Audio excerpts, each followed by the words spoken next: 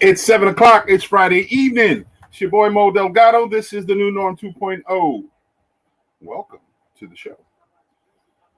Hope everyone is well today. Hope everyone's life is wonderful. I hope that we have a little bit more of a shining light, shining in the lives of all of our friends out here, family members, because we've had a rough week in a lot of cases. And of course, as I do every week, I have to make sure that everything's in line, make sure that all the bodies of this mechanical engine that we got going on is all on the same page. And just about there. I'm just about there. Let me make sure I turn off the sound. Y'all don't want to hear my voice twice out here in this piece. Make sure everything's good. Make sure it's public. Again, keep saying Facebook doesn't allow you to go public. They let you go public, something like public. But I hope everybody's well. It seems like all of our things are in line. Welcome to the show. You see my mission to unite people. Unity City. Hashtag Unity City if you're down with it. This week has been an interesting week, to say the least. First off, we've suffered some losses in the community. The most prevalent loss is the loss of a life. And I'm sending all my thoughts and prayers to the House family. And they're losing the young brother who was murdered out in the streets in the Marina District, aka Back Maryland. We have to find solutions. No longer pointing fingers, because we know ultimately every time you point a finger, 3 of them come back to us. So I was there the other day when it transpired. Got a phone call from my colleague, my sister in arms, LaToya Dunstan, about the situation. I hadn't heard anything. Where my home is, sound seems to stay out of my doors, out of my windows. I got to keep everything wide open for me to listen, sometimes to hear it. And in this case, she called me and she let me know about what had transpired, about how many people, and she was on site. So I wanted to make sure I go out there, first off, because it's always that feeling like, oh my God, who got shot? And when I got back there, I got to see who was shot. And it's extremely sad. I knew all 3 children, or I would say children because they're much younger than I am. But I knew all 3 of them. I knew their family. I know their family. All the individuals that were involved in this targeting or this violence. It seems like everyone knows each other from this community. I've always said, and I continue to say, the acronym AC that we understand for Atlantic City also means all cousins. We have to play a bigger part in our family members' lives, y'all. We have to. That's going to be part of the solution of us getting through this dilemma called life, or this issue called crime and violence. And that's the primary way we're going to get through this. So I send my thoughts and prayers to the family members, because it's extremely important that we support them, so they can feel loved as they deserve to be, because ultimately what we're doing is, it seems like a lot of us are turning our cheeks. A lot of us are turning our heads. Some of us are so grateful that it's not us per se. Some of us just have a tendency of looking at things through negative eyes, and we don't see solutions. And we have a tendency of liking to point fingers. Like I said, we point 1 finger out, 3 fingers back. We have to understand that nobody is safe and no one's free from blame. No one is free from blame when it comes to gun violence in this community, in any community. No one's free from blame, because ultimately bullets have no names on them. And we have to make sure that we protect our families in every essence of the word, whether it's their mental health and their spiritual, but absolutely their physical. And whatever you can do out there to make sure that you're an advocate to the mental health wellness of all the individuals, the young people who are targeting one another, targeting each other, or being targeted. And I say this in an exclamation part. Targeted. These young folks are being targeted. Let's keep them in prayer and let's keep them motivated. Ultimately, you know how you do that, though? By keeping them in your lives. Don't allow them to go too far without connecting with them. Don't go too long without reaching out to them, letting them know that you care about them, that you love them. Don't let them go too far without having that comfortable feeling that you and they are connected, and they understand and respect the connection, and they understand that their life is extremely important, and the lives of all of their peers are just as important. We have an uncomfortable thing in our communities, especially communities that I call my own, people of color. We have a saying that seems to be thrown around a little too easily. We call each other ops, oppositional, ops. This is a military frame, a military work, a job that a word that's thrown around in the military. When our kids are out there playing these military-based blood lust games on the video games, they're using the same terminologies in the streets. They're looking at this. They're being entertained by killing. They're sometimes hearing songs about killing or devaluing life. They're seeing it on our TVs. They're watching in the movies, and they're becoming hardened. These young folks out here are becoming assimilated with having no feeling. They have been desensitized. Our society has been desensitized. So I'm not going to give all credibility to say, oh, it's hip hop music, is this way. No. It's society in general with certain specific parts of it that play into the role of this breakdown in civility that we have in our communities.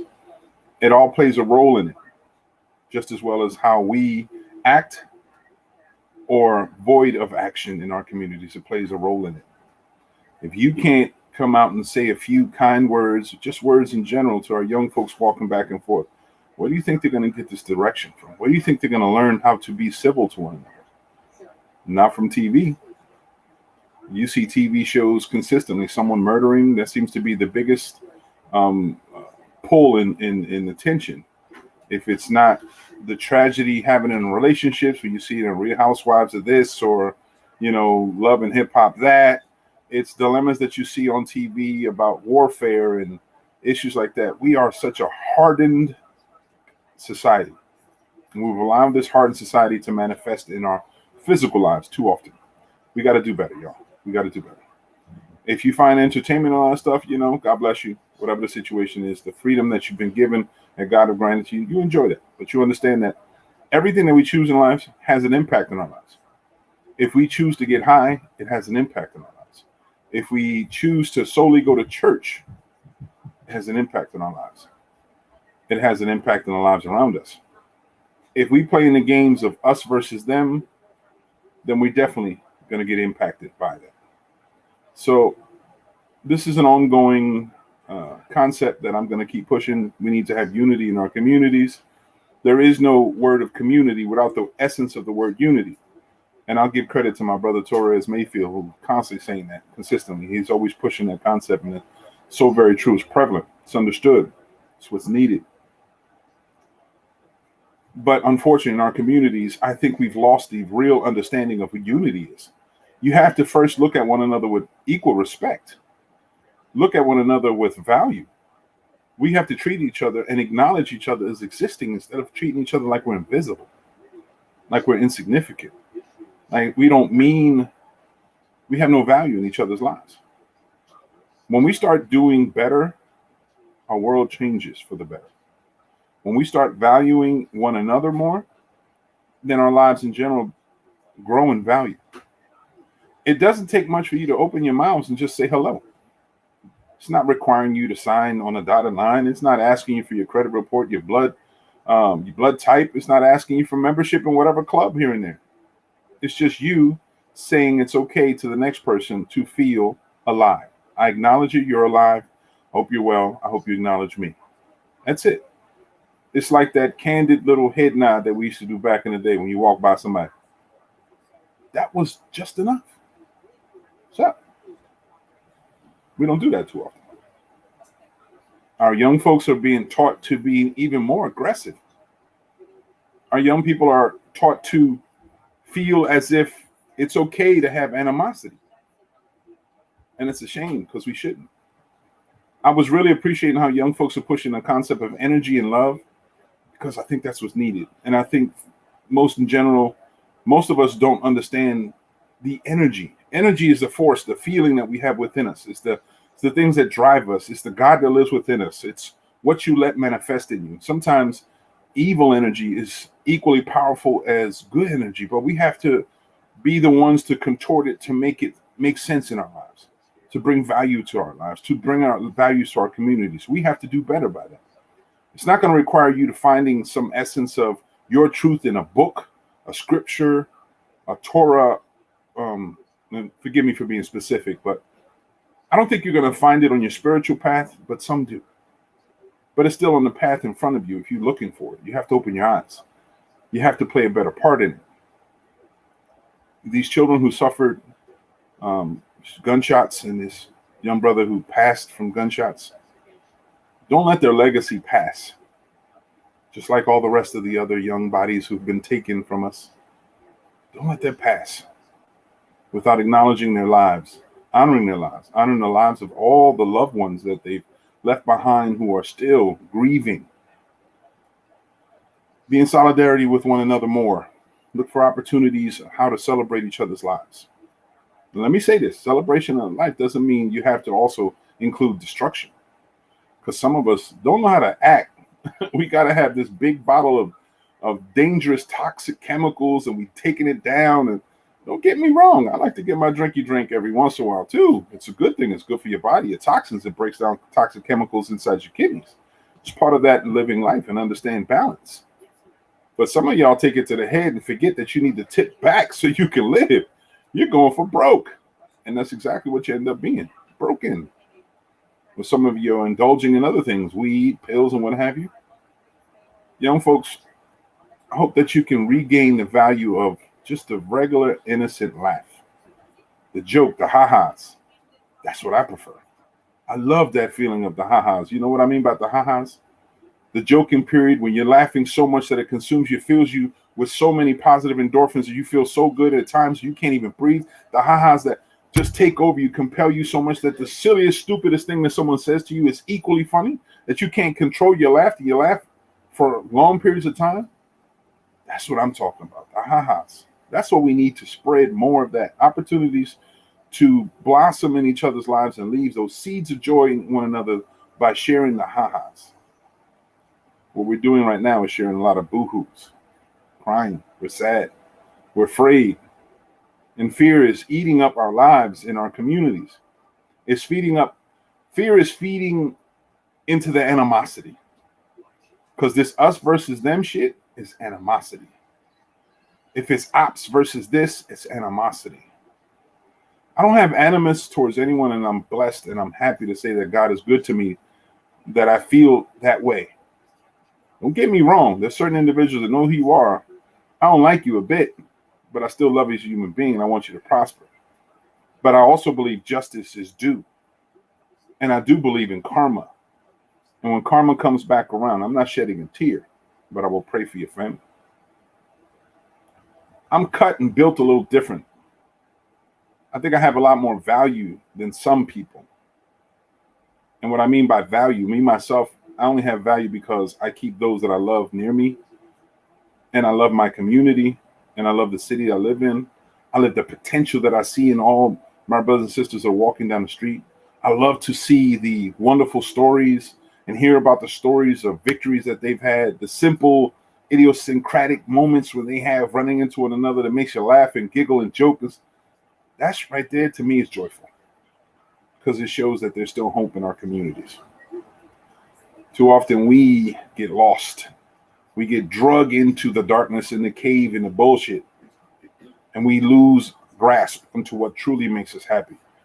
And too often we get reminded of what really angers us.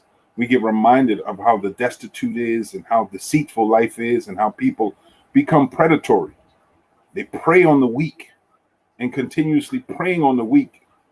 And even a little small town, 48 blocks, we see it in immense amounts. This past week, we just saw an election that took place between one group and another, it seems.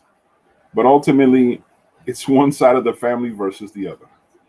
Because AC means all cousins, right? So we're all part of the same family, but we're infighting, ready to take each other's necks and streets and calling each other for the dirtiest ways and trying to make each other even more shameful. Well, ultimately, I think we're all looking at this and we're all shamed of how things have been. Not for the people, because people do what they're allowed to do. People think the way they want to think. But each one of us have to be responsible for how we live the life that we leave, or how we impact others. What kind of impact do we leave? What kind of footprint do we have in our communities? Reputations we leave, what we've done to ourselves and to others. We got to carry those burdens. And some of y'all, your shoulders is immense. I don't know how you're carrying so many burdens of the dirt you've done to so many people and the bad that you've done. But you know what? You have to deal with it. As long as you don't harm any other, you don't have a problem with me. You got to deal with it. I'll pray for you. So let me close out as far as the local aspect. The election just recently happened. Soon it'll be certified who was victorious and who wasn't. But ultimately, this election just showed how still we have so far to go. Meaning it was a small amount of individuals who actually voted in this election. Small amount. I'm going to try to pull out the remnants of the election so you can see these numbers. And then you can see in general, I was trying to get the, I'm going to share it right now, but I want to show you just some numbers. And this is not disparaging anybody, celebrating any other, but this is just numbers. For folks that are out there paying attention, this is the local number. This is according to Atlantic County. It's still yet to be certified. However, if you look up here, it says out of the total votes meaning 2,267 total votes cast for mayor. The present mayor, Marty Small Sr., did get 80% of the total votes. So he got 1,828 total votes of the 2,267 total votes cast for mayor. So the rumors that he's saying I got 80% of the votes are absolutely true. Can't contest it. According to these polls, he did get 80.64% of the total votes that were cast. But the fact that it was only 2,267 total votes casted out of an excessive amount of individuals, and I think the last type of the rolls of registered voters was north of 28,000 registered voters here in Lake City. We got work to do.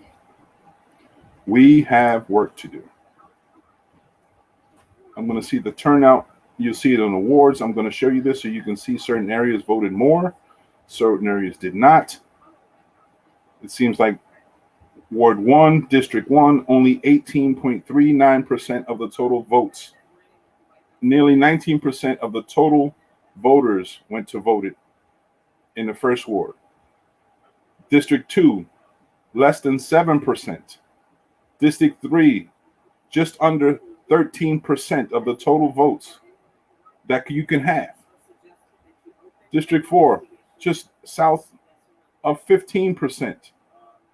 Second ward, Ward 2, District 1, only 8.92%. This is one of the most highly populated regions in Atlantic City. Ward 2, District 2, 9.81% of the total votes that can be had was had. All right. Ward 2, District 3, back Maryland, that's y'all. That's us. 72 total votes. 72 total votes. Move on through the entire city. You had third ward, 201 votes. which gave them 17.8% of the total votes that can be had. Ward 3, less than 3%. 3-3, less than 13%. 3-4, less than 9%. Fourth Ward, 4-1, almost 11%. Fourth Ward, District 2, less than 16%, much higher than a lot of the areas. But still, just less than 16%. Fourth Ward, District 3, y'all came out. 26.61% of the total votes came out, which is only 231 people. Ward 4, District 4, 69 votes out of 916. Do y'all see the trend? Nobody wants to vote anymore. Nobody believes in the process as much as they should. I'm really saddened that these numbers aren't growing. And some say it's because it's not a presidential election. It's because, the general election, you'll see more people traditionally. And that may be the case in some instances. But the truth is the truth, regardless of what. Every election, we should have no less than 60 to 70% total of all the voting possible in every district and everything. We're talking about numbers galore. So for those that want to claim victory, kudos to you. But my ultimate statement is, who actually won? Doesn't look like none of us in the city won. Looks like we have a large group of individuals who didn't even want to turn out to vote. That's sad. We got to do better. We have to do better, y'all. Let me break out and say hello to Tanae. Tanae, I hope you're well. Good to see you.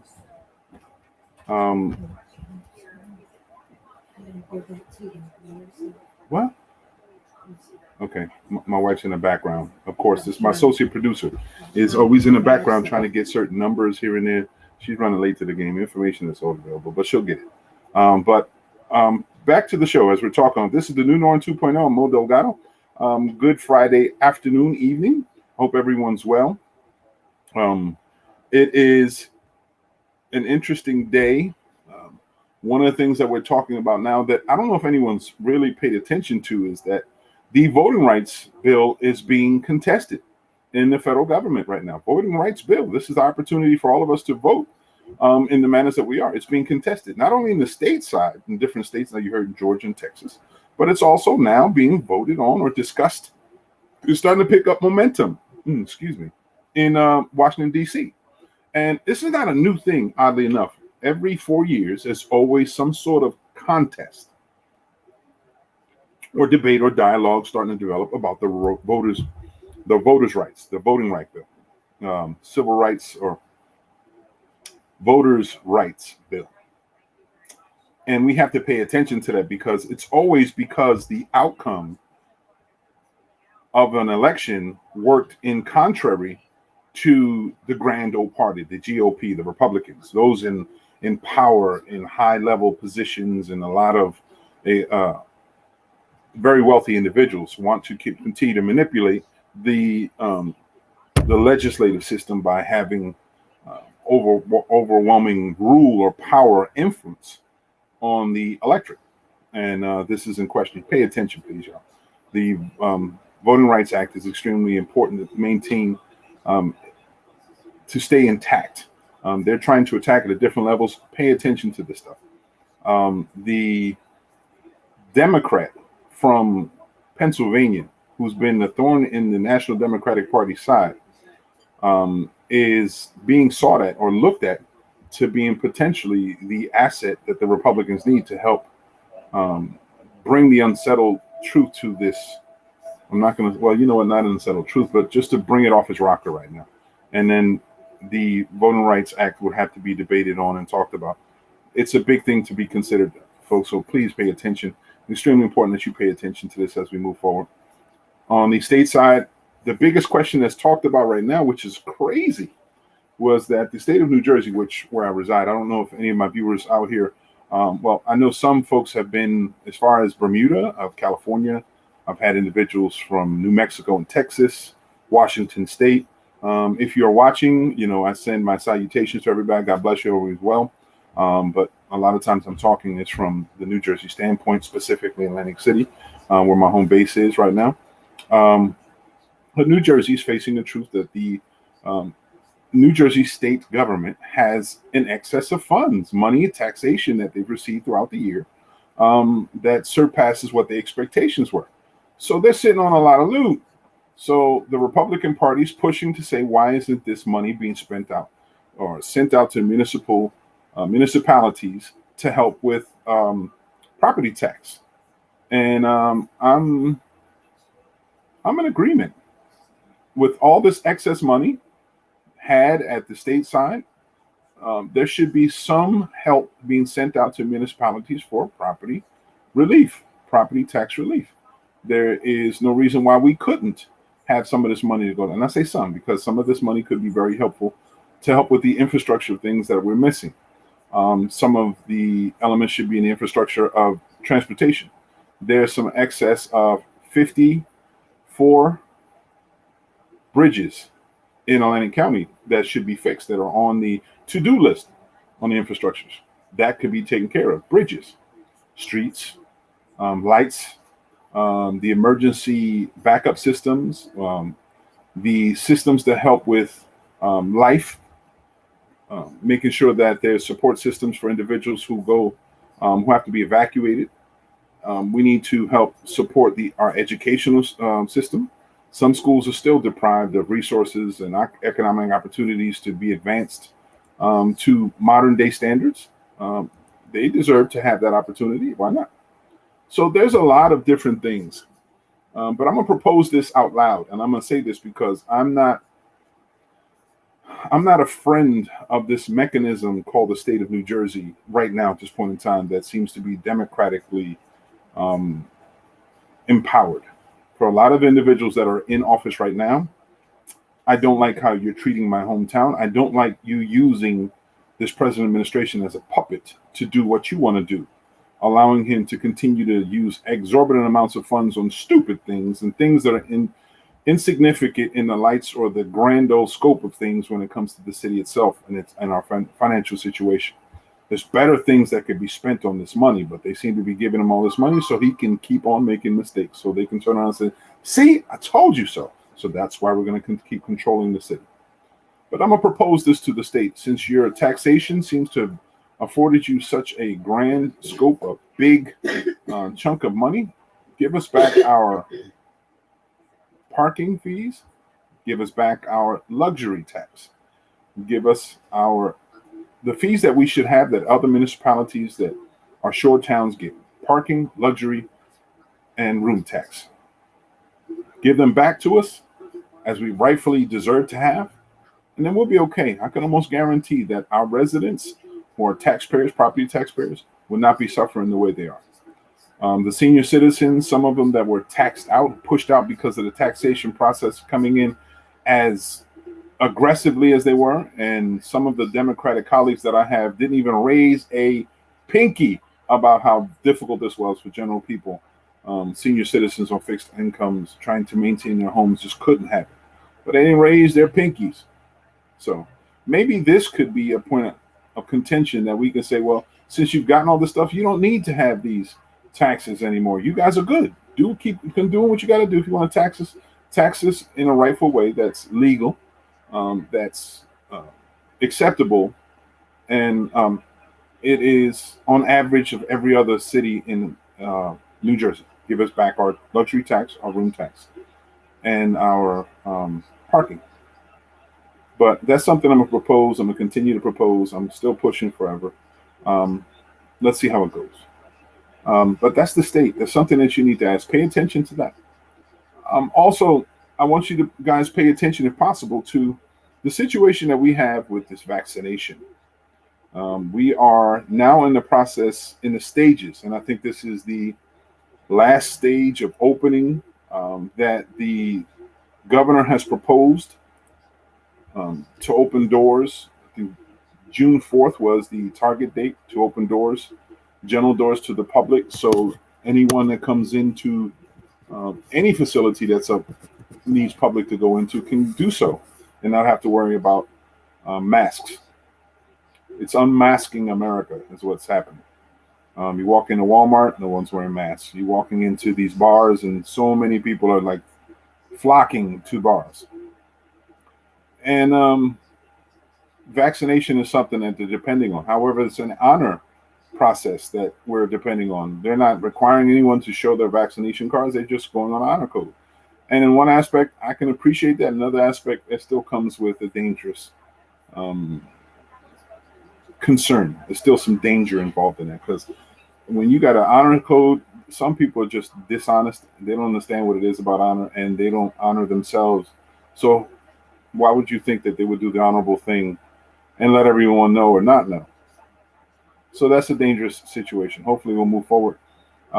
It'll be more successful. But right now, at this point in time, they want to say the discussion had from the governor's office is that there's 70% or striving for 70%, but we're just above 50% of the total population in New Jersey has been vaccinated. And even that number is questionable because I'm still trying to figure out where this data is coming about to say suggest 54% of the total population in New Jersey. I would say maybe 49%, 48%, something like that, because we're slow movers and there's so many people still yet to be vaccinated. But we'll see. But the discussion is still on. You guys have just recently seen how Johnson and Johnson have been told to destroy some 900, was it million? I think it was some absurd number like that. Doses of the vaccine they created because they are no longer within the window of acceptance. Like they've already their shelf life has already finished, so they're telling them to destroy. So that's less. And then our president is guaranteed 500 million doses donated from the United States to other countries in need. I think I saw 500 million, and that's a brave statement. And that I salute the president, Uncle Joe. It's a great statement. But if we have individuals in the United States that still have been yet vaccinated, then maybe we should still focus on that as well. Unless there's like a huge amount, we're talking about billions of doses still available, valid doses that have no tricks to them, no side, no anything that could be symptomatic, anything that cause issues, anything like that. It's still pending. We have such a large want to go back to normal, such a huge desire, and this is more of a mental health thing. And in some aspects, it's an economic thing, which tie in. Because some people going batshit crazy because they're not being able to make a dollar based on the economy and tourism and stuff like that. And it's understood. It's a trip. We have to be careful of how we're being able to provide for each other and our families. We understand that. That's understood. But moving forward, it comes at a cost if you're only trying to make a dollar. So let's be wiser about the things, but keep paying attention. This vaccine situation, it's not a solution. It's just right now something to help you breathe. It is still suggested that anyone who's been vaccinated can still catch COVID-19. It's just that your symptoms will be lessened. It'll be such lessened to the point where your life wouldn't be at risk. However, you can still carry it and you can still pass it on to others who may not have been vaccinated. You can still be a super spreader. And or you can be hit with these new variants, these more mutant variants come out here, and whatever shot that you got may not work at all. Because the way they're trying to make this Delta, quote unquote, Delta variant is supposed to be some super this flesh-eating monster that's flying in from another planet. And this is just an exaggeration, but they're really blowing it up to be the most dangerous variant of all COVID-19 cases. And they're saying it's here already in the United States. So be careful, y'all. Pay attention to one another. Do what you can. Wear your mask still. Keep them on you. Don't just be foolish and walk up in the place and you want to celebrate. Oh, freedom. Oh, happy day. Whew, I want you to be able to do that too. But don't let it come at a cost of your life or anybody else's life. Okay? So as we move forward, I wanted to remind you about the vaccines that are still available. You still can see them at the different supermarkets and the different pharmacies that are available. You'll see CVS. You'll see the Walgreens, a few Rite Aids. Those facilities are still offering the vaccine. There's a cost though. But what they do is they take the information of your insurance company, and they'll work through your insurance company for it to be paid, and they'll be reimbursed by the federal government. They're still doing that for now. Do I see it happening continuously? No. I think there'll be a time where they say, well, no longer. We're not all going to offer free. You got to pay for it. I don't know. But that's how America seems to work. We'll offer you free until you got to pay for it, until you're addicted, and then you can't live without it. Then, bam, we drop it on you, and you have to pay for it. I don't know. But we'll move forward and look. And again, we'll talk about the positives and the negatives and try to encourage you always that whatever decision you make when it comes to this vaccine, let it be one that you believe in. It doesn't have to impress anyone else. You don't have to worry about anyone else's negative or positive connotations. Ultimately, it's your decision to be made, whatever decision it is. As long as you can live with it, that's all that matters. And I hope that you can make an educated decision from it, not just because you're thinking your state may have a lottery and you can get lucky. Your state may not have a lottery at all, and boom, you did win a chance to get sick, or win to get a chance to stay alive for a while. So be a winner in any case. Just pay attention and gather information. Is information readily available all over the place. Facebook itself, if you're watching me on Facebook, you'll see as soon as you type on something COVID-19, some information, who has COVID, whatever it is, you can just post on it COVID-19. I guarantee within the next 2 or 3 strolls, you'll see information available to you one click away to get COVID information available in your state or your area. Do that. Get that information. It's extremely important, because we still have large amounts of people in our areas that have COVID-19. Last report, which was shortly after Memorial Day weekend, it was suggested that New Jersey was looking at 54 new cases of COVID-19, and there was a few of them that were considered potentially the Delta variant. We don't know what it is. We've never gotten any information other than that, but we're hoping that that's not the case, and those 54 are 54 successful cases that people are recovering from it quickly. But there was another number, I think it was 254 statewide cases, and I think 54 in our immediate area in Atlantic County, because of such a high tourist rate. I don't know how factual that is, or if that was just in passing or someone making a guesstimation. But please research on your own and see what you can to get some more valid information specific to that. It's extremely important that you stay informed as you move forward with this vaccine. Okay. Another thing I want you to consider is the truth of the matter is that the cameras and phone and technology today has afforded us all access to information and scenes and video of things that we wouldn't normally see without them. One of the things that we've seen a lot more is the testimony of improper behavior by police departments all over the nation.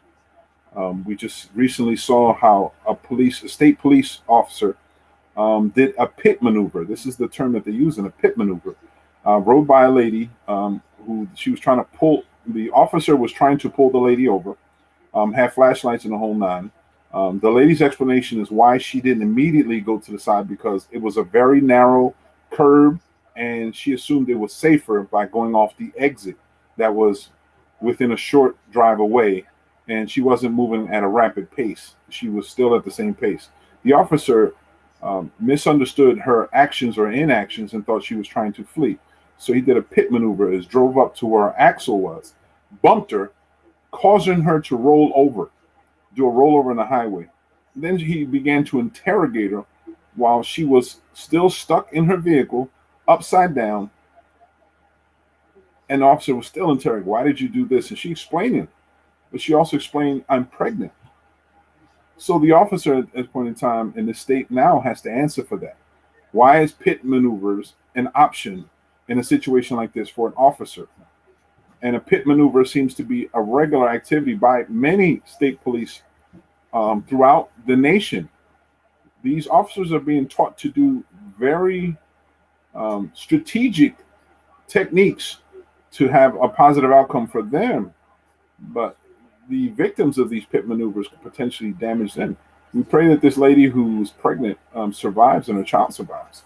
And I think she deserves some justice in this. I think that was overstepping his boundaries. Or matter of fact, I don't believe it's his boundaries. I think he was within his boundaries I think what needs to be had is in that state that we're talking about, those boundaries need to be checked. We need to really have a debate and discussion about what's applicable, what's legal, what's necessary, and then draw a definitive line so they don't cross it. Give them the tools that they need to, and in certain situations, something like that is extraordinarily needed. It's within reason, but then there's other situations that it's not. And in that situation, that was really sad to see that. But they have to face it now. That whole municipality, that state itself, is now being sued by the lady and all and her lawyer. So we'll see how they deal with this. And we've also seen the other cases. There was another man on body cam who was basically he was apprehended, the had the handcuffs on, and the officers didn't want to interrogate him. And instead of tasing him, a matter of fact, if I recall correctly, I think his last name was Brown. I'm trying to remember his name, and this just happened late last week, early in this week, and I can't recall it. But the situation was the officers tased him excessively, and then after tasing him, he ended up dying from the excessive use of these tasers or what have you. So it was just another situation where bad choices happen. So there's also now a discussion that's being had in federal government to arm officers with more body cameras. But here's the situation. I think it's a discussion that's had now in the state of New Jersey, even more so, to arm officers with cameras, body cams, which is something I thought was a prerequisite anyway. I think they're required to have body cams anyway. But now there's exceptions to who has to have body cams. And then again, it's the same situation. Body cams aren't always on. They can voluntarily turn them on and off at will. One of the things they talked about is having these body cams off. The officers can turn them off to say they're going to the restroom. Okay, they have the rights to be to have their own space when they have to utilize the facilities per se like that, and they shouldn't be interrupted. But who's to say, they turn them back on, or if they went to the bathroom or not? Those are still some questions to be had moving forward.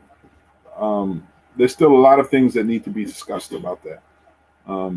So greetings to Elder Briscoe. What's going on, man? I hope you're well. Hope everything is well. The family's well in the whole nine.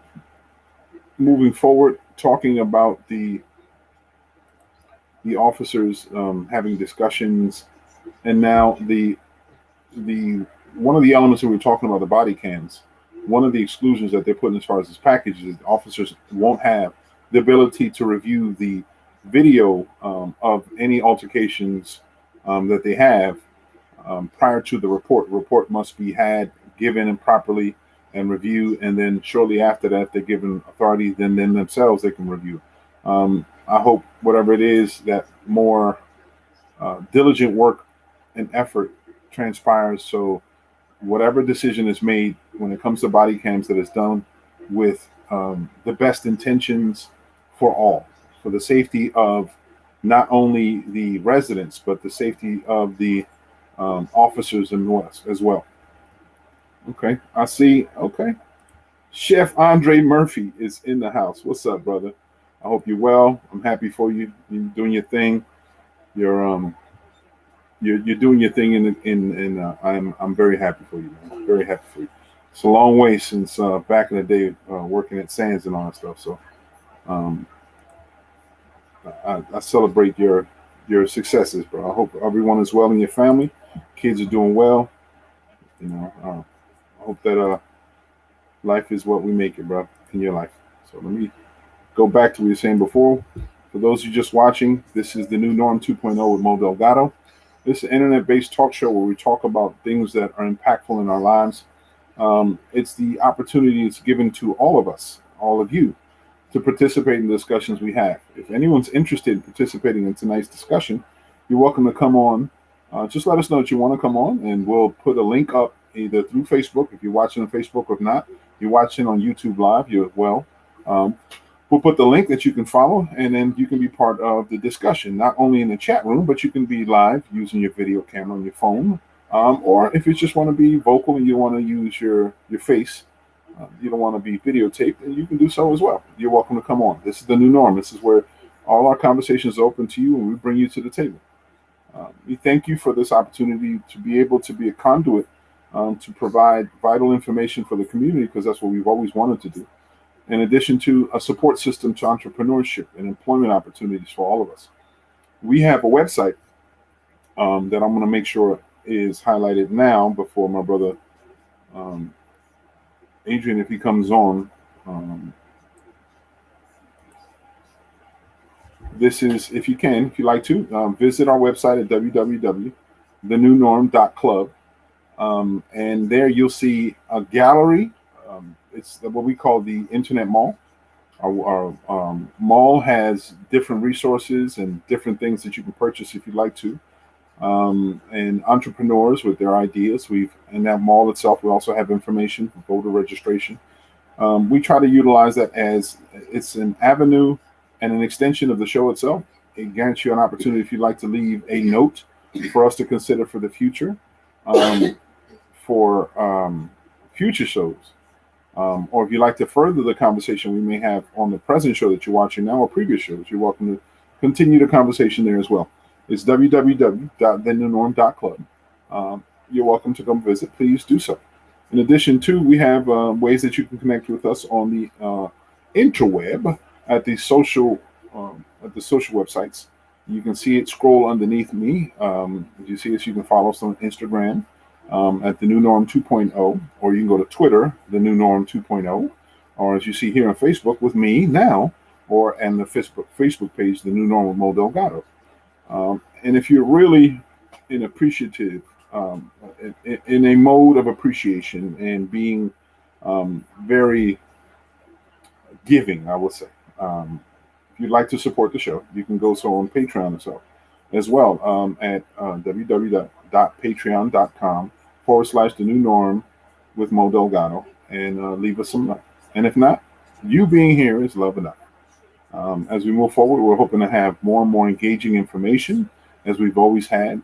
I know right now at this time, when it comes to elections, most of us on the outside are probably watching, looking for discussions to be had that are election specific.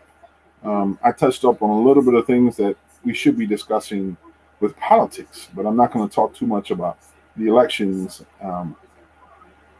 and people who are running for election. I try to give opportunities for all the candidates to come on if they'd like to the show, to discuss what they'd like to present their platform to the general public so people can get to know you. Because one thing I've known through the years of in my tenure as an elected official, the more people know you, the more they're comfortable with you, and the more you're able to have a good dialogue and be the conduit that you're supposed to be as an elected official. So at times you may not be able to see your elected official in your community, but if you have an avenue like this where you can click on at any time and listen to his opinions or his interactions or see how things are, then you can see the kind of individual you are. You can feel more comfortable in knowing him a little bit more. So y'all have been watching from day one. This is now moving in our second year. This is moving close to our second year. We're about 18 months. We've done this actually since the pandemic. So this is actually a product of the pandemic. So as we move forward, we're hoping that everyone enjoys our content and would like to participate any further. By now, it is 7:52 p.m. and more discussions to be had. Is the races nationwide you have now, you should be seeing the discussions that will be had as far as the election is concerned. You'll see discussions that are starting to open up from both sides of the party, from both sides or all parties. Because if you weren't paying attention, the election just took place. It was the primary election.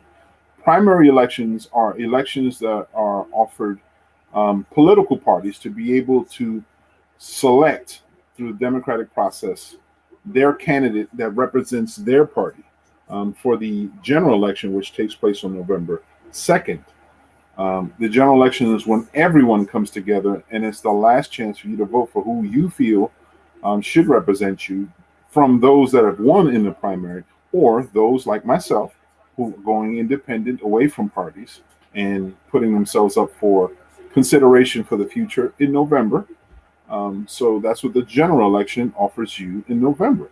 More choices, different people, different parties. I'm always going to be one to say, please look at all of the people who are running in every office that may impact you. Get to know them, find out their platform, follow their money, their personal money and the political money, and then make a decision based on that. Because if you make a decision based on skin color, you can make it's a 50 choice, whether it's good or bad. Because some people who are who look like us aren't for us. Um, if you make decisions based on what you think people are loyal to, because we always like to say, take care of those that take care of you. In essence, that's a good credo to have in family situations. But when it comes to elections, you take care of those that take care of your community. You support those that help your communities feel safe. You should help those that help your communities continue on happily with no hiccups, no hurdles, no thank you.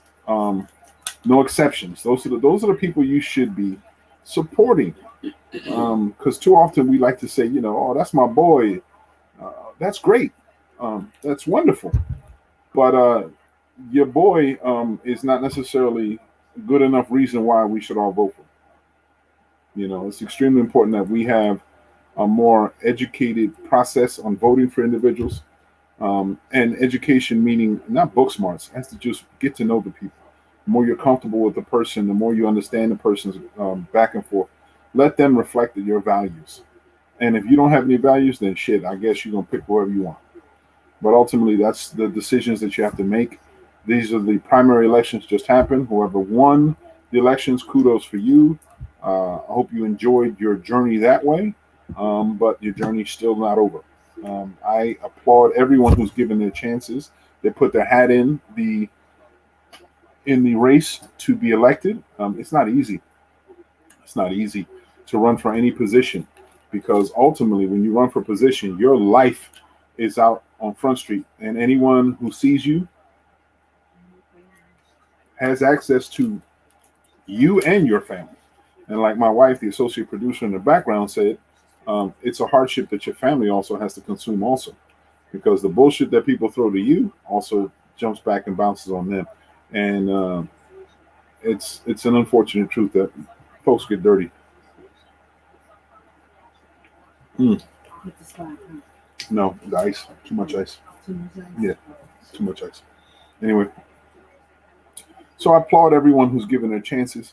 But I'm also going to implore you, if you put your hat in the race and you did not feel like you succeeded in winning, the marathon continues, y'all. If you truly want change in your communities, you truly want stuff, it's going to take more than just your efforts to win a title.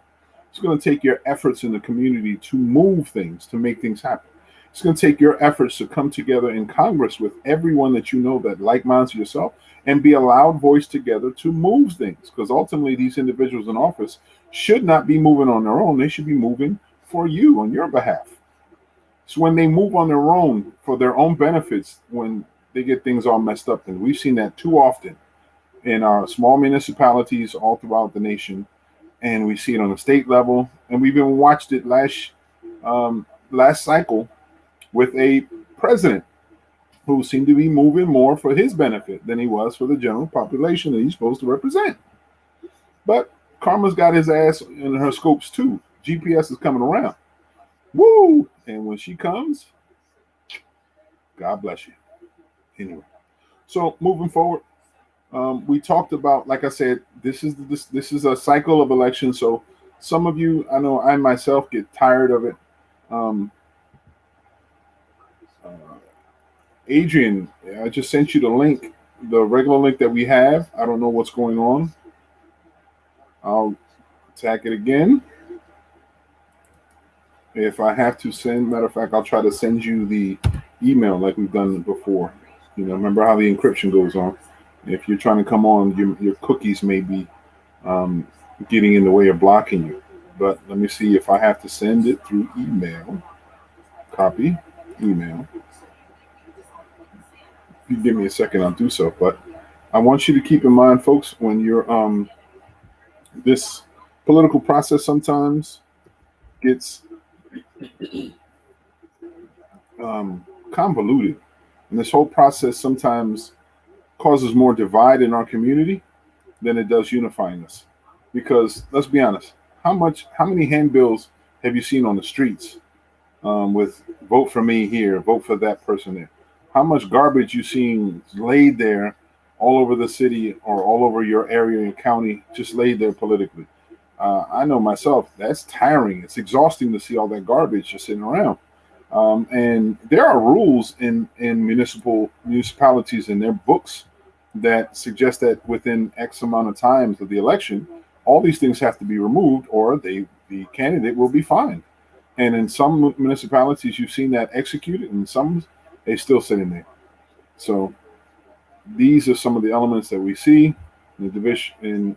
And in this city, we've seen a lot of backstabbing, promotion. You see quotes and sound bites here and there. You see little videos of negativity back and forth. It's all the same shit show that we've had to live through so many years. And I think that's the thing. That's the disdain that helps for people to feel comfortable with not voting. That's something that I've never really liked at all.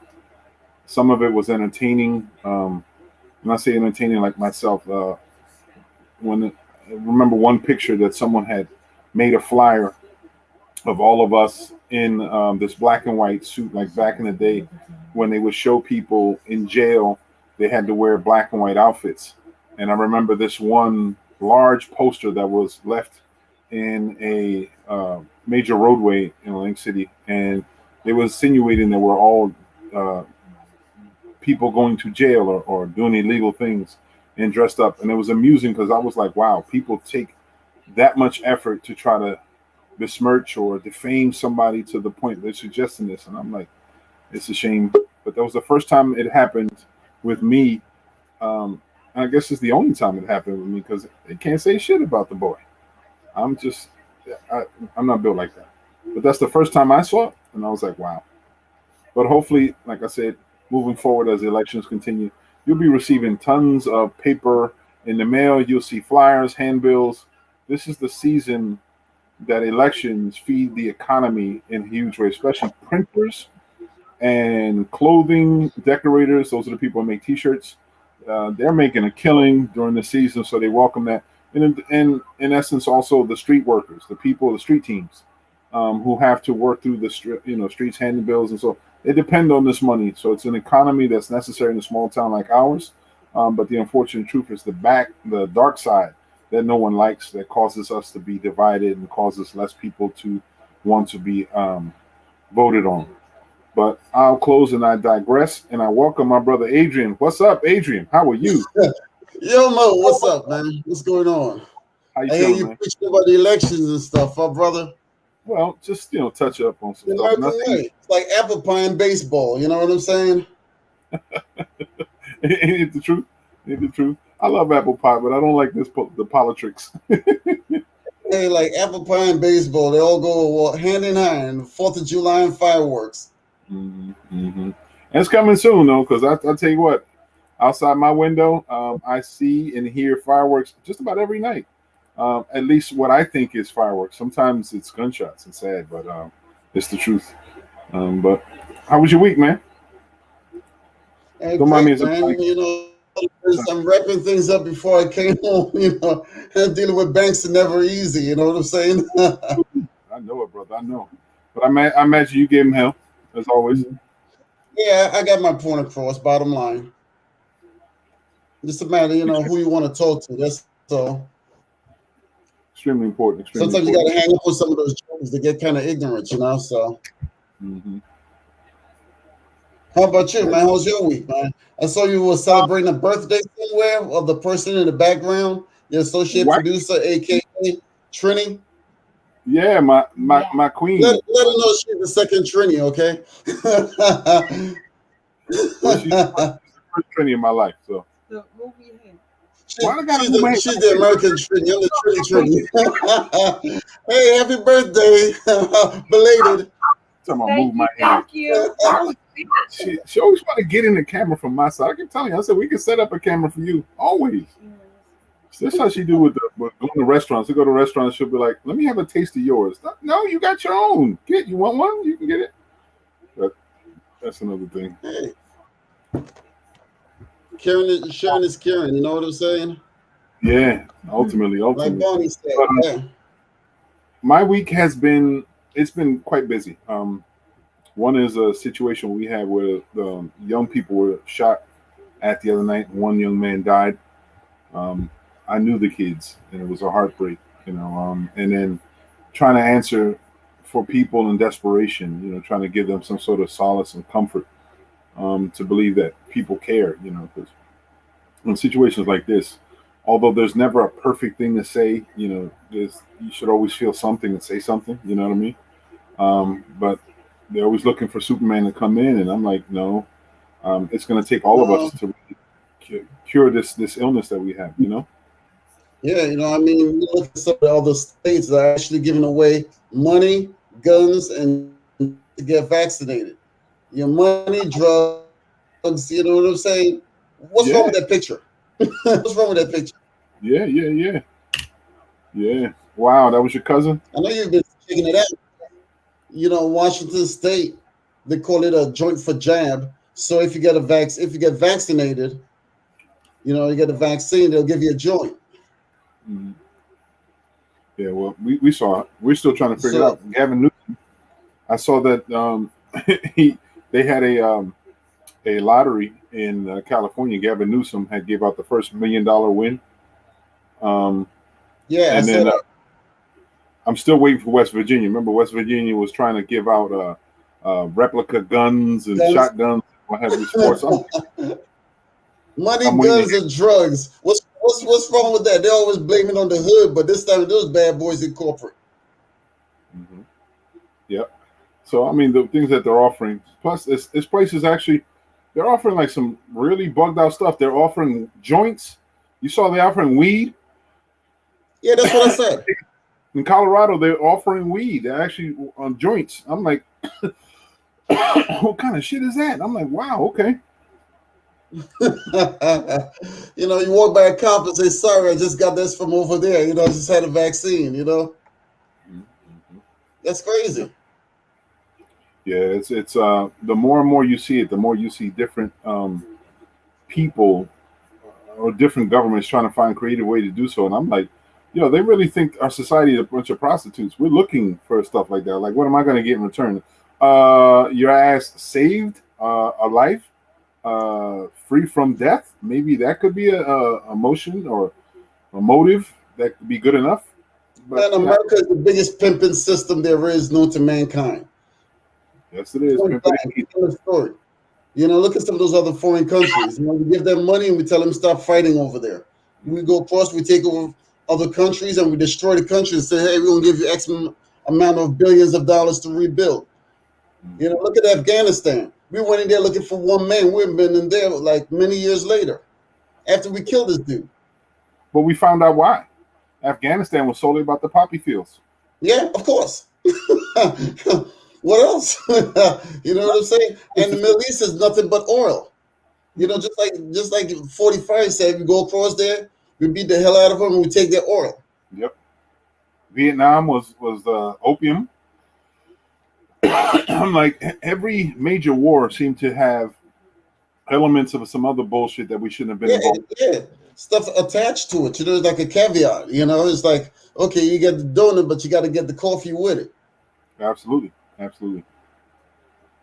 So it's really it's what it is. It shows you, demonstrative of how America is. Sad to say, is that we're not motivated alone. We have to be motivated to do the right thing. And again, it's not the situation. We're not for or against vaccines. We're for life and against death. So whichever format you think you're going to do, Yeah. whatever it is, Pick we your want you to poison, link. as they would say back in the day. Pick your poison, you know. If you Yep, want it, you get it. If you don't want it, it's on you, Jack. that's it. Ultimately, that's it. End the story. It is definitely on that. Um, I want to bring out a highlight of something that I just recently saw, and I will say congratulations to your brother. He was. It seemed like he was. I forget the phrase, but he's now in the Boxing Hall of Fame. Is it the New Yeah, Jersey he's in Boxing the New Jersey State Boxing Hall of Fame. Correct. Yeah. Hall of Fame? My man, good, good for Allen. Good for Allen. He's My worked a whole long family, time. they're like high achievers, man. I'm telling you, keeping up with you, all high achievers. You know, that's the way we roll.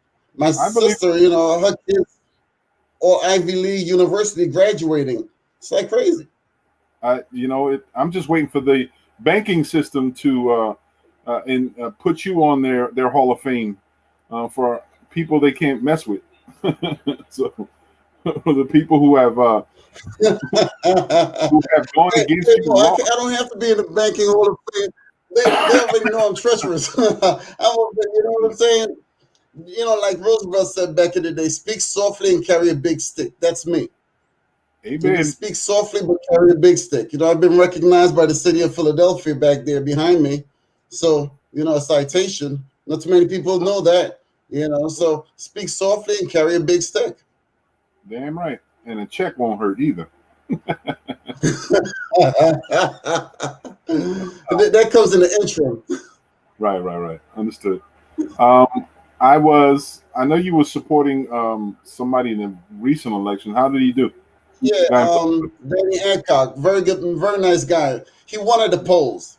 You know what I'm saying? But you know, like that old saying, you won the battle, but you lost the war. So it was one of those deals. You know, he won Oh at the man. polls, but the mail-in ballots, the absentee ballots. Oh yeah. Okay. Wow. Okay. Yeah, you know, so you know, like he says, he's going to give it another try. I told him, I says, I got your back, bro. That's how Got we to. roll. You know what I'm saying? That's how we roll. Yeah. That's what I was just saying a little You know, you earlier. know, difference. You know, like I said, Yeah. huh? That's what I was saying a little earlier. For those people who put in their hat to run, it's extremely hard. It's a trying and challenging task to do so. But if by some chance you're not victorious this time around, but please stick to it because we need more people to be in the process, and we need more people to grant the general public choices. We need to have better choices. So how people, if we don't have people in there running, then we have no choices. So keep running, man. Keep running. Exactly. Don't give up the faith. You know what I'm saying? You got to keep it up. You know, it's a marathon. That's what it's all about. And that's what we were saying before. The marathon continues. Extremely important. Marathon continues. But I Exactly. know moving forward, we were talking about earlier I was just talking a little bit about how we seem to be degrading as a community, and I try to be as supportive and as encouraging as I possibly can be, because it's extremely important as we move forward to be united. Hmm. Next week is Juneteenth, right? We get to Yep. celebrate it in the state of New Jersey. It's an official holiday, so Juneteenth will Correct. be celebrated all the way around. And although Juneteenth is on the weekend, it's still something to be celebrated. Um, Correct. it's going to be a busy week. I know my son just went to a prom um, last night. He went to his senior prom, and at the Nice. prom, I'm starting to see. It was good to see young people being able to execute something that people have been able to do for so many years, going to a prom, promenade, get well dressed and come out there and have a good time. But the numbers were low. And then what I did notice is that it was a lot of dudes and young females going solo. They weren't going paired. Our society's changing, man. I'm concerned, man. I'm like, what's It going has. on? It has. I don't know if It it's the has. pandemic. I don't know if it's just society and their norms, but people are starting to change. Things are changing. But it was good to see these young people out there enjoying themselves. And next week, Oh no, change is good. yeah, my Change is good. son, yeah, it is. Next week, my son graduates, so it's going to be a busy Nice. week. Yeah, so we'll see. That's Man, when I tell them start. congratulations. You know what I'm saying? Yeah, Tell them congratulations, no doubt. yeah. With all the stuff, I'm just like I'm ready. I'm at the door with the key. All right, give me the house key. You graduated. You're on your own. Get going. Hey, nothing wrong with that. You know, he visits you, you visit him. It's all gravy, baby. It's all gravy. Yeah, it is. But for folks that are paying attention, thanks again. This is the New Norm 2.0 Mo Delgado. This is the internet-based talk show that brings you to the table and discussion. I'm happy to have my brother in arms and the lead administrator, the main administrator, the only administrator for the website. Speaking very bluntly. Well, let's keep it real. The website. 100. 100. That's it. Yeah, he's our in-house advocate for consumer affairs, also, especially banking. Every show, it seems like more and more people start becoming aware of how much of an asset he is in our community, and even more so an asset to us here on the show. So if there's a concern, a question that you may have, he's always willing to listen. If he can be an advocate, he will. Just go onto the website if you'd like to connect with him, contact him, or get his personal business number that I told him that he can show at any time to let everybody know, to be able to promote what he does online as far as the business or his personal income side. But we greatly appreciate his efforts here on the show and all the people that he's helped along the way on this show. I know it's extremely grateful because a lot of them I ain't even seen. They ain't been back. They had issues. You helped them out. They ain't been back. Wow. Well, that's a good thing and a bad thing. You want them to come back, but you don't want to come back to the problems that they had before. So it's a good and bad. It's called a mixed blessing. Absolutely. That's how I look at it like that. But I know you reached out to some of the entrepreneurs and the other the elites that were on, or the pioneers that were on, and they're all doing good. They're doing prospering. I was hoping to see brother from the hair company, Mississippi. Yeah, I was supposed to get in contact with him. Basically, what he told me was celebrating a birthday. So that's part of the reason. And him and his wife were out of town. So okay. Well, we look forward to like a birthday month, man. I'm telling you, it's like unreal. Yeah, it's I would say just count 9 months before, and 40 weeks before. You can see around the time frame. You can either identify a festival, summertime, spring, people getting out of penitentiaries, different reasons, but it's always June birthdays. June release from the prison system. Whatever the situation is, you can got something to celebrate one way or another, Mo. Hell yeah. And you can ask wifey right behind you. Yeah. Exactly. Literally. Yeah, I just celebrated her birthday. 2 days? Friday. Yeah. No, Thursday. 10th. Yeah. I keep teasing her parents about her being adopted and being brought from another planet, but they weren't trying to be they're not trying to be honest. Uh-oh. There you go. See, she hit me in the part. Is the dog agreeing with you or disagreeing? I don't know. He's an anti-violence kind of dog. Anytime somebody taps into stuff, he gets violent. So I'm like, oh, okay. He wants with a fat dog, huh? He wants peace. He wants peace. But other than what's going on, man, your week was good? Yeah, excellent, man. Can't complain. Still waiting to hear back from my friend's daughter in California when he passed away. The whole 9 yards. She was supposed to be keeping in contact. So I don't know if they're having a private ceremony, whereas this at the time, and so people just need to get themselves together. Based on such. And ironically, he was very and highly concerned about catching COVID. Right. This guy walked around with double mask. He told me, and a face shield. And he's like, I'm not catching this thing, but look at what happened. A stroke. It's the crazy stuff. You never know. That's the thing. You never know how you're going to go. The same way you came into this world, you don't know where you're going to go. That's just the bottom line. Yeah. It's life. And then the truth is that most of us don't understand that when we're stressing, stress kills you. Yes, it does. About an illness, laughter is the best medicine because laughter is the opposite of stressing. Yep.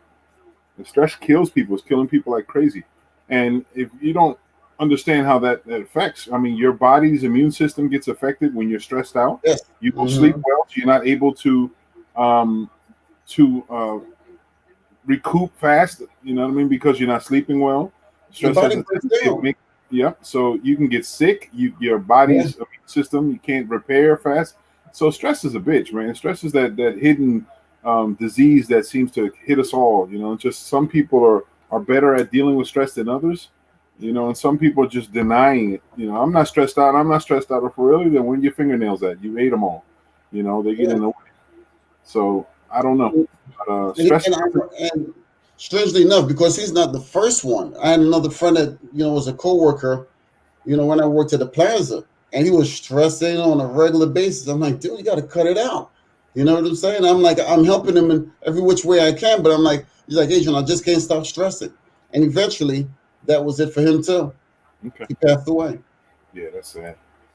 And And so I guess stress kicks in the body's mechanism, whereas you end up getting very sick, very ill. Your body cannot repair itself. It goes into a self-destructive mode. yeah. It ties in with the fight or flight mechanism in your body. Your body naturally, reacts. You get endorphins pumping. You get all kinds of adrenalines in your system, and when you have adrenaline overload, it starts affecting your body in a negative way. It starts decaying and weighing on you. Your lymphatic system doesn't work properly. All your microbes inside your intestines, small intestines, they're overreacting. Yeah. Attacking things that shouldn't be attacking. It's a snowball effect that happens, and most of us don't recognize that stuff because we're so wrapped up in the stress that things are stressing out that we're not seeing that we're not helping the whole process by being stressed out. I know. Yeah, I mean, many years ago, I was up, the same, predicament under stress, and like you said, it landed me in the hospital for 2 weeks in the ICU Mm-hmm. because you don't take care of yourself properly because you're worrying about other things. Yep. But then some of us worry about things we have no control over, and that's Yeah. what we have to try to gain control of ourselves. Then, Yeah. What's that poem? Footsteps. Is that the name of the poem? footsteps in the sand, Yeah, that one. footsteps in the sand. It's, Yeah, when it's, Jesus was carrying the guy, and he's like, all the way through, all I saw was a pair of feet. And God was like, I was the one that was carrying you. It was my feet you saw. Footsteps in the sand, correct? That's right. That's right. And thank you again for being able to recite the whole thing. You're the man. My pleasure. Some of these things just come to mind naturally, Of course, because it left a big imprint, and it's just so true. Some of us get so lost in Yes, it stress that we think that no one's there with you, and it's constantly saying when you think you have no one there, God is there for you. That's when He's picking up the pieces. He's always been there all along. So you just have to believe and then Believe. keep working. Believe and keep working. I know myself. The thing about it, also, people suffer in silence. And that's the problem because they don't reach out for any help because there's nothing new under the sun. So more than likely, your problem is nothing new under the sun. Absolutely. So if you don't reach out, you don't get help. And Absolutely. if and that's the problem. It's like someone who's an alcoholic, or if you don't reach out, you're not going to get any help. You're a drug abuser. If you don't reach out, you're not going to get any help because that's like they said, seeking you shall find, knocking it shall be open unto you. That's spiritual. Yep. And to use just layman's terms, an open mouth doesn't get. I mean, a closed mouth doesn't get fed. You got to be able to speak whatever your mouth is. You got to be able to say what's on your mind. I think one of the things Exactly. that weighs heavy in our community is the expense that seems to be connected to mental health treatment or getting clinical services to help you out. A lot of people tie in the expense of it, and we can't afford it. Right. We can barely afford anything past 99-cent store, let alone something that's going to cost a couple thousand, if not tens of thousands. So we don't look at it, but we don't recognize that we are our best support system. Sometimes all it takes is for you to jump in a group of people who care and just talk it out, get it out. The more and more you do so, that's the inner therapy stuff that can help you get through it, coping, that you don't have to feel like you're alone, or you have to be resorted to something like a coping mechanism like alcohol or drugs or something else that you think you have to cope. I've seen situations where people cutting themselves as a mental distraction to keep them from the hurt that they're getting in their hearts. Mm-hmm. It's amazing how the mind works, how beautiful of a huge mechanism it is, but how dangerous it can be also if you just let it go on its own. So whatever we can do, let's do it. And that's what we try to do here in the show, to be a conduit to everyone. If there's something that's really getting on your nerves, something you feel like you need to talk to people about, if there's something that you don't mind sharing with the general public, come on the show and we'll talk about it. If it's something that's concerning the general public, please come on down and talk about it, because it's extremely important, because we're sharing the same planet. So whatever's affecting you could be sharing the same. Yeah. So let's share in the solutions. Sharing the solutions. Forgive me, I switched up. Say again. Just like recently I was watching, Dr. Phil, whereas he received broadcaster, he was entered into the Broadcasters Hall of Fame. The reason why his show is so popular, because a lot of those people who need help tend to actually contact his producer to get on the show to express themselves exactly that they need help. And that's the first step, to actually, going back to where you was before, even better, not going back, but moving forward and being a better person in life. You have to, the stress reliever, you reach out. Yeah. If not, no one will be able to reach you. It's like, you want to reach out or a boat, whatever, you need to reach out and get the help you need properly. Yeah. And then it also takes the other way, receiving this, all this information. If all of us are paying attention, we should be more attentive now, because someone could be trying to reach out and they're saying just a few words. They're not able to get the full gamut of help me, please, I need help out. And if you're being attentive, you can hear when someone's just not 100%. You can hear when there's something on their mind, if there's some stress levels. You can pay attention to their eyes, body language, and what have you. You can get a certain sense, if you really care, if that person is carrying a burden that's just a little heavy for them. So we should be also attentive. But definitely, if you're needing help, please open up and say something. And if there's something that we can assist you here on the new norm, please reach out to us and we'll see what we can do to get you the resources that you're looking for. We've been blessed to have some people that are now family members who work in the mental health field, that extend themselves to the general public, of course, through their own faculty, through the agencies, or through their own personal businesses. However, but they're just, as human beings, they're great human beings. They're willing to listen to you pro bono, free, whatever the situation is, just to look out for you, because we don't want another life to be lost. If there's something we can do to be supportive, to help one another, because we are all we got, so we got to do better with that. Yeah. And like he says, it's all part of the network also. When you become a part of a network, you end up having access to a number of different services by caring people who will be able to help you. Yeah. And that's what it's all about. Yeah. That's what it's all about. I have, access to different avenues and just like financing. A lot of people weren't taught about financing, especially in the Black and brown communities. That's the last thing the banks wanted anybody to know. It's about how in the background. And it's very important that you do know when you sign a mortgage what's going on there. I also have access to, one of my nieces, actually she's a nurse. She works for Johnson & Johnson. So she the vaccine, because when you call the hotline, she's on the other end of the phone, and they have to be trained to do that. So I have another friend of mine, who who brought to my attention today that he's into selling chicken. He seasons chicken in the whole 9 yards. He's all part of the network, but like I said, you have access to so many different things. Some video end up being funny. So wait, he sells whole chickens? He's chicken parts. He's like, some for some. I'm still trying to wrap my mind around it. For some reasons he's able to get chicken parts and season the chicken, and he bangs it up in there, him and his buddy, and they sell chicken. Oh, shoot. I'm like, okay. I might have to get him as a plug, man. I need to hands on whatever floats your boat, and it's all good. I'm actually just trying to plan a day at the lake for my son, a celebration for his graduation, because all his peers they're having parties on themselves. Everybody want to be at everybody's party. So I said, you know what, I'll do a little different, make it a little easier. Maybe as soon as it warms up, we'll have lake day, and I want to celebrate, because I know young folks, when they get hungry, boy, they get to eating. And I don't know about you, but every time I go to the lake, if I'm swimming a while, I get sleepy and I get hungry at the lake. So it's two things. Hey Mo, that's how people drown. That's how people drown. That's why it says don't ever eat into the water because you'll fall asleep. Of course not. I mean, yeah, exactly. You get really relaxed and then you drown. So don't go into the water right after finish eating. I mean, I guess that was one of the concepts. Yeah, possibly. But I think that's the sense that everyone gets. Once you go to the lake and you get in the water, you get to relax. You're chilling out, enjoying yourself.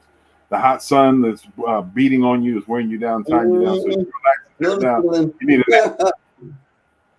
Then you get up, and then all of a sudden you're to the grill. Who cooked what and what's cooked? So, Hey Mo, after you finish, you go into the water. You're floating on your back, and then before you know it, you're all the way out in the ocean. You see a cruise ship passing by you. That's why you don't catch me on the beach. I'm closer to the target. Yeah, one time, I was up there floating. I'm enjoying myself, and they're blowing the whistle. I was at Lake Caps again. Before you know it, I'm all the way out there. Had to swim back in. Yeah. I've done that on purpose sometimes because that whole lakes. There's not really deep areas. The deepest it'll go is like 7 feet, 8 feet, and a lot of it is man-made. Type stuff. So.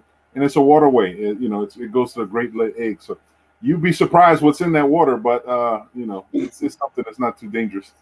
I've heard of situations in the past where the water was so high long enough that sharks got upstream, but they couldn't survive long because of the salination. There wasn't much salination in the water. Like Absagami, I think the biggest issue in Absagami is people peeing in the water. Yeah, but look at Lake Lenape. How is that any different? Lake Lenape is dark brown. You think you're on the moon? But did you know that the dark brown comes from the trees? Yeah, that's what they say. Right. That's what they say. Maybe Lenape in the native language is don't go in the water. How do you think it became Lenape? Lenape with a lot of pee. That's funny. But there's a little beach area in Mays Landing off of Lake Lenape that when I can't get anywhere else, I'll go there. It's just a quiet little gym area, but the water isn't as brown. I was always wondering how they turn it down. It's like so funny how brown folks don't like brown water. Water isn't easy for us to digest. Anything we got to float or swim on, we're kind of nervous about it anyway. That's just long-term, generation. Like if you can't see our feet, we ain't swimming in it. Period. Mm-hmm. It reminds me. I remember one time we were, I think it was in Puerto Rico. We were at in a water that was so clear that it was deep as hell. But it was no. I'm sorry, it wasn't. It was the one time that I recall right off the shore in Longport.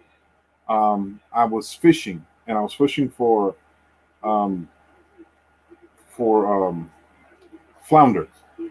fishing off of Longport, and the water seemed to be really clear. It was extraordinarily clear. I was up past my chest, and I can see my feet. I was blown away. I was up my chest because there's still an embankment off of Longport that you can walk off into the water to go fishing. I was up to my chest, casting and noticing, I'm like, oh shit, I can see my feet here in Jersey, off this island. And it blew my mind. I remember those really good years, Yeah. I remember in Puerto Rico too, although the water was different though, but I wasn't there long. I can see the bottom of the El Yunque. And we went to walk over there and I was like, okay, it looks like it's not that deep. And it was deep as hell, but deep enough and cold as hell too. Whew, I ain't never jumped in that. It takes a while for that water to warm up big time. Mm-hmm. But summertime, I'm always a lake person. Although I live by the beach. I like lakes in the summertime. Yeah. Yeah, I'm not a beach person. Sand gets everywhere. Salt seems to deteriorate everything. You up there for a while enjoying the sun. I'm not that much of a beach person. I go out there and enjoy myself and my peers and the people in the community. Yeah. It is what it is, and we cool off. Yeah, we cool off. It's a place to go to, but. Give me a lake anytime. I love to jump in the water and enjoy myself in the lake. That's where I'm at. What was it? Not last. Yeah, I think it was the summer before. There was some kids uptown. Where they actually cut the bridge over at the Inkwell up there. Oh, you had like the short part of the boardwalk. These kids were diving off of those bad boys. I'm like, you know something? That's not very bright to be jumping off of those things, you know? Yeah. You remember? I mean, uptown. I don't know if you remember. Off of Oriental Avenue. Mhm. Uh, used to be one of the higher points on the boardwalk wise, and people used to jump off. I remember growing up. It was one year. It was like two people that jumped off at the same time and landed and broke their neck. One was paralyzed, and the other died immediately, instantly. And it was like the biggest tragedy. But Yeah. that tragedy only lasted like uh, maybe about a week before somebody else started jumping themselves out. It was crazy, man. Yeah, it's let me see, Pacific Avenue Beach. There's the jetty that actually goes out into the water, and Hmm. people tend to jump off the jetty and swim back in. I was one of those individuals that used to do that many years ago. Yeah, Yeah, jetties were not me. because Jet- you have to watch where you dive into that water because you want to make sure that you don't hit the rocks on the bottom. Hell yeah. So, yeah.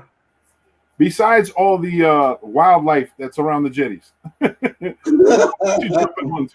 This was many, many, many moons ago. Yeah. But all that has changed now. You know, some of these kids jumping off the regular boardwalk is like asinine, really. Uh huh.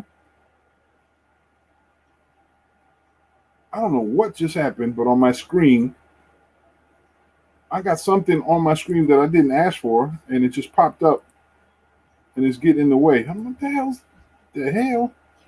Anyway, I don't know. Percent. Okay, walking away. Anyway, um, I don't know where that came from, but um, yeah, growing up in the inlet, we enjoyed the beach often. Like we would, Yeah, go to the beach. It was actually the point of recreation for a lot of us. Play a lot yeah, of football on the beach. I remember when the water used to go up and it would create the pond. A lot of us would go to the pond and hang out at the pond. So the water, it wasn't no tide, anything like that. And you'd be hunting for blue crabs because there's always shrimps and crabs padding around on the sides for that stuff. So it was a major source of recreation for me growing up. Yeah. Fishing. We used to go remember the sand fleas? Going for the fishing so you can go catch the weekies and stuff with the sand fleas. The ocean gave us quite a lot yeah. growing. I remember it was also like a source for crooks when tourists would come to parts of town in the earlier parts of my youth when people were still going to the inlet for recreation, tourism and stuff like that. And it was still built Mhm. working with tourism. I remember it was two people who used to be famous for going robbing people on the beach. As people were out there and they would go in their stuff and they would run off, and you knew exactly where they were going, and cops knew where they were going. It was like instantly, maybe within 10 minutes of a robbery took place, they knew exactly where they were, and then they catch them, and then a week later they come back and do the same thing, and a week later same thing, same old stuff. It was like a repetitive behavior. That sounds like what's going on in Florida right now. Hmm. You know, all these guys, did you see some of those shootouts in Florida on the news? Which one? Shootouts. Yeah, like crazy. You remember the one with the rapper when they were actually having that rap party or whatever the case, maybe an album being released? That was one of them. Yeah, that was really crazy. That was a shame. You know, You see the guys stepped out the white vehicles and they exactly. And just spray the whole place with bullets is like nuts. They're going crazy down there. Well, you know what? That's one of the things that these radio personalities are saying all the times. That you can't. Florida's having the home of some of the craziest individuals. Me being born in Florida, I will agree. I can say that. I got membership into that crazy club. There's some crazy individuals in Florida. Crazy people here too, but Florida does have a lot of. Florida got this shit, the nice weather, the whole 9 yards. You would think that they appreciate that, know how to act. No, it's just another day. Yep, these fools. But you know what's sad though? But you can see it like coming at times. They have these gatherings, and they have these individuals who are highly aggressive. Always, like you have these rap parties or these launches to these albums, and on the albums, if you're talking about nothing but violence and gun war and all that stuff, how the hell do you think that your people coming to support you is going to interact with you? That's what they know they're going. You sort of like manifest your reality. You create that animosity. So. And did you check out recently that this thing by the FBI with those fake phones? how the FBI nabbed over 800 individuals. The international drug ring. Yeah, that was crazy. Yeah, that was deep. That I mean, cut those bad boys deep. it just show you how stupid people are. They get a phone, they see an app called Anam, and it was like, yeah, I'm gonna use that app to do it. These idiots just said okay because it says you're anonymous, and I was like, here we go, some dumbasses again, just believing it. And it was the FBI sitting there laughing, taking pictures and all this stuff, from human trafficking to drugs like crazy. I was like, are you crazy? Yeah. Who would be stupid to think it? Well, it's dumbass. Well, you know, I mean, they will get in a hold of it and they're like, yo, this is the bomb, you know, this some new technology stuff. This is another level. Nobody Exactly. able to, yeah, that's the way they were thinking. They want to become very conventional way of thinking. Yeah, this is the bomb, you know. It's no different from when, you know, something comes out at Best Buys and everybody runs up to Best Buys to get it, sleeping outside. The newest technology, everybody wants to be on board. Funny shit is that all the phones that they were using were Google phones, Google Pixel. I'm like, you're gonna see a real decline of people buying Google Pixel. They'll be trying running back to iPhone because they can't tap into that bad boy. Shit. Even that's what I was saying, because Apple products said that they're not going to give it to the federal public. Exactly. Okay. They're not going to give you access to that, but they have access to everything else. So might as well just say it. It's just saying you can't crack the phone. Oh, they don't have to. People are given access to using the different applications. When you given access, like you're going on to play these games on social websites to play these games, they're giving you, they're asking you for certain access to your phone. You've given everyone access, regardless of the phone itself that you're using on. You've already gave them access, so that shit don't help. Yeah, cell phone. If you have to go off the radar, the first thing you have to get rid of is your cell phone. Period.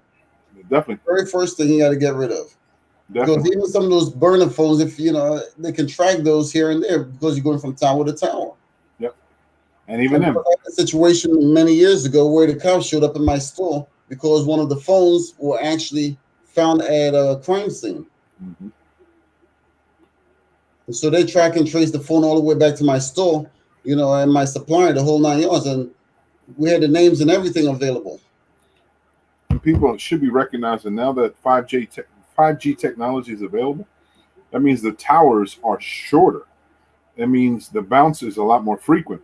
That means more and more people are detectable. Before it used to be hide, you'd be able to hide. You see these dark spots. Now 5G technology is so widespread, you can't run from that. You'll be detected.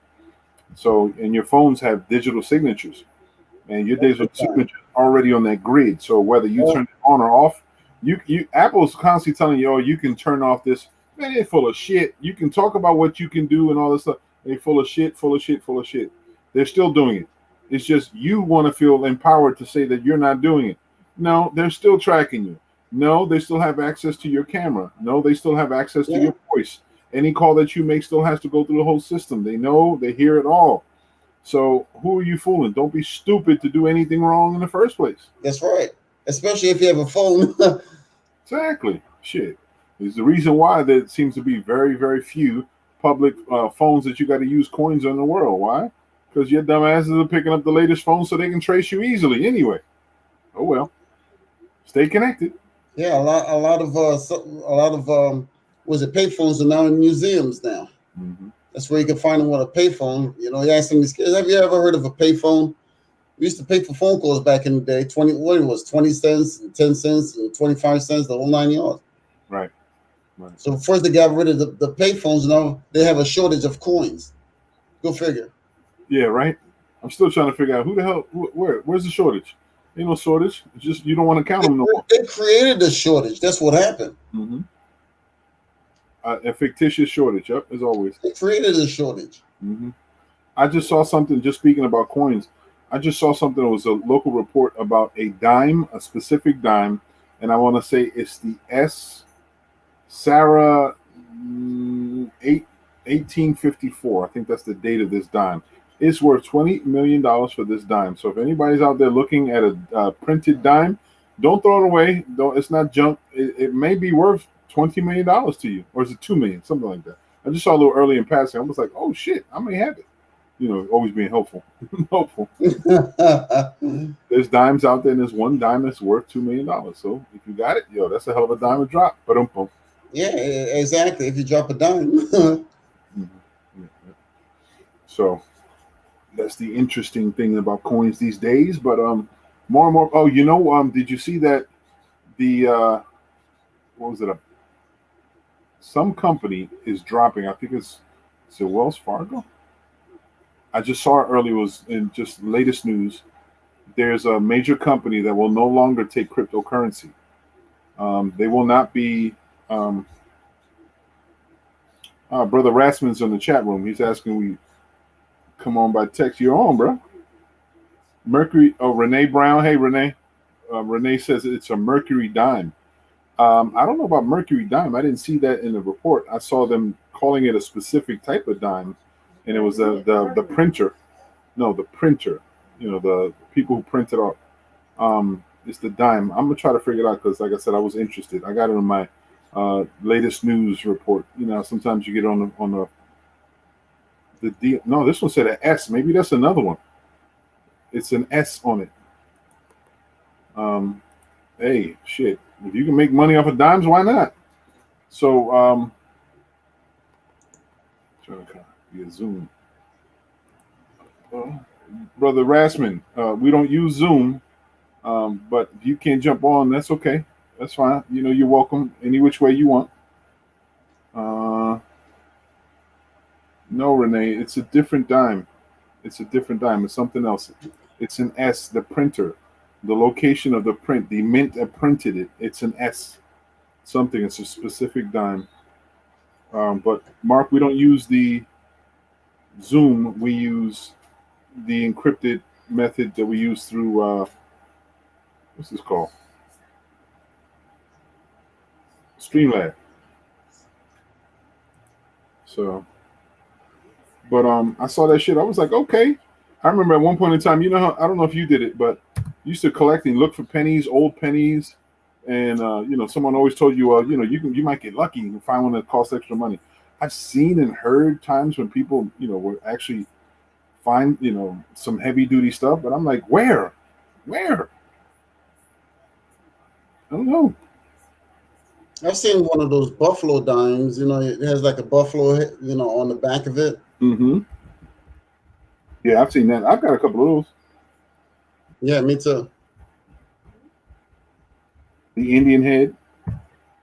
The Indian heads, yeah. Forgive me, my attention's a little off. I'm trying to communicate with Brother Mark. Yeah, I see Mark on the side there. Mm-hmm. Trying to come on. I told him, I said, you can either go through Facebook or go through YouTube. If you get on YouTube, it might be a lot quicker. I see the link right on the side there, Mm-hmm. It's there. But let me type in. I'd like to know how everything went with his election also. It's not yet. His election is not yet? Okay. Yeah. His is coming. He's just doing it sooner. Okay. I will locate it. So I want to make sure I'm correct. Talking to Renee earlier, she's adamant to say you needed a D. You need a D. I'm like, I know I read something that wasn't no D. It was an S. She could be talking about a whole other coin because there's some value in coins anyway. And this one was one of, I think, 50 coins that were printed, and it wasn't a misprint. It's just for some odd reason. This is valued because of the story behind this dime that was printed. There's a storyline behind the printer, the date, and the coin. That's part of three. One thing was the dime, another was $1, and it's something else. That they're all part of the same storyline, and that's what creates the value. Anyway, I'll get it. But to this point in time, just keep checking out your money, folks. You never know. Your money could be making money for you. You don't even know it. All right, Brother Marcus coming on. There we go. Yeah, just said the pop there. Yep. What up, bro? Hey, what's going on, baby? Yes. It's good. It's good. You know what I found funny is that the only way I'm able to connect is when you send me the link. Uh-huh. Like when you on Facebook, you pop up that you're on, you know what I mean, live. Right. And only I can see you as a live stream, and I'm only able to dialogue with you, but I'm not able to have an accessible link unless you post it. It's probably because Yeah, of cookies. that's what I was experiencing earlier. Also, correct. Yeah, Probably but cookies. that's been like every time. I mean, every time I've tried to sign on, Mo, you've had to send me this link.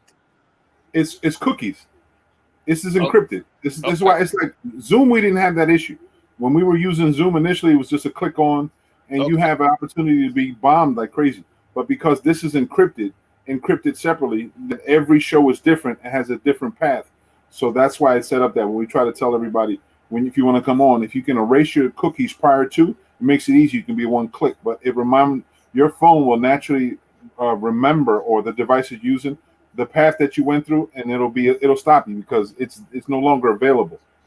So that's just the things in the future, something to consider. Yeah, well, and that's what I do. I mean, I legitimately erase my cookies probably every day because I do a lot of my business on the phone. Oh, okay. You know what I mean? But I've been trying to sign on for the last 3 weeks, but every single time it only allows me to go ahead and like or text a comment, something to that nature. And I'm sure you would probably have an exponential amount of viewers because there's a lot of people commenting that I'm sure that would probably love to be able to join in. Yeah, well, we try to give it to them, and we found out also. One of the issues also is that we have the same concern is evident through your ISP, your internet service provider. Right. If you connect through a router, your router at times uses the cookie system also to connect.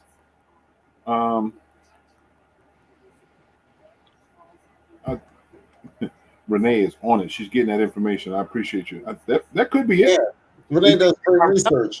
I'm just trying to help and assist because you got a larger following than what you're seeing. I mean, you're only seeing 4 or 5 viewers. Right. Yeah. But you have a larger following than that, and with your platform and your need for the platform and running for mayor, we need to figure some things out. Well, you know what? I appreciate that part. But as I said before, this is only a vehicle for information. I'm trying not to use it for my personal I understand that, but I'm gonna still say what I gotta say. Absolutely. Listen, you as the host, you got to do what you got to do responsibly. But all I'm saying is to everybody else that's out there, it's no secret that you're running for mayor. And in that regard, if there's an issue or concern or something that we as the bystanders in the community would like to be able to talk about, you as the host, you'll be able to have an opportunity to talk. Absolutely. Standards. Absolutely. Absolutely. You are absolutely right. Andre, would you agree? So I 10%, my brother. Okay. I respect your disconnect, but we connected.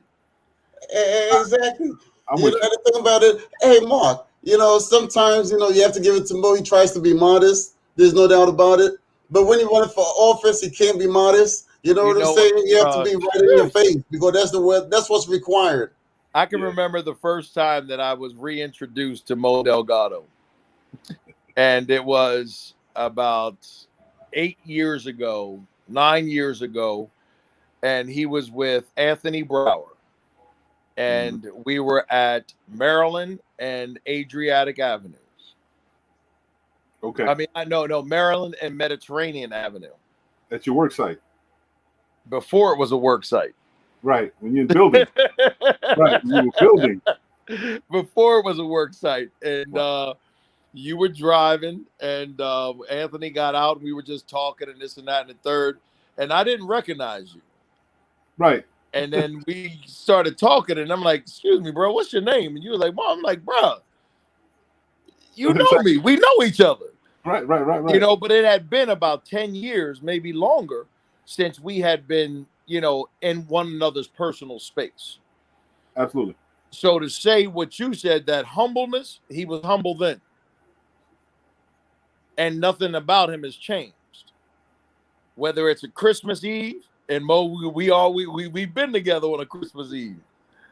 My wife and I talked about that. Okay, we've been together on a Christmas Eve, you know. Yes. Well, whether it's a New Year's Eve, we've been there too. Mm-hmm. You know, and nobody knows the things that we've been together with because of the humbleness in which we both operate. Absolutely. You know, but as my man Adrian said, there comes a point in time. Exactly, because politics is dirty. Well, no, And you have to let people know. Mo and I will never go dirty. I know, but you know the thing about it, what I'm saying, Mark, because when I say politics is dirty, people are going to actually start doing a lot of, you know, not you, but your opponent, and you know, will go low. At times they will go low, and that's when I say it's dirty, because then they start digging into the muck. Absolutely. Well, if they But keep we know digging, what to they expect. find something. Exactly. And Good the luck. only thing they're gonna find is gold. Yeah, well, you know the thing about it also, because when they go into the muck, all you gotta do is to fact check them, because that's the word they use these days. A little bit of fact checking gets the job done. Well, you can fact check me at the seawall. You know, Anything you need to fact check, we can talk about it there. There we go. say the seawall. That's the only what we call the rendezvous point. That's the only court that matters. The court we can check it right there. That's it. Yeah. All of the other jargon doesn't make it doesn't make a bit of difference. Mm-hmm. Doesn't make a bit of difference. You know, everybody wants to show up when it's camera time. Yeah. You know, but there's not many men still showing up for dinner time. Mm. Or helping to cook dinner. Right. Exactly. Okay, dinner time. Mm-hmm. You know what I mean? And I can just honestly say this about Mo. He's at the dinner table. A little too often, I guess. Especially during the pandemic. Come on, I mean, that was a drawback. I'm working on that. You know, nothing but love and respect for the platform, for the show, for the man, for the family. Congratulations to you raising an awesome son. Thank you, you brother. know, graduating, going to college. Certainly. You know, all of that is to be commended, man. You know, staying married, being happily married, not cheating on your wife. Not beating on your wife either. Can't do it. Hell no. To do that. My wife would beat me up. Mm-hmm. Ain't throwing no stones at nobody. Not at all. Right. I'm just stating the facts. These are personal accomplishments that we hold dear to our hearts. Things that we. Right. Yes, sir. Yes, sir. Yes, sir. We serve a greater God. That's right. You know, and it's the greatest amount of good for the greatest amount of people to gain the greatest amount of reward. That's Darwinism all in itself. Watch out, boy. You're about to drop them. There you go. Okay, that's Darwinism and all in of itself. You know, a lot of people want to preach the Quran and the Bible and all this. You know, listen, I ain't Jesus. Right. I'm not leaving 99 to save one. Okay. I'm gonna let God handle that one, but I'm gonna protect my 99. There we go. And Mo, you protect the community. Yeah. You know, you stand with the community, white, black, brown. Absolutely. Doesn't matter. You know, English, Hispanic, Latino, Dominican, African, you know, Asian, you know, Bangladeshi. It doesn't make a difference, man. It doesn't make a difference. Human life to you is human life. The community. Human life to you is human life. Yep. You know, and I know this for a fact. Mo Delgado could be earning a 6-figure job. That'd be nice. Okay, I know that for a fact. Yeah. You understand? Nice. But he will not sell out his principles, his laurels, or his morals, and his ethics stand higher than a 6-figure income. Amen. I know that personally for a fact. Amen. And anybody that stands and comes against that, man, listen, I got your back on that, bro. I know what your earning potential is. I know what your accomplishments are. I know what you can do. Not just as a man, as a father, but as a friend and as a person, and as a leader in the community, in which some assets to base your abilities with, the sky's the limit. The sky's the limit, you know? And when we're dealing with with what we're dealing with now, not just in Atlantic City, but I'm talking about in America with people not wanting to work. Yeah. We need people that are going to motivate people to go back to work.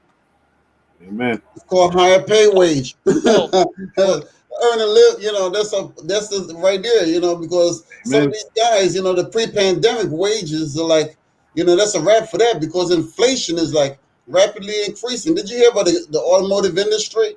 How those bad boys are up like 60 to 75% in the automotive industry on Oh, the, like on the crazy. number of cars that they were selling? Yeah. Yeah, everybody was getting a new car every week.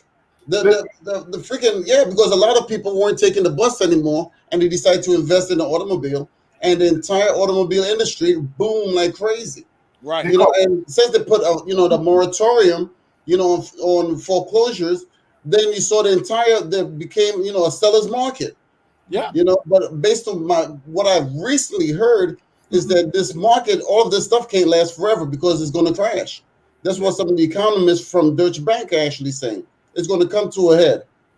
So, I tell a lot of people, be careful in what you do. Well, that's Yeah. the real that was the real estate market, something that I'm, I consider myself an aficionado in. That's what happened to the boom. Yeah. That's what happened to the boom. Exactly. 2008. And we're facing our second boom again. The second crisis. Yeah. Because after Sandy, everybody lost, everybody came up, then the market rose, and then you had this boom, and the boom overinflated itself again. Correct. The balloon. Correct. Okay. And then you had They had to adjust. Mm-hmm. Yep. And then now you got it to a point where it's becoming unaffordable again to the common person, to the common family. My number one goal, and you can, probably attest to this, is the reason why I stay in Atlantic City, Pleasantville, in particularly, is because my job, my goal is to be able to afford everybody a home that they can afford. That's honorable. Period. That's honorable. And yes, I go to Margate and Longport and all those kind of places. You know what I mean? Because that also helps me pay my mortgages. Yep. That also helps me pay my bills and go ahead and buy more properties that are making it more affordable to people in the city of Atlantic City and to the city of Pleasantville and to the community of Atlantic County, especially for Black and brown and Asian people, that are coming over here and they can't afford $250,000, $300,000 mortgages. And Mark, not to interrupt you, Randy, my brother, because I'm looking at all three of us on the screen right here, and all three of us, like I said, my family, the majority of my family is in Las Vegas and stuff, because they got out of town. But one of my main purpose and reasons for even staying here, because I know that I could actually help a lot of the people around here. And you were. You know what I'm saying? Not that you can, you are. Yeah, I've done it. That's one of the main reasons why everyone is like, Adrian, why don't you can take your business anywhere? Yes, I can. Anywhere. Bro, but I decided to stick around here, just like Mo helps the community also in feeding, and there's some other people that came on here that also help serve the community. That's our main purpose for sticking around here. Even yourself, you just mentioned it. Yep. The reason why you would stick around here because you could actually help people afford houses and the whole 9 yards. That's because it's called purpose. We all have a purpose in life, and we're serving the greater good. I moved back into Atlantic City. Okay. I moved back into Atlantic City where I was born and bred. I will not die in Atlantic City, unlike some people. Amen. Amen. Okay. I'm going to leave that where that lies. Amen. Okay. Right. That is not the end of my story. I moved back into Atlantic City because I have a heart for people and the people of Atlantic City, which is where I was born and bred, and I'm not Atlantic City dead. And you serve the community in Atlantic City too. And I continue to serve in not just Atlantic City, but throughout Atlantic County and the state of New Jersey. But the point of the matter is Mo has chosen, for the last 15 years that I know of, Mo has chosen to stay in Atlantic City. Ironically enough, because you're preaching to the choir. You know what I'm saying?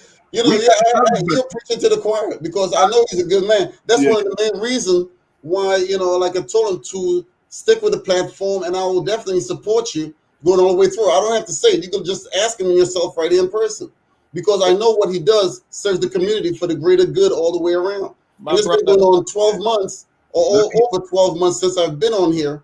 Because Let me say believe me, when the evening comes, I have things to do. There's no doubt about it. Without a You know what doubt. I'm saying? And that's the reason why, and that's Both. one of the main reasons why sometimes I sign on late, because I'm still wrapping things up. Yeah. And you and I are on the same boat. Yeah. You know, whether Mo wins or whether Mo loses the mayoral election, what I'm saying to Mo and to you and to whoever else is listening here and thereafter, this stop that you've made at city council, that's your last stop dealing with this bullshit. Mm-hmm. Period. Yep. You have a greater gift for the greater good, for the greater amount of people. And Amen. if the people will not hear you and allow you to serve them, then you don't have to fight to where you can't get in. Just get in where you fit in. That's it. Bam. That's it. Okay? Let me say this. One thing I have to say is, brothers, there's no reason, there's no mistake. The reason why we all come together, how we come together. It has in our hearts to be of service to our fellow man, to service to our community. And I'm very proud and very happy to have this opportunity to share this space as we do, and being able to pat each other's back, to encourage one another, because it's necessary. Because in this world, it gets cold sometimes, and people are throwing darts at you, stabbing you. They always make expectations that are unrealistic. Sometimes from the smallest mouth comes sometimes the largest amount of venom. And the small gifts that you grant one another by words of encouragement goes a long way. And I'm very thankful for those words, man. I really am. Bro, we love you. Listen, we love you. Love you too, bro. We love you. I mean, and outside of love, I mean, it's not a benefit outside of love other than love itself. That's it. Speaking of love, brother, how is Sherry doing? How's your wife doing? Blessed. Thank you for asking, man. We're good. Good. We're good. We're good. We're good. One of 3 surgeries. Okay. I'm thankful, each and every day. Many of you may have seen, us working out with Wayne Nelson. Amen. That was all a part of rehabilitation to prepare for 3 major surgeries. 3 major surgeries. She was crippled by a doctor 2 years ago. Doctor was supposed to perform the surgery, gave the responsibility to an intern. The intern cut something that they weren't supposed to do. And hence my wife was paralyzed, and we had to learn how to walk all over again. So to see her do the things that she's doing with me, it's encouraging. To see her come home today was more encouraging. And the prayers of the righteous still avail much. So Mo, I thank you and everybody else out there that's first, no doubt, for us to be able to get her home. And she's in bed, she's sleeping, and I'm grateful. Amen, man. It's good to hear that, man. When I saw her back on her, anytime you're in a situation, you never know. Although God's in charge and God is in control of everyone's hands, you never know how it's written. The dialogue, the manifesto is written, and sometimes it's not given us to see or question. So we just pray. We're in prayer. Yeah, I had a family member that happened to. The doctor, the main physician, passed the buck to an intern also, and family member ended up losing their eyesight. They see? Yeah. Human beings, we have a tendency of messing up, man. That's the real thing. Listen, we have to trust the science. We have to trust the science. But you got to question the science also. Yeah. You have to question it. And we have to trust the man and or woman, right? Behind the science. And nevertheless, our trust should not be in man or the woman. It should always be in God. Amen. Always. And I don't care who you call God, but it should be in God. But like I said, Mark, trusting the science is all fine and dandy, but you got to also question the science by using common sense, doing some research. Because on the evening news, Johnson & Johnson had to destroy over 30 million, vials of nothing. Yes, sir. But vaccines. Yes, we talked about that. They have to destroy it. Yeah, because it's contaminated. And then all of a sudden, the vaccination center is closed down. And they're donating 500 million to other countries free. Yeah. Right. This is, part of, and Mo, I would be suspect. I would be suspect personally if you're receiving a donation of some stuff that you just got destroyed. Why you're so free? Why you so free giving it to me? Hell yeah, that's the question. But I think the Johnson & Johnson one is the one that's being destroyed. It's the Moderna and Pfizer, especially Moderna is the one that's being donated all the way around, which is odd. And if you look at the evaluation of all the vaccines, certain ones have certain attributes, and Pfizer has the one seems to be, to me, more palatable. It has the least amount of effects and outcomes. Paralyzations and shit numbers were minimum, while other ones had 1 and 2. I'm like, wow, that's something. Yeah. I personally had the Moderna. Mm-hmm. I had the Pfizer. Moderna, and my mother and my father. Matter of fact, all my entire family, we had the Moderna. Okay. My entire family had the Pfizer. That's funny. Fortunately, outside of the second shot is where we had the few side effects. I think I caught a fever about 2. I caught a fever for about 2 hours. Mm-hmm. But I worked through it. Right. It didn't shut me down. I worked through it, but that's just me. That's my body style. That's right. You know what I mean? But my parents, same thing. They got shut down for maybe 12, 14, 18 hours, maybe overnight. But other than that, they were fine. I haven't known anybody that had any great ramifications from any vaccination, whether it's Johnson & Johnson, personally, I'm saying, whether it's Johnson & Johnson, Pfizer, and or Moderna, and if, in my personal opinion, if the government and people were saying, oh, COVID isn't that serious, and you're satisfied with 10% of the population being destroyed as a number, because that's what we dealt with during COVID. Right. We dealt with 10% of the population. Am I correct? Yeah, because over 600 1,000 people, it's phenomenal. Over 600,000 people have died. Not 10%, 1%. My mistake. 1% of the population. Mm-hmm. Okay, so if we're satisfied with 1% dying from COVID, I'm also okay with 1% dying from a vaccination. Mm-hmm. That's just my science. It just, if you're okay with people just dying because they're ignorant, then let some people die because they want to trust the science. Right. Give the people an opportunity and the right to choose. Correct. Texas and Florida just passed a law, both states, whereas, if you're going on a cruise, whatever the case may be, what they call the vaccine passport, they actually classified that as being illegal. Now, a lot of the cruise ships are actually saying, and the CDC, that 95% of the crew on the cruise ships must be vaccinated. Yeah. So they want to. So that's the problem right now with Texas and Florida that they're having, because now the cruise industry is following the science from the CDC, and those guys are saying we're ready to pull up out of here. No more cruise ships. It is illegal. My wife works for. My wife is the vice president of AFSCME for Atlantic County. Mm-hmm.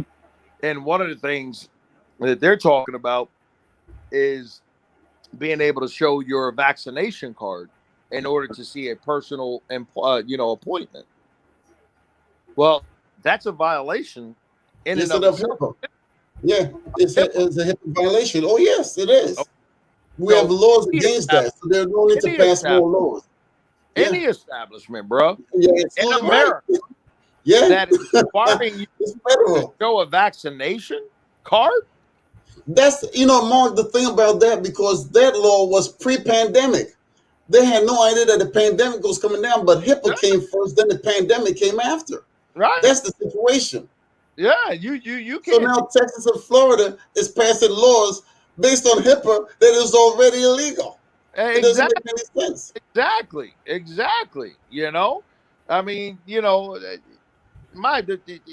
the thing, man. Wear a mask. Simply better. Okay. Wear a mask. It's obvious that it does work with allergies. You know, I mean, that we do know that, wearing a mask has helped people with this high intensity of Yeah, pollen yeah. and all that kind of stuff. You know what I mean? It does work. The flu season With flu season, bypass you. Yeah, you know, exactly. we didn't have a great big flu season this year. It You got know, mixed with COVID. Right. right? You know Yeah. what I mean? So, I mean, listen, China's. I mean, everybody want to call it the Chinese flu for whatever reason, but China's been wearing masks for years, and their population Yeah. is still growing, bro. Okay. Their economy is still growing, bro. Okay. So, Yeah, because it's not tied to the U.S. economy. That's the problem. Other than manufacturing, and they're cutting that out. go. Hey, y'all. Welcome. This is my cousin, Juan, coming in here. He has on this. God is great. Wonderful to see you. Welcome, cuz. What's up, Coco? Thank you, God thank is you, great. God is great, brother. thank Yeah. you. All the time. I just want to say, first of all, that God is great, and Amen. I want to apologize because I haven't been on the show, but I've been watching your show and watching all the good people on the show. Okay. And it's been like amazing. Everybody's like showing my love, and I'm from the city. I'm from the city. My mom's from the city. My cousin, you already know. I know the city from Right. I know the city very, very well, and I monitor the leadership. I work for the county government, and I don't know what to say, man. It's just blessed to see that your show is it's just really good, man. I really God's been appreciate good the to us, show, man. man.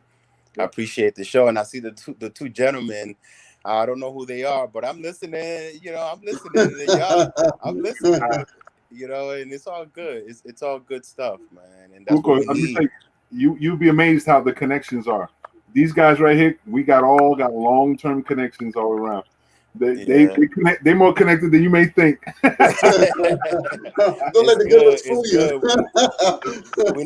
We need all the positivity that we can get from anybody right about now, man. Yeah.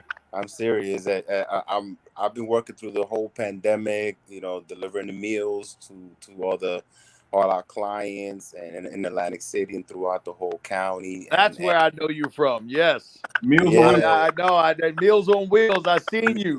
Yes. Yeah. No, I seen you. God bless you, and brother. God bless you. Thank you. Thank you. And you know what's the people don't understand that we give them hope, but they also give us hope. Yeah. It feels it just gives us some kind of normalcy, just seeing them happy. We come and give them a meal, they're excited, and I'm like, wow, man. A lot of people take life for granted. Yeah. I'm like, if we giving them a meal and they're excited, I'm like, man, what do There's they see that we don't see? There's a family, brother, that you service, that you continue to service at 900 block of Michigan Avenue. Yes. 900 block of Michigan Avenue. She's 90 years old. 90 years old. Mo, I'm rebuilding her house through REM. Okay. And I've been rebuilding her house for 2 years because of REM. Okay. I should have been done 18 months ago. They got away again. Mm-hmm. You understand? This is the type of bureaucracy that the city government should have seen its way through. We've been fighting. REM is such an imperfect process, has been an imperfect barrier to rebuilding homes in the city, man. It wasn't about the rebuild. It was about the gentrification of the rebuild. Oh yeah, yeah, indeed. No, you know what the motivation was, right? Exactly. Yeah. No, I mean, I got to just call it what it is. You know what I mean? Because when I see your cousin, delivering meals to this woman and her significant other, and they deliver breakfast and lunch, and I've been there at both times where I've seen your cousin do that, and he's right about the hope. Yeah. Because I've even asked her, I'm like, do you need anything? Do you want anything? She's like, no. They take good care of me. And I'm like, who is they? And then all of a sudden I see him. He comes out, hola, mama, ¿cómo está bien?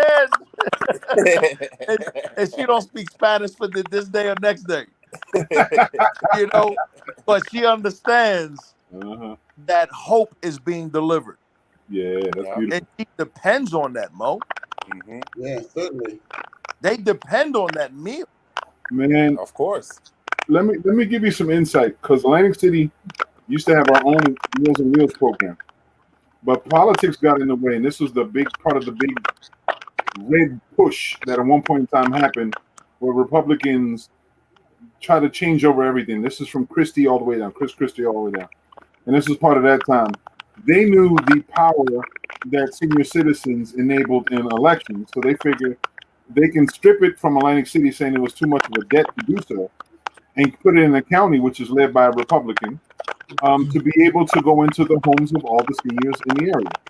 We still pay into it in the city, but people don't understand, like my cousin Juan is basically saying, how much of the small little element of blessing that they're giving these people that deserve so much more, how it's such a needed, such a blessed program that was being used for like political gains. And I'm like, yo, my cousin and the other people that work in that department right there are like godsends, because they go in there with corny jokes. No, my cousin got corny jokes galore, but he's keeping them smiling and joking, and it's a relationship that they develop with all the clients, and it's a blessing, man. It's a blessing, and I'm so happy that you're doing a good job in that, brother.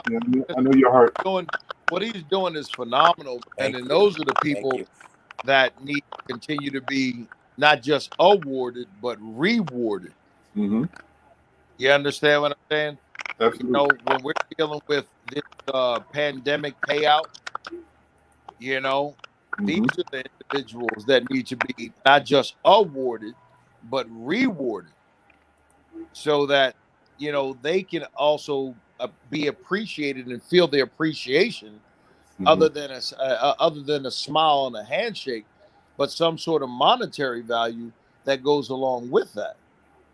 And you deal with the food administration that's going out throughout the city, and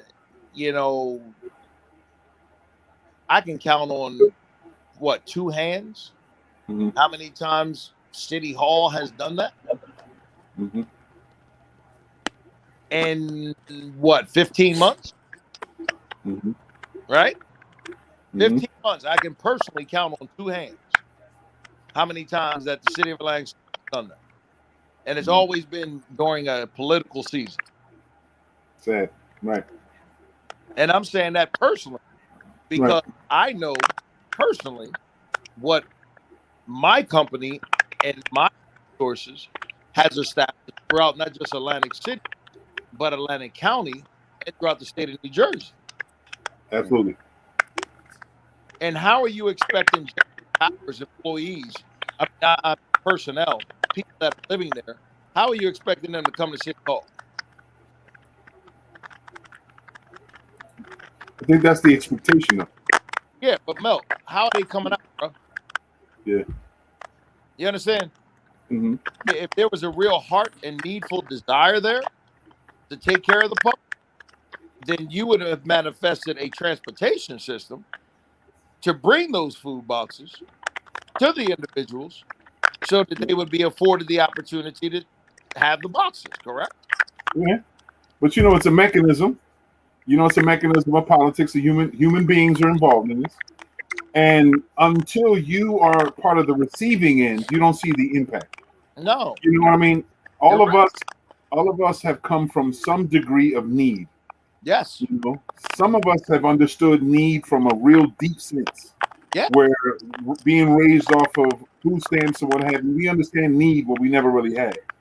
But the people who are on the other side, just administering the program, all they see is numbers and names, and they don't necessarily see the connection of the need and how that need has to be continuously flowing with replenishment, with support.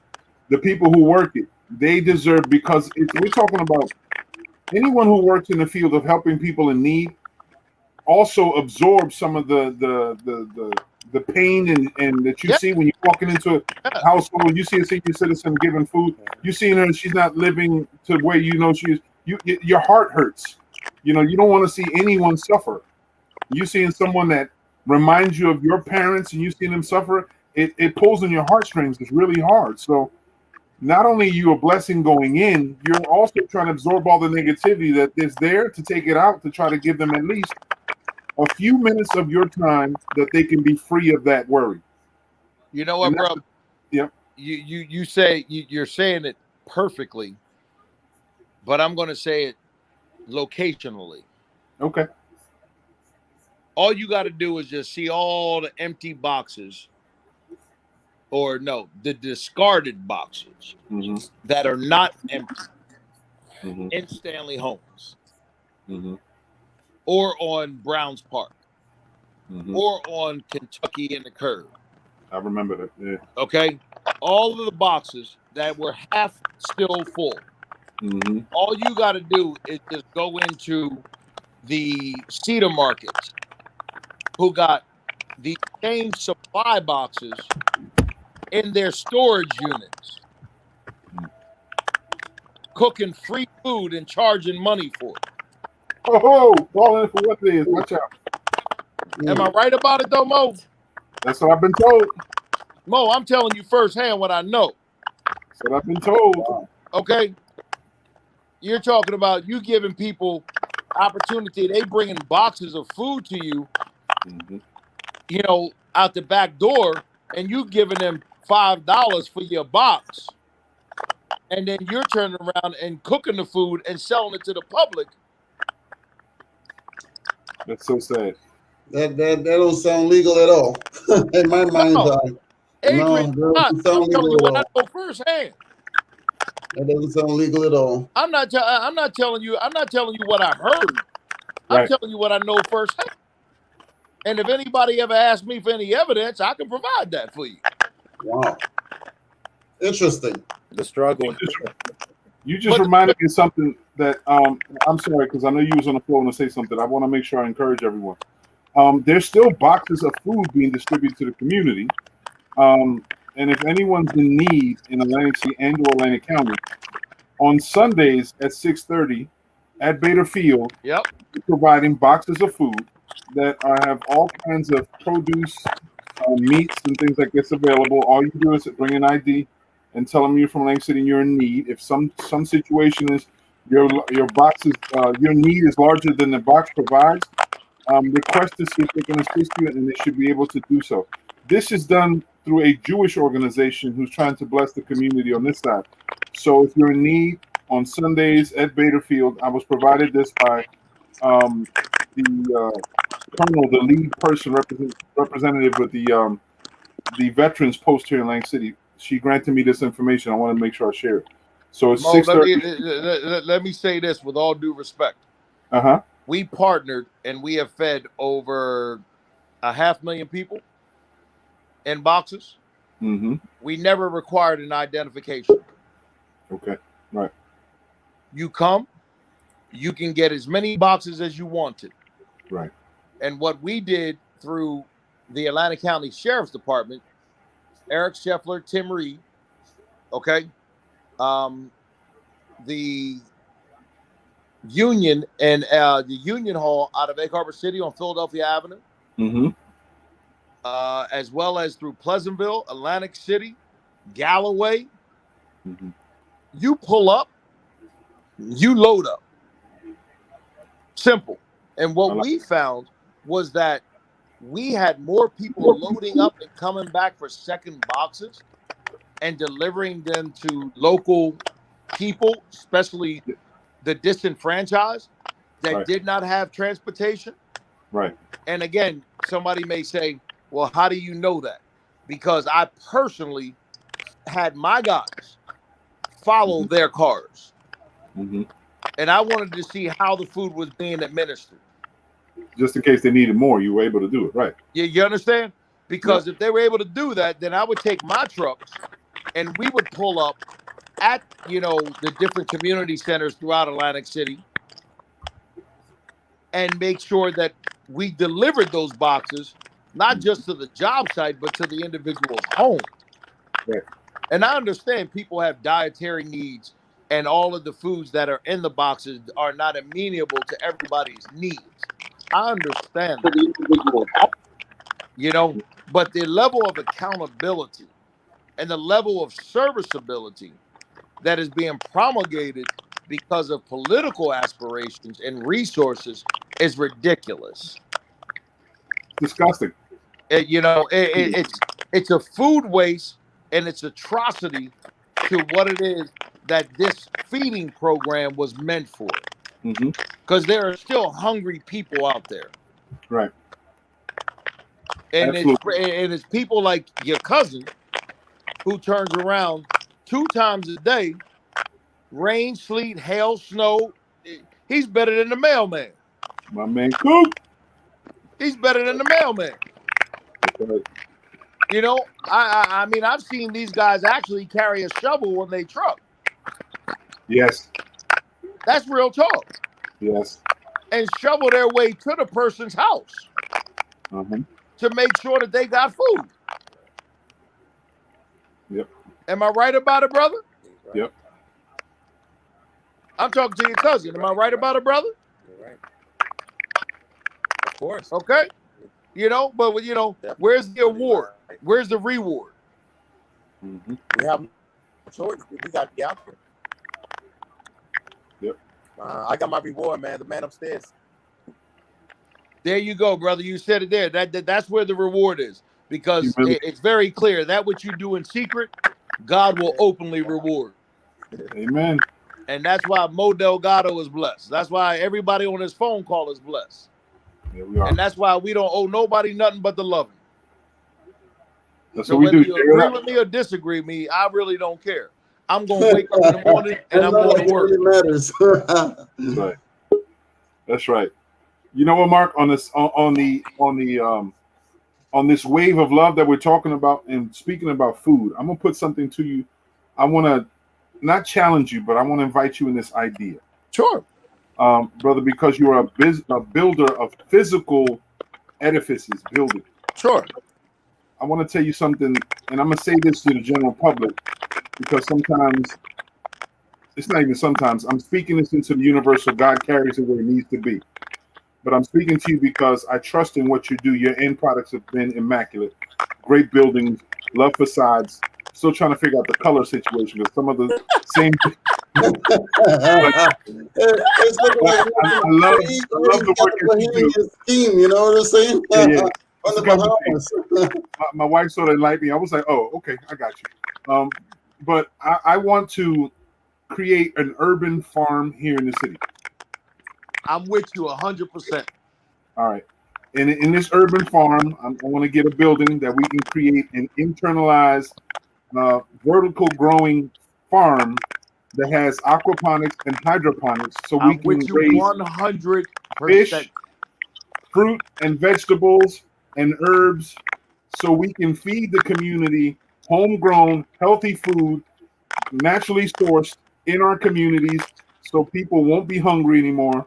They'll be well fed. It's managed and serviced by the community. It creates farmers out of our children and our youth. Oh. Our elders can be involved so they can help cultivate some of the education they've had in their own origins, and they're here now to put them of service. We'll tie in solar energy that we had lots of people with solar energy to build the electricity it needs to do, irrigations and plumbing, everything that all these individuals, these young people should be learning right now. Bro, So you hurt me right now. And bro, I'm in tears right now. You hurt me. I want to build this because I think I got a 501c. Okay. I'm in the process of creating a chodo. Okay. All the city of Atlantic City has to do is give me the building. All right. Well, we're going to work on that. Okay. You give me the building, Mo. This is all. This is my dream. This is my aspiration. This is my hope. Let me tell you something, bro. I drove by South Carolina and Atlantic today, right? Mm-hmm. Empty storefront, 7-Eleven, correct? Right. And then I drove up one block. That's Tennessee, correct? Right. Next block is Kentucky, right? Right. What did I see? Mm-hmm. Okay. All right. I seen a bunch of people that could use a bag. Okay. Right? Right. So I said to myself, why not buy that building and create a public bathhouse Okay. where you could turn around and they could come in and they got 30 minutes to get clean That's a blessing. for a fee. For a fee. Okay. Okay? Because if you could afford a beer, you could afford a shower. Okay. If you could afford a hit, you could afford a shave. Now, just keep going up north with me.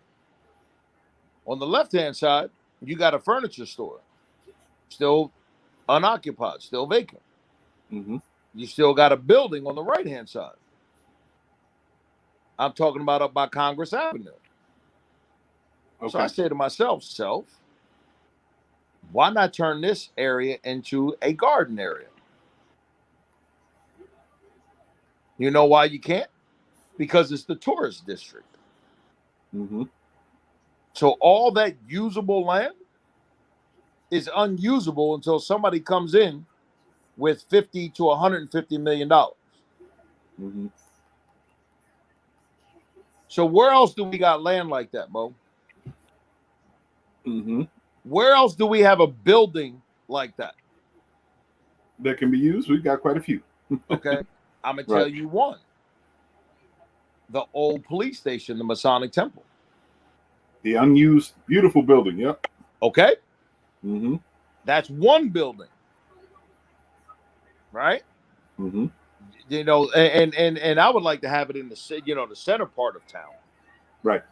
You know, but in the center part of town, what other structure do we have to create that environment? That poorly used building where the Board of Education is. South Carolina. That big tall building is only seems to be. South Carolina Atlantic. Yep. There's only two things. Right across from the bathhouse that I'm talking about. Right there. Yep. Okay. That's the old bank building. Yep. Yes. So we already know that the structure will allow the weight load. Because if it's an old bank building, we already know that it's reinforced. Mm-hmm. So therefore, you can do hydroponics. Mm-hmm. You can do separations of, cultural gardening throughout the whole entire system. I believe there's 7 floors there. Usable, yes. There's 7 floors there. And out of those 7 floors, you're talking about if we have 7, 8, 9, 12 different cultures, we can culturally divide each floor to its own hydroponic gardening system. Same concept. The old Trump Plaza building where the standing edifice now, the parking garage is just sitting there. Multiple floors, sourcing food, jobs. Yes. Ground floor can create a market, a bazaar, so people but Carl Icahn still owns that. Exactly right. But listen. Mo, I love you, and I love you with that idea. But anything with Icahn attached to it, as long as Icahn and the city of Atlantic City are at odds, you can kiss that to the wind. I totally understand, but I know what I always said this: if you give a man a chance to do good, he will find it in his heart somewhere to try to. Well, give him a chance. Exactly. I will try it. Because if something like that, that's an asset. Green energy. There's a lot of credits involved in green energy. It helps with the food sourcing. It's actually ecotourism now, because people go to different areas. They want to come visit. It's opening gardens. It's the old atmosphere. It's all part that whole building, though, Mo. That whole building would take care of every single culture. Yes. In Atlantic City. Yep. And then some. Yeah. Each culture could have its own floor. Yeah. And then we could create floors of diversification. Uh-huh. You A know, worldwide arcade, right? An arcade of people and their origins. in gardening, though, bro. That would be wonderful. And I'm talking about free food. Yep. I'm talking about free food. That'd be awesome, man. Breaking You know? bread in a big level. That'd be awesome. Oh my goodness gracious. Tie in Randazzo and the rest of the bakers, the old school Italian bakers, we'd have so much, the quality of food be so much better. Tie it in with Restaurant Week where everyone is getting their produce from this garden here. Yeah. Income finances going back into the city that can help replenish by providing jobs and opportunities. Listen, build homes, the community itself. And even create restaurants within the garage, in that building. Absolutely. You know, so that you know all of the resources are We're still talking about the Trump Plaza garage. Huh? Yeah. We're still talking about the Trump Plaza because you know I worked there for over 25 years. It's so I know that garage very well. Bro, Avenue, where the bus location used to be, it's set up. You can set up the restaurant right there. Because in the back area there's also personnel. They used to have a personnel employment office right back there. Yeah. But see, this is the Mo and Adrian. This is what I'm saying to you, Mo. This is what I'm saying to you.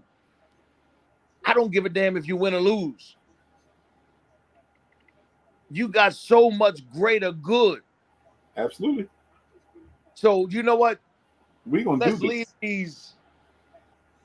We're gonna do this. So penny behind politics and poverty mentality behind. Mm-hmm. Let's focus our resources after November on something greater than anything that they can imagine. That right there, it's right there on the right there. Anything that they can imagine. Right there. And something that even if they want to steal from us, guess what? You can have a chunk of it, but you can't have it all. Nope. And there's enough for all of us to eat. That's right. Bro, that's the whole entire. Oh my God, bro. Yo, the state is actually looking for pictures and identifiable farms so they can purport. They can purposefully promote Jersey Fresh. That right there is the epitome of Jersey Fresh. Bro. An urbanized town where gaming was such a big construct that changed their whole framework, like Singapore has done, to create ecosystems for food, ecosystems for learning, ecosystems to help for housing. We're not only building the community, we're building human beings, just like you do. In your building person, communities. What's your statement? Builder of people, places, and things. And what we do is we bridge it with ACC and Stockton, and we get Icon to sign off on it. I'm gonna do one bigger. Rutgers University already has a commitment with us or with me. I had a conversation with somebody blessed in the federal government. In the federal government, somebody in agriculture. I was blessed to marry her and her husband now. And she says, the minute you want to leap into that, give me a call. I will make sure everything is there for you. Bro, you know I'm a city boy. I'm a city country boy. Of course. Okay, you already know that I got my own garden, my own hydroponics, my own chickens, and all that kind of crazy mess. Yep. You know, at what we call Rassman Estate. Okay. Okay. I don't own it. Right. I bought it for my mama. Oh, okay. Okay. So I'm throwing that out there just in case somebody wants to come about my legality of being a Lang City resident. And please. I ain't never owned it. Right. My mama has owned it. Right. But we built that same entire system. Exactly. I did that in Haddonfield with my church. Mm-hmm. Okay. A town that didn't need the food, doesn't need the food, whole 9 yards, but the community came together and growing the food. Mm-hmm. I did that right next to 726 Indiana Avenue, which is the Chicken Bone Beach Historical Preservation Building that I built. Okay. It's right next to the firehouse. Right. We went by it. Yep. The firehouse and Indiana Avenue, Miss Henrietta Sheldon, they partnered up and they grew a garden right there in that empty space that's owned by the church. Yeah. Dawn, I can't remember her name. She's one of the people who cares for the garden behind it. Right. Her and Deacon. Yeah. And Deacon, they come together and they help. That we saw it. It's so nice to see that. And let me ask you a question, Mo, because you have a number of schools also that has been abandoned. Looking at New Jersey Avenue School was one of the schools that's been abandoned. You're looking at Indiana Avenue School that also has been abandoned. These are just sitting, eyesore that could be rejuvenated, or actually, I think it would be much easier to get into a lot of those rather than, you see what I'm saying? It's like a lot of these buildings, these buildings are just there. What's the problem? One of the problems is that there's always a hope for something bigger. They're very old buildings. So they're very old buildings, so they're somewhat not registered as monumental sites or monuments, but they're still understood as being pretty old. So there's concerns about that's concerned, and they're always trying to sell it that way. We promoted the use of them for the school system again, but they sold it. The way things have gone is still pending. It's in hopes that the CRDA redevelops that whole interior. That's one of the issues that the state's involvement in it blocks New Jersey Avenue. Now the one off of Indiana Avenue. On Indiana Avenue. The one on New Jersey Avenue is still there too. And my vision was to create not only a school for teaching young people the trades programs, and soft skills in there, but in addition to that, have a shop so these young people can sell and service one another's goods on that time to create an ecosystem themselves. Like I'm a whole thing. You got classrooms upstairs to learn the skills. Right. Whether it's learn how to be an electrician, or learn to be a mechanic, whatever the situation is, even as sewing. If you want to become a seamstress or something like that, there's some education, some classes available to that. And on the first floor, we'll have like a bazaar so you can be a vendor to send your goods there. And I also wanted to talk about shared spaces.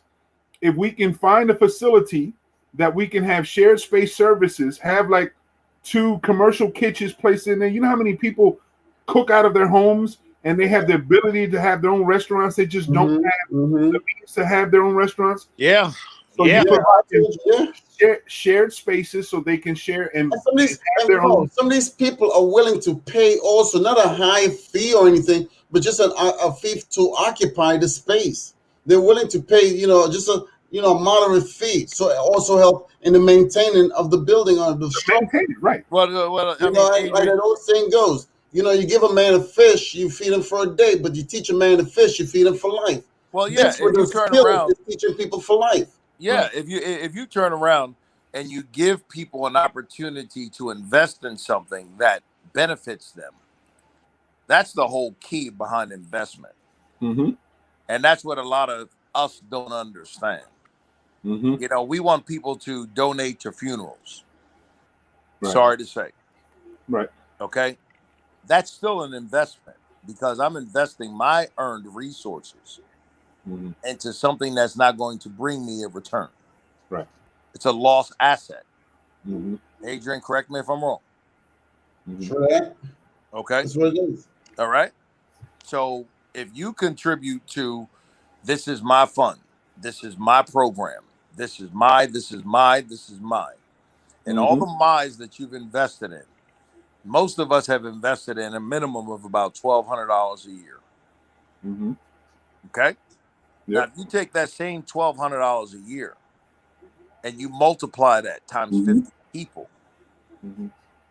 that have invested that same $1,200, if you can get that same 50 people to invest that same $1,200, you just invested in a business. Of course. Okay. And you also invested in a business that now has an amenable process of obtaining at least $2.5 to $3 million. Correct. Just based upon the asset worth alone. Right. Okay. Now, everybody's not going to get a 50% share because you don't do that with 50 people. You give everybody a percentage of a share at 1 or 2%, based up to 40%, and then the 60% goes to the major shareholders. It's just called Business and Economics 101. Adrian, correct me if I'm wrong. Sure, continue. Well, Okay. that's at least the 15% that you have to make sure you reinvest in the business to keep Right. it well. Yes. At least a minimum 15%. Yes, as Mhm. well. So Mhm. now we would have the bargaining chip and the opportunity to go to a citywide auction Mhm. and or receive a citywide property that we're talking about before it goes to auction. Mhm. Okay. And instead of allowing somebody to buy a building and hold on to it, I was just at the auction. The reason why I'm saying this is because I was just at the auction for the New York Avenue garage. Mm. Okay. Okay. That sold for $3 million from the South Jersey Transportation Authority. Wow. Okay. Yeah. $3 million. Yeah, that's what I said, Mo. I had a group. We were willing to go up to 1.5. Right. The group that did 3.5 million, I have no idea what the hell they're gonna do with it. I have no idea. But what we were doing in my group, we were talking about exactly what you were talking about, Mo. Mhm. Okay. Doing, opening up restaurants, having our own farming industry inside, Yep. where we're growing our own foods with restaurants hydroponically. Okay. Opening up a bathhouse as well Mhm. inside of it for not just outsiders, but residents as well, where you Mhm. could come in and shit, shower, and shave. Mhm. You want to come in on a weekend, you don't want to spend $300. Guess what? You can occupy and rent a space where you can just sleep in your car. You can turn around, take a shower, get clean, go out, have a good time, Mhm. and in a safe environment. Yeah. There's nowhere in Atlantic City that we have safe. There's nowhere Sensei. in Atlantic City that we have that produces its own commodity. See, the thing about it also more because remember, when you're building, you got to build from the ground up, not from the top down. I think they're looking at all the big money up top, but not looking from the bottom going up. Because your idea is pretty much like along the line of a grassroots idea, going from the ground up, building everything up. You know what I'm saying? And that's what actually produces the school. Now imagine they spoke about how many people out here. They're like, oh yeah, a lot of these people don't want to go back to work. A lot of these people want to change their jobs and the income because you're looking Right, at pre-pandemic right, and looking at post-pandemic. Post-pandemic, you're dealing with inflation. Pre-pandemic, you're not dealing with inflation. Right. The separation was that pandemic, Right. 12 months or whatever the case may be. A lot of people now will love to go back. And if, hypothetically speaking, if that Indiana Avenue school was open and it was a trade school, like what Mo actually said, a lot of these people would have even paid like $250 to learn a trade that they could go out into the industry and actually provide a service, whether it's carpentry, whether it's plumbing, whether it's heating units, or whatever the case may be. They would have paid some of that pandemic money to learn some of these trades because they know they can make a lot more money down the pike and coming in as an apprentice. You see, Very. and that's what happened. Yep. They're not teaching these people how to fish. You give the people the money and that's about it. They're going to spend it. But if you teach them how to invest it in themselves and education, Absolutely. that's where my entire family knows this. Well, You know, Adrian, let me say education. this to you, and I can honestly say, and I had to have no problem with anybody that hears this, and or this broadcast being reposted Mhm. with my statement. Okay, Mhm. the program that Giangoli and Anthony Brower turned around and got awarded by the city and everybody for. Giangoli stole my program. Mhm. Anthony Brower stole my program. They stole it from the Hope 6 project because that was my program that was incorporated with Connie Jackson out of Camden to facilitate, Adrian, as you're saying, individuals to teach them a trade because that's a Section 3 compliancy where we teach and we learn. I said teach and learn less fortunate individuals who need a second chance for a job. So we hire them as a laborer and we give them the skills to move up. So that whole program that Giangoli ran and graduated those people from, and then never gave them jobs afterwards, that was my program. Giangoli invited me to the program. When I saw that all they did was book instruction and no on-the-job training instruction, I knew it was a farce right from day one. That's a failure in itself. Okay? There's nowhere in the world that you go on a construction job site teaching people how to do HVAC, electrical, and the whole 9 yards, and the first thing you're going to do to them is give them a book. Nope. Books. No, the first thing you're going to do is teach them how to wear a belt. Yeah, properly. Okay? The next thing you're going to do is make sure that they got on the right shoes. Yeah. And the right pants. Correct. And the right shirt to Proper make sure gear. that they're dressed for the next day to come to work. Not sit down and say this and say that. So my whole desperation for being a builder of people, places, and things is to be able to prove people wrong. That's my desperation in this move, is to prove people wrong, because the city of Atlantic City and its residents are not failures. Right. We are not failures. And even the people that don't have jobs, even the people that don't want a job right now, they're still not a failure. No, everybody's got something with them that causes them to thrive. Bro, all you got to do is just click the right button and they got a desire. That's it. That's it. That's all there is. You just got to click the right button and they got a desire. You know, and and that you made desire, that desire is the opportunity to be able to afford a decent wage of living. Correct. You don't want to be working for McDonald's job just because you'll be working. You know what I'm saying? That's ridiculous. No, That's ridiculous. listen. The greatest day I ever had in my life. This is my right hand of God. Outside of my children being born, outside of me being married to the best woman this side of earth has ever shadowed. The greatest day of my life was to be able to know that I covered my first paycheck to my employees. Because I understood then that I did not just give them a fish. I know the feeling. I didn't just give them a fish. I'm teaching them how to fish. That's right. Yep. Very important. Big difference. Big And my guys and my entire team understands that when Team Levi benefits, the team benefits. That's what it's about. And there's no person in my company that makes under $18 an hour, bro. And it shouldn't be. It shouldn't be. That's Nobody. How you give back. That's how you give back.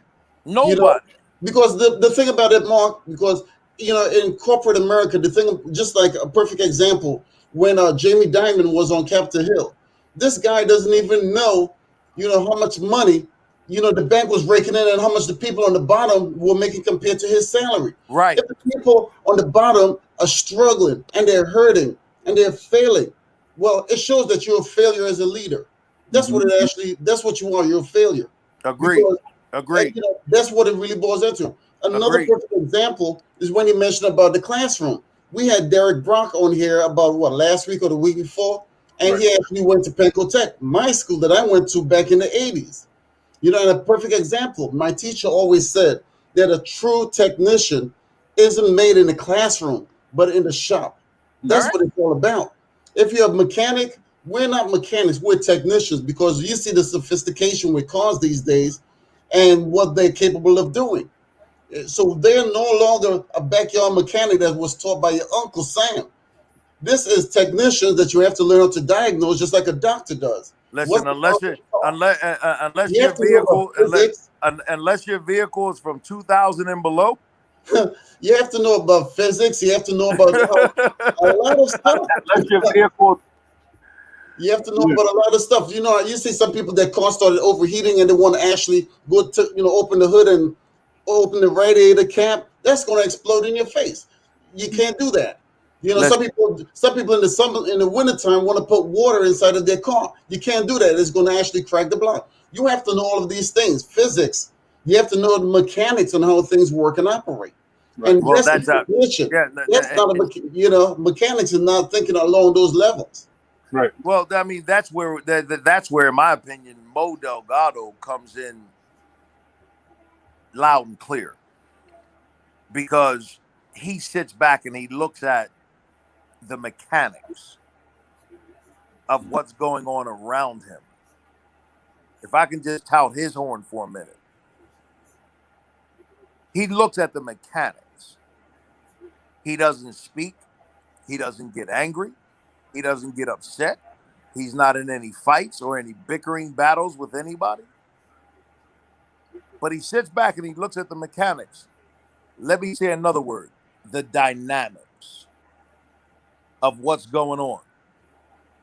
And then when you ask him to speak, most times he has no comment because he's slow to speak, as the Bible says, and slow to anger. But if you push the wrong button, don't get it fucked up. He'll go ape on you, huh? Don't listen. Hey, they say, "Oh, you a preacher?" Yeah, I'm a preacher, and I'm still being saved. That's right. We keep it real. That's right. Okay, but don't get it. Don't get it there. But he's, that's what more of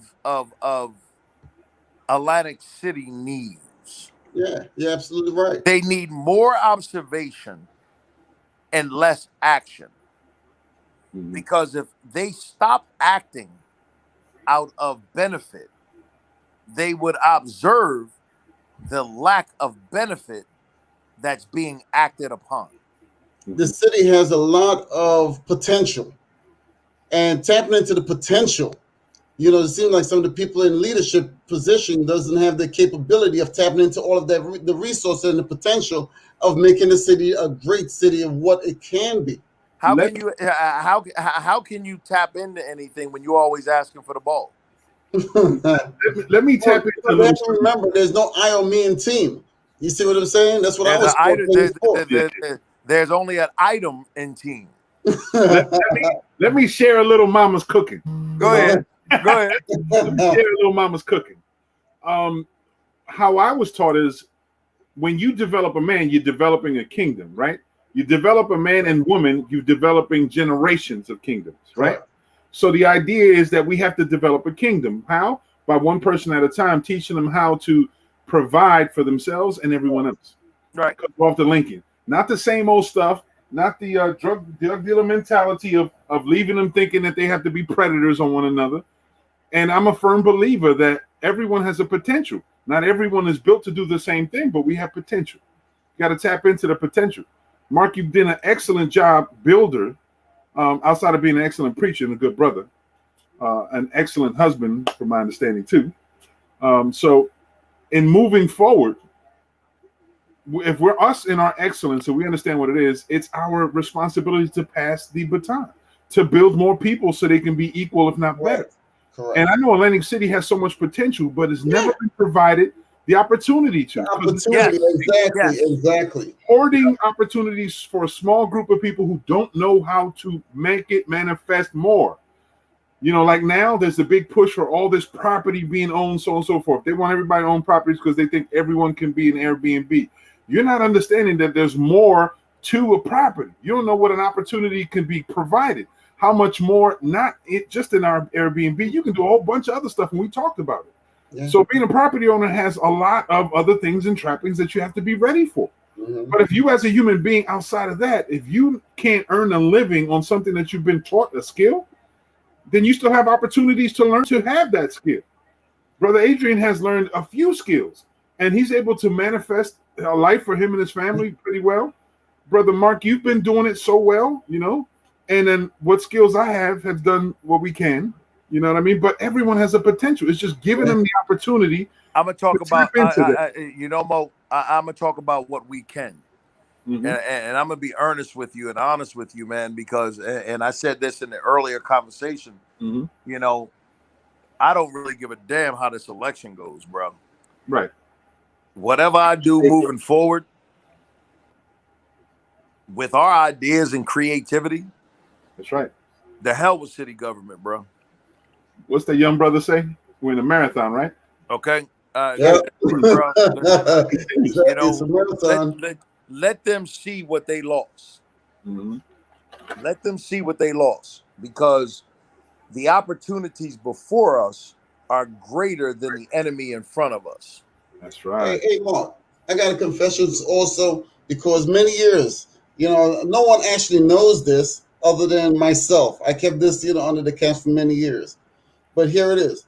Before I actually opened up my first cell phone store many years ago, I was approached by the state of New Jersey to actually, open up, start a class to start teaching people on how to go about developing and creating websites.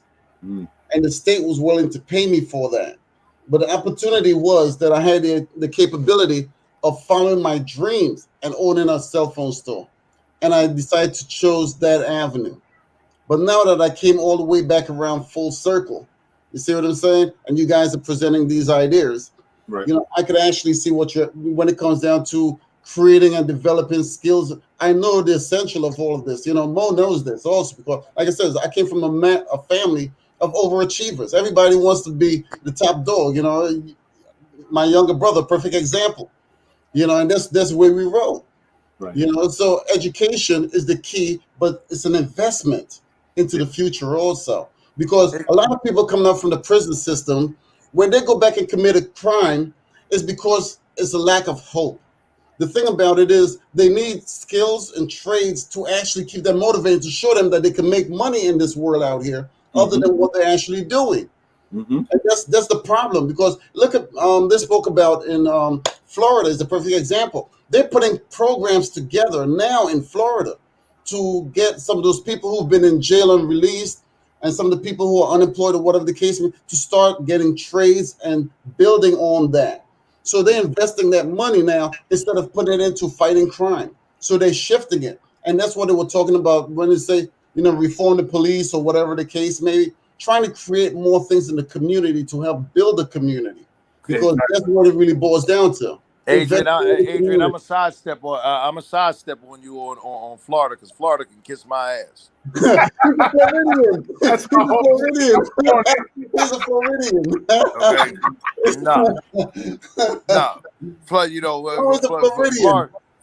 Florida is, I love the weather. I love the weather. But their politics. Oh yeah. As it pertains to, let's just say, less than Anglo-Saxon Protestant individuals. Oh, they're racist as hell. Them country bumpkins are racist as hell. Bruh, yep. No. But Florida understands the dynamic. Less than Anglo-Saxon Protestant individuals. And the mechanicals that are needed in order for them to continue to receive the government awards. So they fit in where they get in. See, the state of New Jersey hasn't done that yet. That's why we continue to operate in the deficit for the last 22 years. Because we're not at the point of Dade County. Except for this year, we're in a serious surplus, according to reports. Yeah, exactly. Well, how do you have a surplus when you haven't met the deficit yet? I don't know. This is the new math that we talk about. This is what one of the Bushes says. It's called fuzzy math. This one is called fuzzy math. I'm sorry. I'm sorry. I mean, we, even in Atlantic City, we're decreasing 2 cents, 5 cents, 12 cents, whatever it is. 2 cents, my brother. Right. Okay. But the county raises up, library goes up. Right. But yet we're still in the hole 22 cents. So how is that a surplus? I'm sorry. If I operated my business that way in 5 years, in 5 years, guess what? If I operated in the negative, what the state of New Jersey would do? You wouldn't have They'll move in on you. They shut me down. Yeah, they'll move in on you. Yes, they will. They shut me down. So how is it that in 5 years, 8 years, 10 years, we can still operate and still have a borrowable acumen?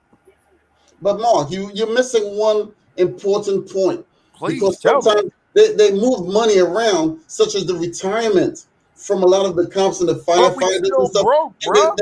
They move the money around. They borrow it from here. Line item budget. Let me give you a perfect example also. Bro, listen, I'm a former cop. Yeah, yeah, I had a pension. yeah, Right. Okay. yeah. They But- wanted to turn around and tell me, oh, well, you can keep your pension. Man, kiss my ass. You can keep the pension. Give me my money. Right. You see, I'm a bet on me all day long, Mo. Shuffleboard with it. They play shuffleboard with it. I'm a bet, Mo. I'm a bet on me all day. That's what you should do. Period. Okay? I'm a bet on me all day. No, y'all just give me my money. I'll see you when I see you. They play politics with the money. Okay. From the, So that pension system, yeah, you shuffling this money and shuffling that that's money. what they do best. Bro, they could shut all of that down. But nevertheless, no matter how much you shuffle, the bottom line is that red is red, black is black. Mark, look at this. Because when you have, like, you remember many years ago when they have the tobacco industry was sued by all of the states, they received the money. They take that money and then they put it back to the pension fund where they actually took a lot of their money away. That's one. When it started going down again, yes, no, I remember that. Money from the banks. When the banks actually ripped off a lot of the people during the 2008, they took money from the banks that was supposed to go and help homeowners with modifications, and they put it back into the pension system again. And they left a lot of these, people struggling. Not only that, but Chris Christie actually laid off a lot of the attorneys that actually worked to help, homeowners so they could avoid, foreclosures. I know because they told me personally. Mm-hmm. So these people right now, they don't have any room, they don't have any legal leg to stand on when it comes down to a court system. That's it. It's one of the sad realities of politics on itself is the most conniving trickery ever, because all it is creating the facade that one thing is happening while other things are actually happening. This whole surplus concept is weighing on the fact that so much stimulus money has been pumped because of the stimulus. The stimulus shouldn't have been pumped and kept the way it was. It should have been sent out into the communities to do exactly what's intended, making sure everybody's vaccinated. Oh, no, they actually have lotteries now. They got freaking lotteries. They're giving away millions of dollars to one individual when they could have actually distributed that to the communities and the people that really needed it. We got these they paying people COVID money to give us support to this is public welfare or corporate welfare. When you had senators vote on taking COVID money is supposed to help with COVID prevention and all that stuff, and took it and gave it to the casinos as a help during the situation, like corporate welfare. It's took away from people to make sure all of a sudden. You tell me one casino that opened its doors to its employees to reopen, to receive a vaccination. Oh, vaccinate! Oh, yeah, I haven't seen one. Okay, so I'm grateful, to Mayor Marty Small for facilitating the grandiose vaccination center, partnering with Governor Murphy and all that. The state did anyway. They just called them at the end. But go ahead. Right. Whatever. Right, However, it could have been simplified. Yes. All you had to do was just go to every single casino and say, listen, we're going to go ahead and give you the vaccination for your employees so that you can open up as expeditiously as possible. They don't want that liability on their hands, so they prefer to have it at the convention center. What's the liability? No, bro. What's the liability when you got it being done at churches? Well, the thing about churches are nonprofit organizations, whereas for-profit organizations. You still have insurances. You still have liability. You still got don't want to take on those liabilities. You still got all of that. Yeah, there's still potential for all that. Okay, you still got all of that. Right. If there was a real detriment in opening up the shore in an amenable fashion to make sure that the shore didn't miss out on its season, all you had to do was just send out a memo to all the employees that we are offering vaccinations, come get your vaccination. And guess what? A licensed practitioner, just like they have done everywhere else, would have administered it. If you can administer a vaccination at a Walmart, bro, if you can administer a vaccination at a church, bro, and I'm a pastor of a church, If you can administer a vaccination at a CVS, bro, you can administer a vaccination at an employee entrance. Okay, let's pause right there for a second. Okay, because I hear what you're saying, and I could actually tell you live situations of that happening. Okay, so so it's not like I'm totally disagreeing with you, but I'm just giving you my perspective of Atlantic City, because in actuality, what you just said, I was on the horn with my brother, one of my brothers from Vegas, and one of my partners from Vegas also, and that's what they're doing in the casinos I in know. Vegas. I know. So I know firsthand. That's what I'm talking about. That's what I'm Well, that's saying. what I just said. So, but I'm just giving you what are these people in Atlantic City, the way how they think in the casino business. That's what I'm saying. It was generalization. When all they're worrying about is making dollars, it's what makes sense to them, but it's only about making dollars. Yeah, but Mo, one done just like that, more effectively, quickly. Yes. The season would have been taken care of. The morale of employees would feel better because they felt like the employees cared about them. The interchangeable services that are coming back and forth could be better, more concrete. But you would have brought back all of that camaraderie. Mm-hmm. Okay, you would have brought back all of that camaraderie. Yep. After 12 months of separation. And what people don't realize is separation is detrimental to the human psyche. Yeah. Okay? We are not meant to be isolated. Right. We are a social we are a social being, period. We're communal beings, right? Mm-hmm. All right? So after being, disenfranchised, dissocialized, mm-hmm. that would have been a great way for us to be able to come back. Every casino offering a let's just say cocktail party, for lack of better terms. Okay, that's it basically. Yeah, a cocktail party. Come get your cocktail of COVID. Yep, get a box of food, get this cocktail. Go back home, get ready, because in about a week you coming back. What they were doing in Vegas on the games, they were actually tapping the dealers off, or in other departments, and they say take a break if you want to, and you go get the vaccine, and you come back if you don't feel good or whatever the case may be. You could have the rest of the day off. We'll pay you for the rest of the day. Yep. We will pay you for the rest of your shift. Yep. And that's what they were doing in Vegas. Yep. You know what? And that's why Vegas opened up as fast as it did. And that's why Vegas, even though its numbers skyrocketed, mm-hmm. it still came back as strong as ever. And what are we still struggling with? Opening up. It's different mentality, different thinking above board. Well, Mo, let me ask you a question as a city council person. Mm-hmm. How do we approve these trips that go to different places for the city leaders to partner up with different governments and learning how to revitalize Atlantic City? How does that occur? That can be done at any time. That doesn't require any approval, because that can be set up if it's business for the city. You can be replenished by it and get a refund to it. I mean, you can be replenished. You can be brought back if there's money set up specifically for a travel situation. You can work with an agency like the CRDA to sponsor the event to be able to do so, because if it's a benefit, a greater benefit, it's allowable under elect laws as a travel benefit. Just like there's people who have vehicles, they use their personal vehicles to do businesses. They have certain amount of mileage they're able to replenish to get back on. It's the same thing. There's travel benefits to it. It's just it's the process on how to do so and to ensure that everything is done in accordance to the law. You can always partner with the people. Plus, now in the age of Zoom, there's no reason why you couldn't have already connected with administrations all over the world at any time and have these long-time conversations to be fruitful, to make it sense. But we're talking about New Jersey. Remember, New Jersey seems like we think a lot different.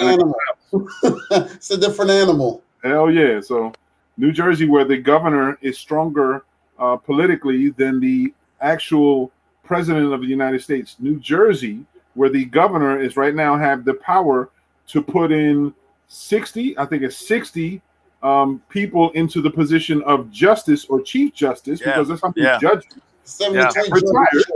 Yeah, 73 the greatest amount of judges in history have fled. Have fled since Trump have left. Fled. I wonder why. There's a lot of connections involved in this stuff. So this is the kind of state. Amount of judges. Yeah. But Mo, you know, John Stewart said it best. Say this last thing. During the time of the pandemic, the world has never seen something like this to this grand scope, other than the Spanish flu. The pandemic, where politics played in the role of the pandemic. There were so many political ventures and attachments and initiatives that was on the backs of the pandemic. Yeah. Go ahead, brother. Go ahead. Yeah. Because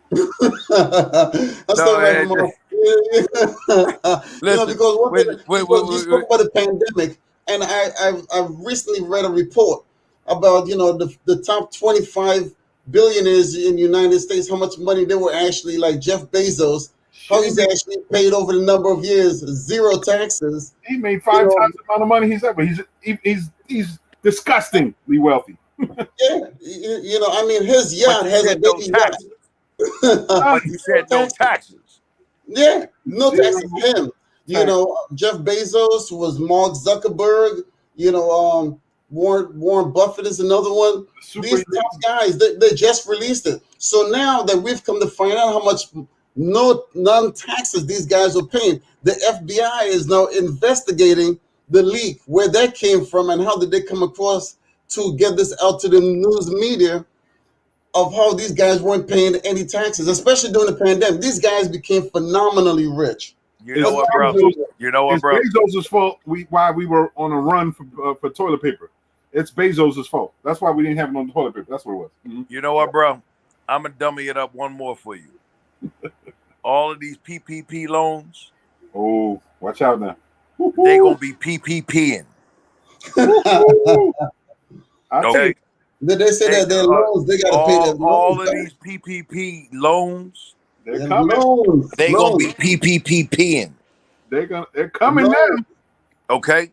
I know offhand of 10 individuals that have gotten great rewards and have already been asked, you have such and such amount of time to be able to return this amount of money that was afforded to you.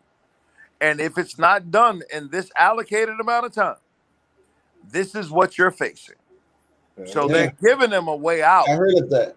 Yeah. They're giving them a way out. But I can tell you 3 individuals that I know and see on a regular that got PPPs. Yep. One sitting in the Atlantic City White House. Yep. Atlantic City White House, huh? Yep. Rocking them red shirts. Yep. Yep. That got a PPP and ain't got a vehicle to justify a PPP. Hell no. Drives hey, Mark, it's just like Naughty by Nature. Are you down with PPP? Yeah, you know me. Yeah, you know me. Bruh. That's what they all say. If you're down with PPP, you know me. I said the PPP for a reason. Okay, and these, listen, man. Listen, it's crazy, but these PPP is gonna make people pee. Yeah, sounds it's a lot. Gonna make people pee. Trust me. PPP, Jitney, AC. Okay, you see me. That's right. That's right. That's the God's honest truth. But the allocation of funds, man, that we deal with, and this is what a lot of people don't understand. And Mo, you've been in a position of authority and of power and of responsibility long enough. Whether or not you have a business degree or a college degree or the whole 9 yards, attrition has afforded you an opportunity to understand dollars and cents. Amen. Okay. And through that attrition, if it doesn't make dollars, it doesn't make sense. Bam, that's what I had in mind. Okay. And through that attrition, Everybody wants to talk about, I got a degree, I got this, I got that. Yeah, you got that. But you don't have a heart. When you equal heart and attrition, you make a responsible, undefiable, undeniable opportunity for a man or a woman to succeed in life. Mm-hmm. Because no matter what door is shut, God is going to open up another door. Amen. Always does. Always. And I'm a living product of that, Mo, and you know that. I'm a living product of that. Where the city of Atlantic City tried to shut me down, Mm-hmm. terminated me, said I was nothing more than the leading drug kingpin. That was the phrase that they used across the Atlantic City press. Yes, Adrian, that's me. Mm-hmm. I still keep that on my wall. Motivate. In my office. And I look at it and read it every single month. And my kids were kids. And they went to school with my picture plastered on the front page Mm-hmm. of every single press across the United States, bro. Because they try to tie me into the largest drug kingpin syndicate in history. That's crazy. And they left me for dead. But here I am now. That's it. For the grace of God. That's right. Okay? That's right. Mo said it. And Mo, we both come from the same neighborhood. The grace of God. We both Amen. come from the same streets. Amen. Amen. And it was our choice to not be hoods and hood rats. Mm-mm. Because listen, a hood and a hood rat will get you fed. But it won't keep you from being hungry. Mm. Listen to what I just said. That's right. It'll keep you fed, but it won't keep you from being hungry. These three brothers that I'm sitting here looking at right now, we ain't hungry. Mm-hmm. We ain't Yeah, hungry. keep moving. Okay? We're not hungry because hungry people kill people. Mm-hmm. Hungry people hurt people. That's desperation. You understand what I'm saying? Right. And that's where we as a group have to understand that no matter what they say no to, there's still a yes in somebody's voice. Amen. And Mo Delgado, as the mayor of Atlantic City, I believe that would be a great yes. Yeah. Because we need new ideas. You need new, fresh. You need a purge. That's what they need. They need a purge. They need to get on board new ideas, new things. And Mo said it earlier when he says that, they need change. Change is good. Change is good. Whether the change is Mo, whether the change is Jimmy Whitehead, whether the change is Tom Forkin, it doesn't matter to me. It doesn't. Doesn't matter to me. The bottom line is it needs to be changed. Right. It needs to be changed. I can go on record and say, I can show you over the last 15 years how much money I've allocated and donated to Mr. Small and his campaign and his parties. Mm-hmm. And Mr. Small has never afforded me any opportunity. None whatsoever. If anything, he made me lose an $11 million contract. Mm. Yeah, on record, Mo. Okay. It's on video now. Got that right. And I got the email that said, because of my association in close proximity to Mr. Small, I am not being considered for this project. Wow. That's Carver Hall. That's dope. That's crazy. And I've never made this public ever. That's crazy. Yeah. But when you want to turn around and say what you did for me, and you haven't done nothing for me, I can't stand that, man. People try to hold stuff over your head like that. Mm-hmm. No, I'm not going down like that. Let me tell you, but I will attest, and my wife and I were talking about this the other day.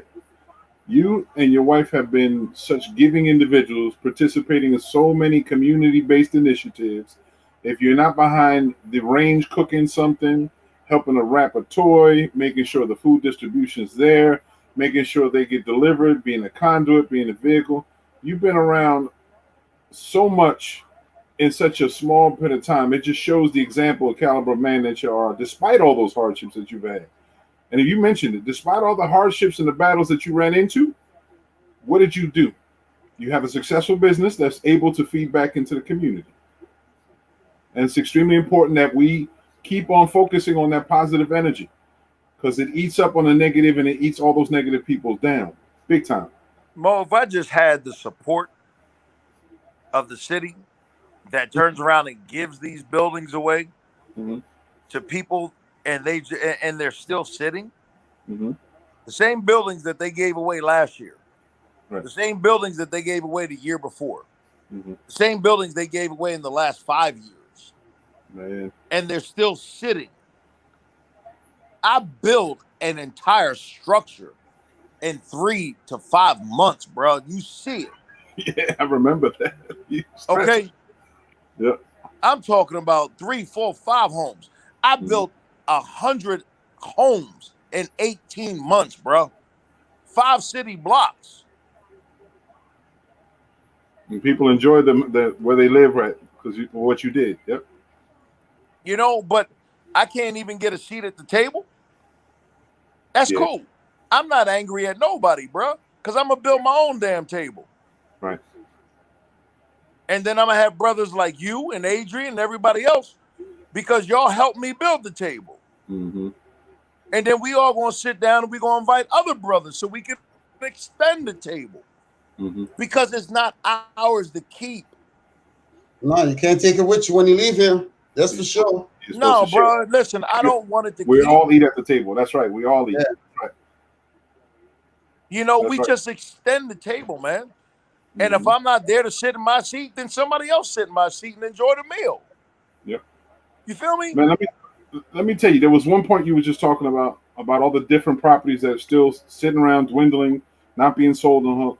I had said this to my wife. I said, what we could turn around and do in every community is turn around and build these houses, use our own tutelage, our own students of the trades programs that we're supporting to help rebuild, rehab these houses. Exactly. Not only to have the houses wise, but convert them into community centers so seniors can have some place that they can have. It can be I'm working with Ren Parikh. I'm working with Ren Parikh and the Ideal Institute on that. Oh, my man. Yeah. Okay. There's a lot of stuff, bro, that I got my hands in that a lot of people don't know about. Well, and don't need to know about. let it prosper. Let it prosper. Because if it's good for all mankind, then it'll prosper. Yeah. And for the devils listening that want to keep away. If that's the case, then keep this video private.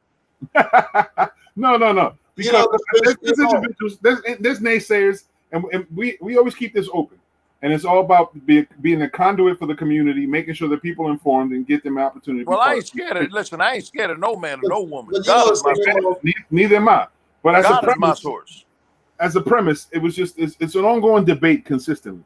Like there's this guy who just come on. His name is Rob Roberts. I've never met the man, but seems to like always try to pose some sort of opposing thought and ask questions. He just did a general question. What's your plan, Mo? And I'm like, I can't even see that, and that's what I'm saying to you. I just saw platform. The only 3 people I see is you and me and Adrian. Bob Roberts. Yeah, he just made a point, and I'm like, okay, cool. He's coming late. That's fine. He has a chance to watch the video later on of some ideas. He can watch other videos of other ideas. He can watch discussions that we've had about opportunities, because ultimately, it's out there. So if the universe works in our favor, which I know it will be, God is constantly working in our favor. He's going to push and he's going to open up doors so we can do all these things that we want for our community. The only thing that's standing in the way, unfortunately, is our own folks. We're just going to keep mobilizing to empower one another and empower the community to get what it's due, which is opportunity, which is enjoyment. There's no such thing as entitlement. Everyone's entitled to the same thing. We're going to eat off the same table and enjoy the fruits of our labor, but giving everybody a chance so they can labor and create their own. So I just know there's opportunities because I've seen it. I've seen it being It's there. It's there. abused, and there's people that want to keep manipulating, having the power to make decisions for other people when they shouldn't even be in the same table, like you just mentioned. Sometimes the backdoor dealings happen so often that we forget that the actual system was never made to be backdoor. It's supposed to be out in public. But this is partially our fault. Like in the instance that we talk about, I just said earlier, in Atlantic City, we had roughly 2,200 total voters that came out for the primary. 22 out of 33,000. Exactly. And that right there is a bad example. And no matter how much they want to keep claiming victory, in essence, we've lost still another opportunity to be loud about what we care about. And we're going to push for more people to vote because their voting power is something that was bestowed upon them, their privilege, by someone else fighting for it. Someone else laid down their lives to fight for it. So we have to keep doing what we can do to empower people so they go out and at least cast their vote. Mo, let me tell you this, bro. And I don't care if they call it cocky or whatever. I'm going to win this election. Amen. I speak it as I see it. I speak it as I see it. Yeah, speak it into existence. That's it. I have nothing against the person that sits in that seat. I'm not running against the person. Nope. I'm running for the opportunity. Yeah, the position. Okay, that's it. The person that sits in that seat is a friend of mine. And I wish nothing but the best for him and his entire family. So no matter what they say, they cannot negate that I'm a builder of people, places, and things. They cannot negate that what they meant to kill me, I turned into a multi-million-dollar opportunity. They cannot negate that I have employed more people than more paychecks that they've received since they've been in office. They cannot negate what it is that I've done since they tried to kill me. And I came back. I came back stronger, but I also came back wiser. And the wiser part of that was not to seek vengeance, but to build up the vicinity that they tried to kill me in. Because the vicinity will breed vengeance on its own. Amen. Absolutely. Does that make sense, Adrian? True that. True. Absolutely. You understand? Yeah. So, Mo, you have been serving the community for decades. You have undermined, with all due respect, the well-being of your family for the greater good of the city of Atlantic City for far too long, my friend. I'm going to say that to you as a brother and as a friend. Yeah, my wife and son deserve more. Yep. Yeah, I'm going to say that to you as a friend, okay? Yeah. And I'm saying to you as a friend, win, lose, or draw, together, these three brothers that I'm looking at, yourself, myself, and Adrian, I know that we have enough capitalistic acumen and financial net worth, whether it's within ourselves or outside of ourselves, to come together and create. Make things happen. And create. That's all. And create. And when we create, the creator will manifest the entire creation upon what we create. I believe that in my heart, bro.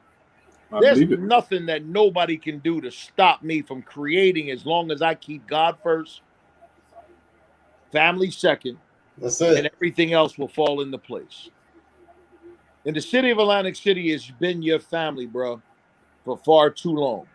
And it's time for you to be able to be served and stop serving. That's just my personal opinion. Take your claim. Yeah. Well, I appreciate that, bro. I do. I appreciate it very much. The words of wisdom, the words of encouragement that we share with one another, the words of hope is what we tend to juggle around a lot with us because of our own expertise and our experiences. Like I said, if more of us knew one another's story, maybe we'd have a lot more compassion. If we understood Amen. each other's struggle, maybe we would be encouraged to be more helpful than hurtful. Amen. If we understood the barriers and the walls that we've had to climb just to be able to stand and breathe, maybe we'll understand why we have so much drive and not to look at it to be so opposition. You know, we don't have to be crabs in a barrel, not in this society at all. We can be something far different because we were designed to be far different. We're built different. You know, we're built different. We look at it and we face adversity differently. You know, some of us look to be weak, you know, but we're not. We're stronger. We're built from strength. We're built from adversity. We come from ancestral victories, you know, traditions of victory, but humble victory. You know, we've never paraded around and saying like, I got all this and you don't got shit. No, we've come from the world where I got this and I want you to have this, and I'm going to teach you how to do this to get it so we can both have it. And then I'm going to require you to teach someone else to do the same thing while I do. We're kingdom builders. We're community builders. Yeah, bro. We uplift. We uplift.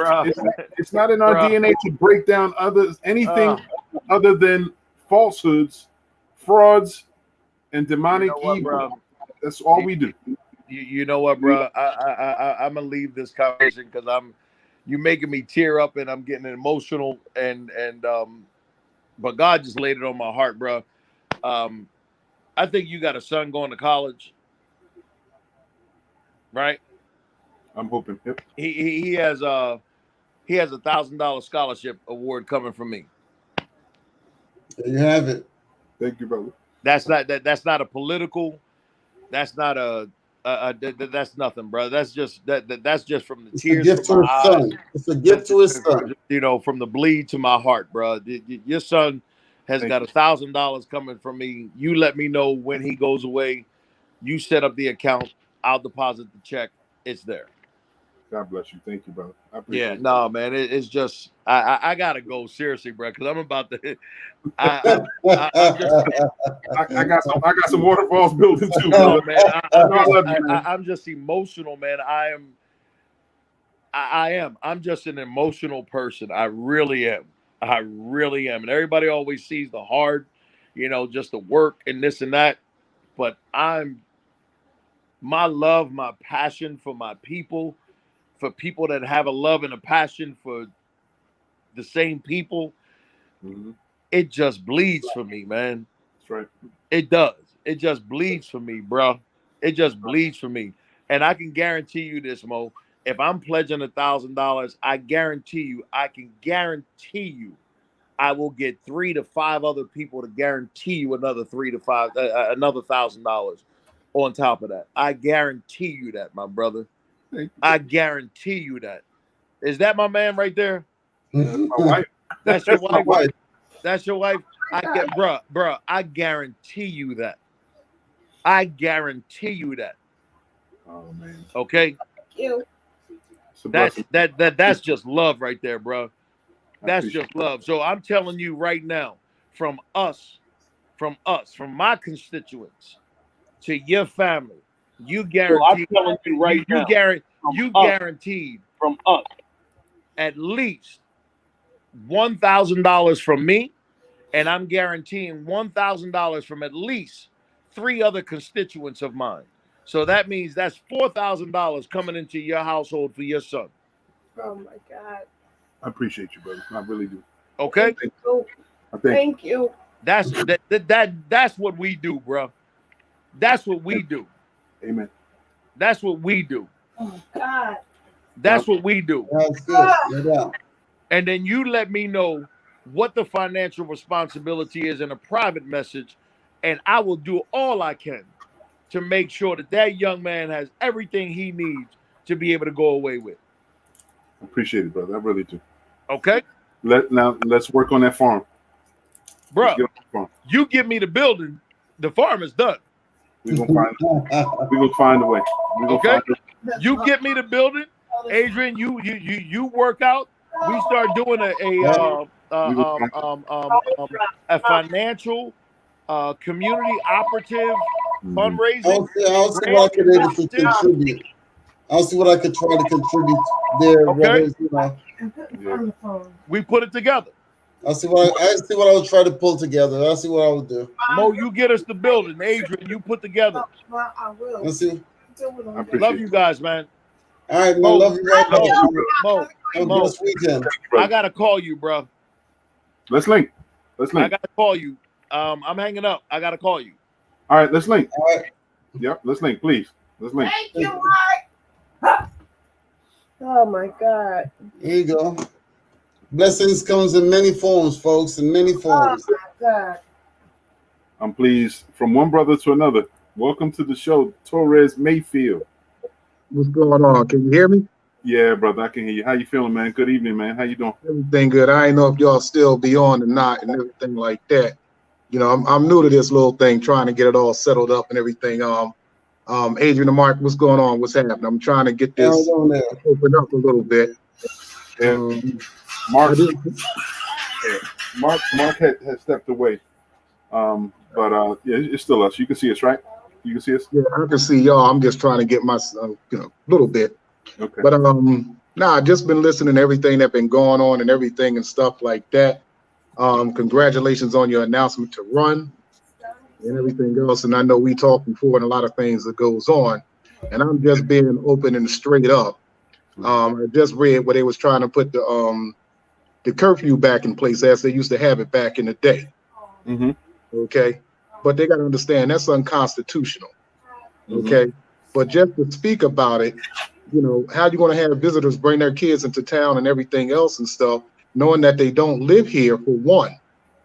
Now, they got the shot spotter and the camera system. What good is that doing here in the city when you got murders and everything and stuff that's going on? So the only thing they really probably can use is those the curfew to wake up everybody that's sleeping around City Hall. That's all out there on Atlantic Avenue, to be honest. You know, but as the current things and stuff that's going, I mean, like I said, I know it's late. Maybe next time I come on, we really can talk what we need to talk about those who are in office and not doing anything, still beating the system, still beating the community and the neighborhood and everything else, and everything that's going on in the city. Nobody really cares. There's only certain people. So, I mean, like I said, I'm not hold to nobody but myself. And we might as well bring it to the table, hold them accountable and speak about it. Because like I said, I fear no one. So now it's little off my shoulders, off my weight. I couldn't really say too much being in the thing that I am. But all those Democrats, I know you can't cuss on here or nothing like that. Say it. Say what you want. Listen, all those county Democrats and everything else and stuff from the county, Mike Suleiman and all the rest of them, then go to hell. Yep, that's where they can go. Because they don't stick up for Atlantic City. They don't live in Atlantic City, but they want to use Atlantic City. Yep, they're fake ass Republicans on the low. Yep. They are. Yep. Ask them where is Pearl Place around here? Okay, where Delta Avenue is around here. I know where Pearl Place is, that's for sure. Listen, they would come into the city and say what they want us to hear, but they don't live here. Where was they at when we was up here fighting to keep our sovereignty and everything else? You got Mazzio and Armato. They sitting up there and want to extend it for another 4 years. Where the hell do they come from? And they don't even live here. They offshore. Yeah, they come for the photo ops though.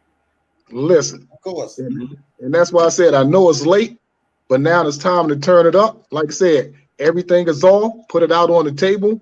Like I said, I'm really not disrespectful. Mo, you know me, I'm very humble in a lot of things. I'm dedicated and compassionate to what's going on.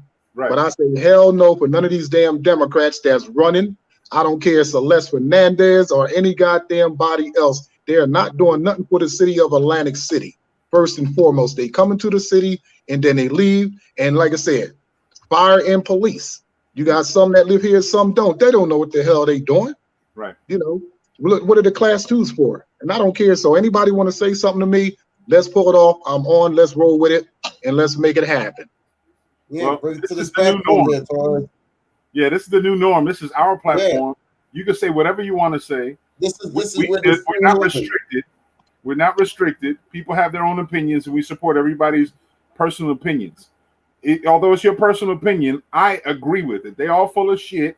That's one of the reasons why I left the Democratic Party to become an independent. I'm not emblazoned or beholden to anyone other than myself, my family, and my community. And if you have no respect for that, then I have very little time for you. Don't keep thinking that we're going to carry your marching orders, because that's all the Democratic Party has done in Atlantic City for far too long. Send marching orders for us to carry their candidates into victory. When Jeff Van Drew came down here, what were we doing? Interrogating him left and right. Why the hell do we need to support you? Right? Why should we support you? Why? Because how many times that we came to him and Andrew Zach asking them, remember you and I running into them at the League of Municipalities, asking them for assistance in helping against this S11, S12. And what they gave us, the shoulder quite a few times. Then all of a sudden they need our help.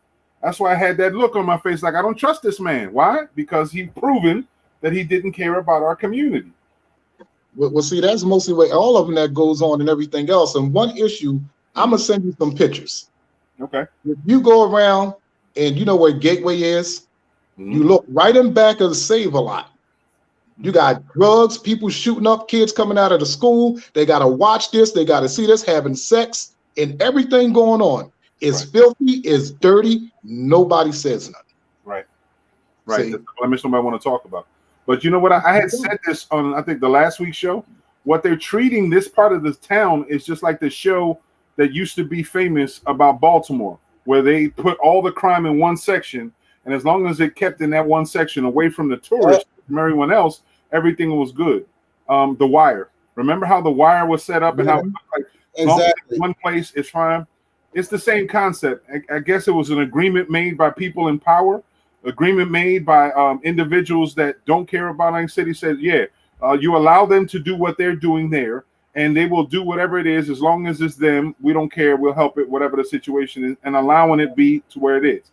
And all it is just creating, pampering this volatile ecosystem that creates nothing but negativity. And it's a shame, right next to a school where Gateway is, and next to a food market that's supposed to feed our families. Sadly, in between, you got a liquor store and a dollar store. So that's what kind of value CRDA has for us, right? I guess. Right. So. And how do you lock down a 100-year lease on a property for all those stores? Now they're doing something over there with that old KFC and Kentucky Fried Chicken.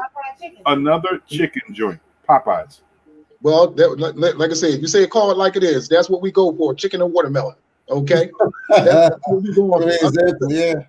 That's where they keep us at, with the chicken, the liquor, and the watermelon. And right there, you might as well just go ahead and say it. Look at it. But the place that's over there and back of there, how do you feel if your kids coming out there seeing people crushing up over there, wanting to, shooting up, falling over? Sad. Nothing. Where's the council person? Not spoke to Kaleem the other day. Nothing. Yeah. Nothing. I don't care. I'll call him out. He got something to say to me, say it to me. Like I say, I don't bow down and back down from nobody. I'm free. The chains is off. The gloves is out. Let's go. There we go. That's right. There we go.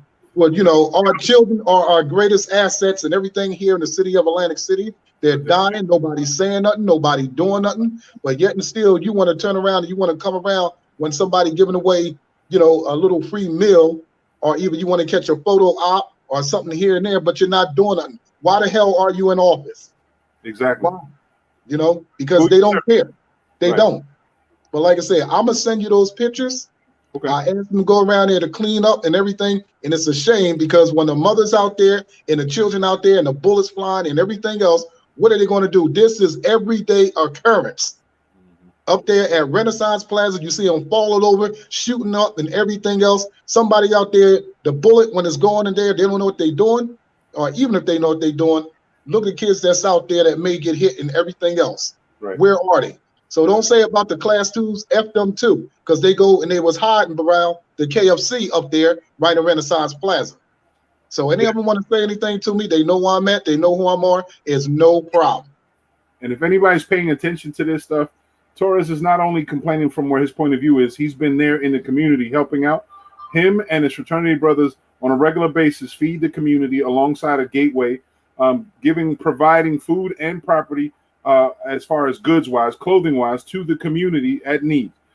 He's constantly been, that's my brother at arms, working with the community, helping out the community consistently. So his point of view comes with a lot of justification.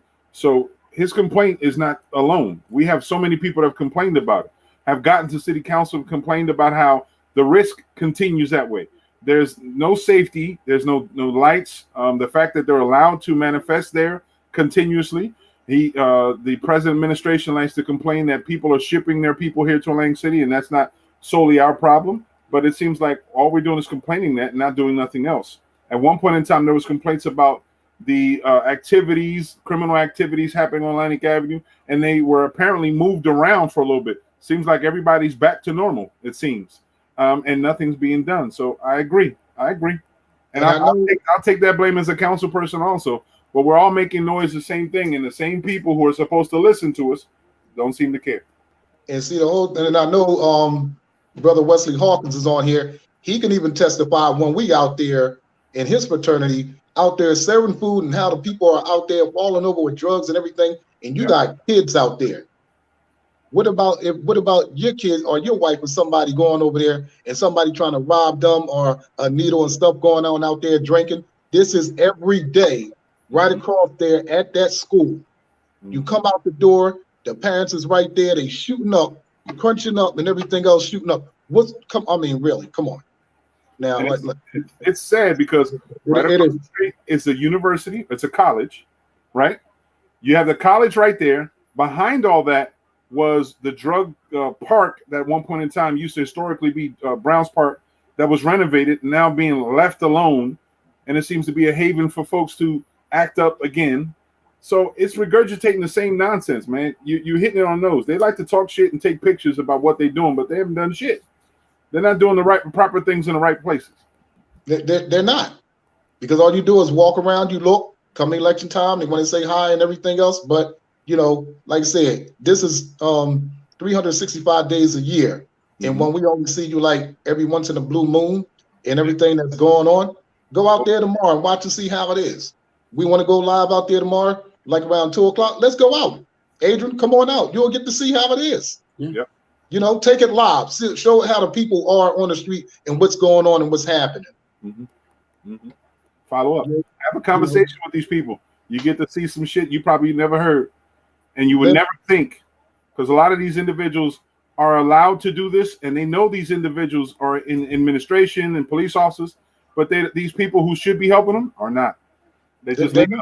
It's like The Wire, just letting you to die. Well, see, they got services, everything and stuff that they can use. Okay, and I see them out there helping and everything else. But what about the safety and security of the seniors that walk through those areas? Yeah, the children that's in there, those areas. I'm out there and they urinating up against the wall, against the school. Come on, you got kids there. Yeah, come on. I mean, there should be officers stationed right there. Activity, keep walking. As long as you're not sitting your bum down, just keep walking. There's benches somewhere else that you can sit down. Yeah, keep walking. Yeah. Well, it's the broken window. It's the broken window theory. Sorry about that, Adrian. No. Because I just came to mind because many years ago they used to have like police stations here and there, but all of those been yanked out of the city. So it seemed like everything fell apart in the interim. Yeah. That was coming from a time where officers. That comes from a time where officers were wanting to do stuff. Like Brother Torres was out there too. Well, see, here's the thing. Remember, the CRDA gave $7 million for the neighborhood stabilization program. Remember? Where's that $7 million at from the police officer that can call to you? You can call to him. He come to your house and everything else and stuff. They're supposed to be right there within the community. Where are they? The NCOs. Yep, that was my question. Where are they? $7 million. CRDA gave. Come on, let's keep it real. Where is that $7 million at? Yep, still trying to figure it out. It's kind of quiet. And who was the officer in charge of the NCO program? Do you remember? Was it Willie? Yep. In charge of the NCO program. So where is the $7 million from when if I'm at home, the police officer supposed to be able to call me right up. I can call him right out. Call him right up and tell him what's going on and what's happening. No knock at the door and everything else. Where did $7 million go? Wow. Mm-hmm. Come on, let's keep it real. Where did it go? Yep. Where's the $7 million? Absolutely. Where'd the money going? Hello. Absolutely. Now let's call it, and I'm calling it out. And if they want to come to me, I have no problem. Now, Police Foundation gave $75,000 for the violence program. Well, look all the violence that's going on here up in the city and everything else and stuff, and all the killings and everything else, and then before election night. I don't know. You got individuals making $70,000, and I haven't seen them successful in anything. Yeah, let's open up a Pandora's box and call it. Mm-hmm. That's how we got to do it. Yep. Closed mouths don't get fed. Like somebody once told me, the enemy of my enemy is my friend. That's right. That's right. All day, Mhm. every day. Right. So That's right. let's open it up, bring attention to it. And while the state is not coming in and doing what they supposed to do, they want to keep taking from us, bringing the same people in. Listen. The same hookup. I've been saying this for a while. I've been looking at this stuff, and it seems like the state is sending a bunch of lawyers and evaluators, researchers coming down here so they get these large contracts because it's illegal for them to pay them directly. So they're using an influence for Atlantic City to pay them. So it's a political favor from a longer distance. But Mo, it's not only happening in Atlantic City because based on what I've heard, also in Pleasantville with the Board of Education, with those guys over there, Mm-hmm. you know, they're bringing in the state, you know, and all of this kind of stuff and paying these guys big bucks and using, you know, it's like criminal stuff really going on, man. So criminal stuff on the inside on another level. And they've been doing this stuff for years, for eons, decades. It's so blatantly disrespectful, and there's no return on any of this investment. There's no return on it. Yeah, because you would see a little donation to this, a little added benefit to this department, more people, more police officers here and there. You would see some return on the line item, shifting. You would see something. You ain't seeing shit, but other people getting paid big checks right now. You're not getting the type of return that you would expect to. And we're not talking about pennies, like you mentioned. It was $7 million here, $9 million there, a couple $1 million there. And I don't know if it's during the time of the pandemic that people can't go to the meetings, and they know that people stay uninformed because they don't want to take the additional steps to get connected so they can watch the shows or watch the meetings or find the information. And they know these parasites that are getting so much money off of us, off the general public using this, depend on us to stay ignorant. They depend on us. Well, as you know, Atlantic City was once known as the queen of resorts. Mm-hmm. Well, she still is the queen because everybody's prostituting us. Yes, she is. Yep. She's everybody's bottom bitch, and it's a shame. And Torres, you make a very good point because I remember John Stoll said it best. He says New Jersey is like one of the most corrupt states there are, around. Because remember, all of the mob movies were actually made in New Jersey. Yep. Yeah. All of the mob movies were all made in New Jersey. I mean, Atlantic City is famous for running liquor and all of that kind of stuff with the mob many years ago. The White Horse Pike, the Black Horse Pike, that's how it came into existence. Running liquor from the ocean straight up into Philly. And the mob was doing all that kind of stuff. Mm-hmm. Now, I know all of us remember cutting through Baccarat, going around by the Back Bay just to go to school so we won't have to go down Arctic Avenue. Yep. Okay? Well, we couldn't go out there. Same street, White House Sub Shop on. When you crossed over there, we had to go around by the Back Bay and cross all up through the Nevada Avenue, through those houses just to navigate. To avoid people. Yep. Yeah, Little Nicky and them boys used to run back there. But see, they wasn't bothering us or anything, but that's the route. Remember, we had to take that through. Yeah. I So when you come over the expressway, you look over there, you think back, you be like, wow, we had to walk on that backside over there just to get down to the high school. Yeah. Remember that walk. Good memory, man. Good memory. That's what I'm saying. And when you look at it, we shouldn't have to do that. We still doing that today if you really look at it. We still going through the back of the bus. When are we going to get on the front of the bus and sit down and everything else? Mm-hmm. I mean, come on, it has to come one point in time. There was a time we wasn't allowed to read and write. Mm-hmm. And some of us won't get up there and read and write now, but yet and still we want to try to act like we know something when we don't know nothing. See, or claim that we're accredited in this and credited at that, but showing us that we're kind of foolish in our actions anyway. yeah. and we still found that good old syndrome. Now, like I said, I still eat leftovers. Leftovers is good. Hell yeah. Okay. It's better the Fried following up, day because everything's, it simmers. Now, Mo, I know you know this, but Adrian, here you go. We grew up.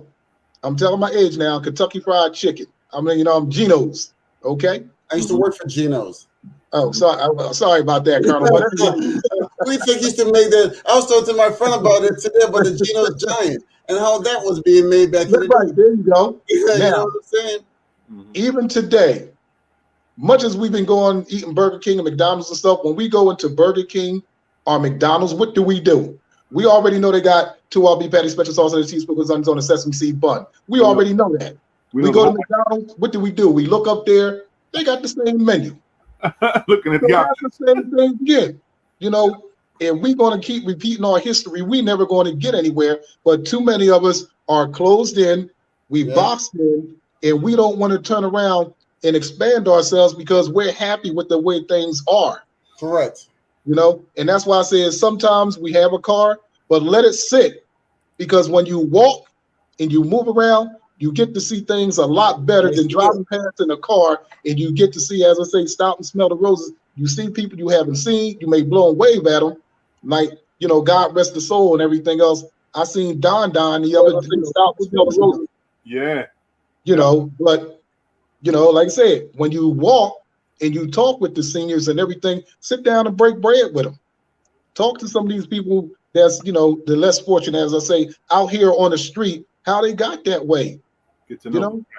Exactly. And they don't engage. People are reactive, not proactive. True. See? True. Very true. Well, 'tis the season, as we talk about, right? This is This is the time. This is the moment. Yeah.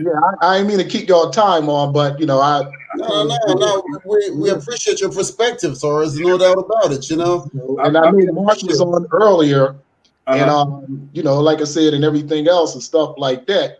But my thing is, if you're going to run, you got to be in it to win it. You got to be someone of the people, and you got to let them know you care, because a lot of them is up there telling us, what they want us to hear.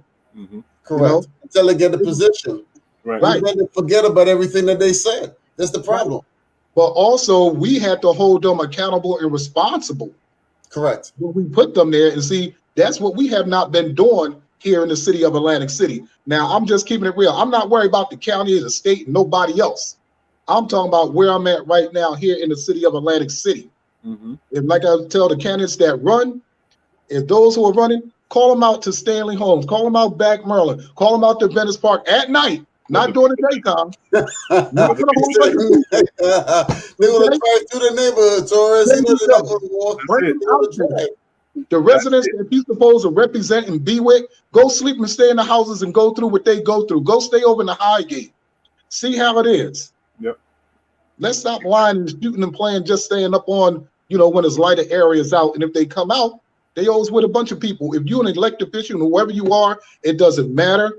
Here in the city of Atlantic City, you go up here and people know you. You should be able to go anywhere by yourself in this city, and you don't need no protection, because if you got the Heavenly Father watching over you, you don't need nothing. Absolutely. See? Absolutely. No Like weapon formed against you. If you're a man of God, no weapon forms against you, right? That's right. That's it. That's how So it my is. thing is, call them out at night. If you know they can't go to City Hall when they had a council meeting, bring it out in the community. Talk to them. You can do it remote. You got everything that's going on, but go back to the old soapboxes. Bring them out in the community where everything is going on. Debate over there at the Highgate. And like I said, inside of Stanley. I mean, go out to right in Renaissance Plaza. Go talk to them. That's right. Just some mornings you go out, you turn around, go drive right down Tennessee Avenue. It's like, I thought I was back in the military. I'm telling you. When I went to work one day and I looked over there, I seen all those tents up and everything. I wanted to go over there and join them because I thought they was in the military, but that's the life and stuff that's going on. So who's offering them something? Who's helping them with something? This is every day out there. Like I said, tomorrow, Saturday. Hey, let's go take a walk. I got a couple of Zoom meetings, but after that, Let's go around. You go around, you film, and you see what's going on, and you see what's happening. Not because it's election time, because it's the right time, because you never know when it's your time. Plus, the way things are, a good public servant should already know anyway, because they're there. They've been there. But none of these people can say that. None of these jokers, not even the person that's in office now. You know, and like I said, and I put it all across the board. Mm-hmm. I hold not only our elected officials, I hold each and every parent, father, sister, mother, everybody has to take interest. Because when something happens to one, it happens to all. Well, people do not want to get involved until it happens to them. Mm-hmm. You know, and like I said, I've been through it. I had a brother that was killed. Everybody, oh yeah, la, la, la, la, listen that. And that same goddamn person knew who the person was that did it. But you want to come give me a hug and you want to holler, that's bullshit. Mm-hmm. Don't play with me. Yeah. And the thing runs all up in your face and everything else, acting like they care when they don't even give a damn. Fakes and frauds. Yep. See? So, I mean, like I said, you know, run it live. You know, call them out. Listen. People too scared of the truth. They are. They can't handle the truth. The truth hurts to a lot of people, and that's the problem. You know, but the truth, you know, purifies also. You know, the truth gets rid of all the frauds, and that's the bottom line. Yeah, but see, when they falling down the steps and everything or something like that, they're like, "Oh God, help me, please, help me, please, help me, oh Lord, save me." Well, you should have been saying that before. Then maybe you wouldn't have fell down the steps. Exactly. I mean, come on. He was guiding you without you asking, right? Exactly. Yeah, don't call on them when you don't need them. Call on them all the time, but they don't know how to call on them. See, that's the thing. Mm-hmm. So, like I said, I mean, I'm going to send you the pictures, and it's bad because of the stuff that's out there, the way that it looked, and the way that it is. Believe me, nobody should have to see that, and especially our children. Yeah. Well, and going out, you know, like they say, train up a child in the way that they should go. If they seeing somebody out there crushing up their drugs and shooting up with their needles, and they come on, they babies. Come on, it's sad because they created this team of individuals, an executive team that's comprised of people from here. There's some elected officials and some aren't. Mm-hmm. People from the state of New Jersey that are all either appointed or elected, and people from the CRDA to make decisions throughout the entire city. That should have been taken care of 4 or 5 times over and could have easily, just with the same initiative as treating it like it's your own. But they don't do it. We're trying to figure out why they're not doing it. We're trying to figure out when. Some of it we like to believe that, or it's not even like to believe, just makes so much sense that they're keeping it that way so they have somewhere to point saying, see, you need us, as in the police department. Just like creating a wire. If you just like the wire concept, you keep this one area dangerous, then you always have the fear concept that you can always hide behind. You need us, you need to give us more money to do this, do that. It enables the need, when in essence, it enables the thought process. It should enable the thought process and thinking, where's the true problem in this? Is it leadership? I think some of it is. And the other part is who's behind this leadership, the puppets, who really don't care about us.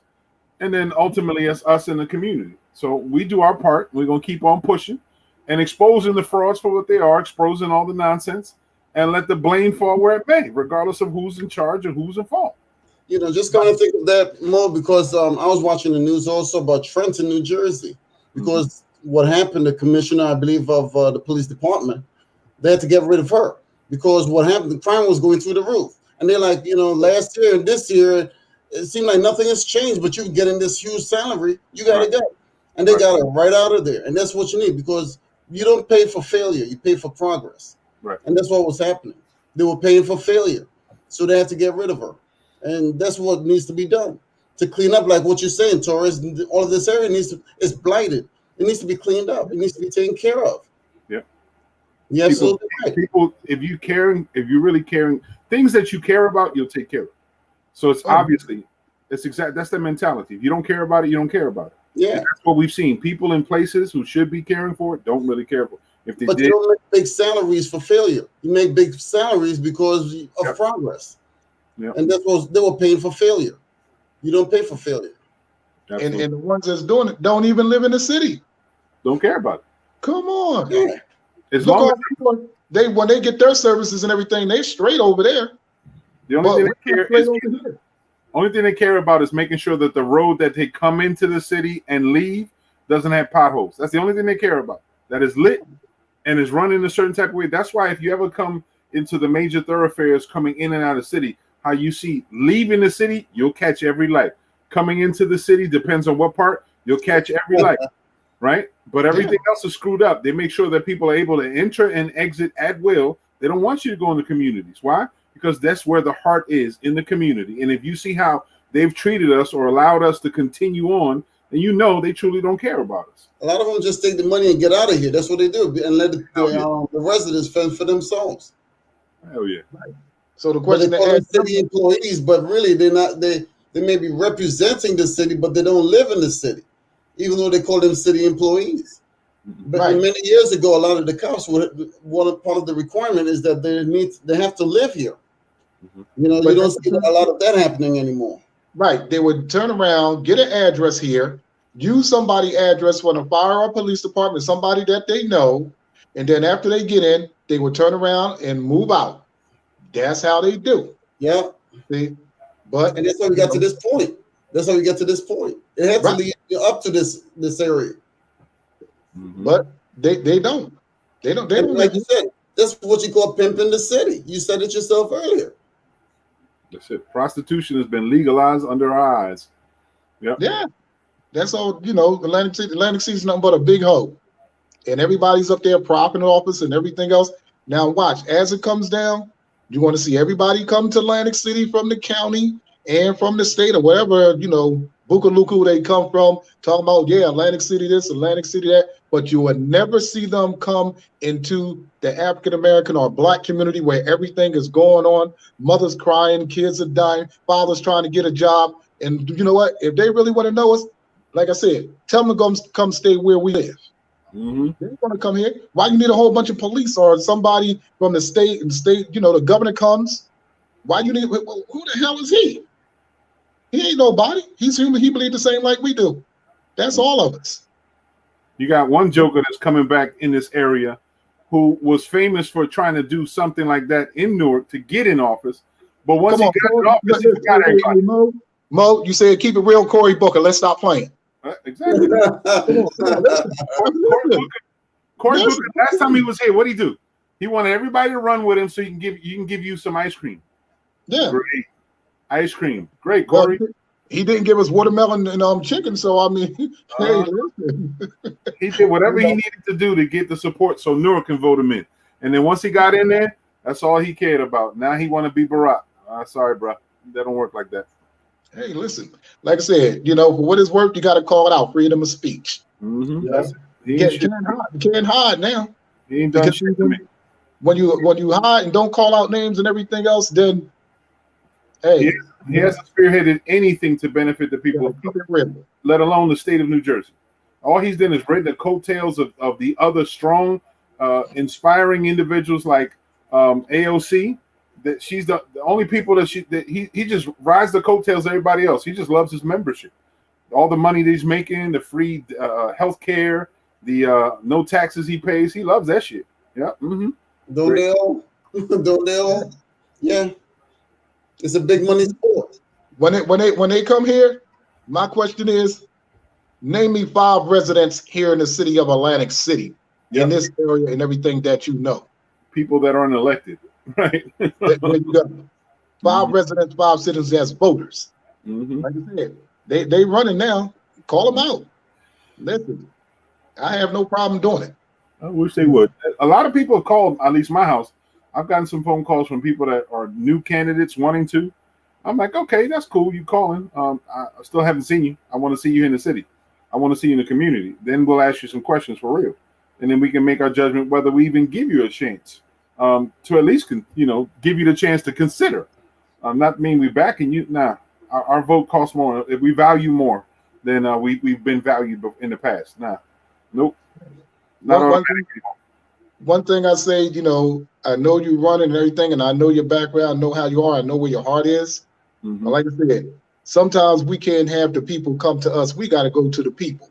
Yep. If it's up there, having it right there in a courtyard somewhere, turn around and hold it right there in the courtyard where you can talk, people can ask and say what they want to say. Any other candidates want to come out, let's do it there. We don't need the fellowship of messes here all up in the city and everything else and stuff, messing and tearing everything up, getting what they can get and everything. I call it like I see it. There we go. And I still stand on my own and still say what I got to say. They don't make me, they don't break me. All up in the city and everything else and stuff, messing and tearing everything up, getting what they can get and everything. I call it like I see it. All right. All right. All right. Call it. That's all that matters. It's called them, and they got their own dilemmas and dramas, my understanding. So like I said, and like I said, I know where the bones lie in this city, and I know who they lie with. So if you want to come out with me, I'm ready. Let it be known, huh, there, Torres? Listen, I've been around since 2008. It's a hell of a lot that I know that they think I don't know. I have a wide and far outreach when I want to know things and everything else. Amen. So, like I said, I have no problem. But if you come at me, be prepared and make sure you be prepared to suffer the consequences. I'm not violent or nothing like that. I don't have to get like that. It's the mere words that I speak and the things that I know. But if I'm come and anybody knows me, I do my homework. That's right. There we go. That's what I'm talking about. Man that stands on his morals. That's what I'm talking about. Yep. Good conversation there, Torres. No doubt, man. I'm glad that you're bringing it to us like that. You know what I'm saying? Mm-hmm. Put it out on Front Street. It doesn't need to be shadowed anymore. It needs to be put on the table. And that's what it's all about. And you know why? If you can't keep it real and everything else and stuff, you can't take it with you while you go anyway. Everything's only temporarily borrowed. So, hey, it is what it is. And like I said, if you believe different from me, then you let me know. As far as I know what makes the grass grow. Believe me. Oh, okay. Okay. Believe me. I like that. The others know. I like the little history lesson, man. That was pretty cool too. Okay. That back road, I remember that very well. Okay. Oh yeah. Going to Atlantic City, high school, graduating from there, going to being one of the first foreigners at Texas Avenue School, which used to be Chelsea Junior High School.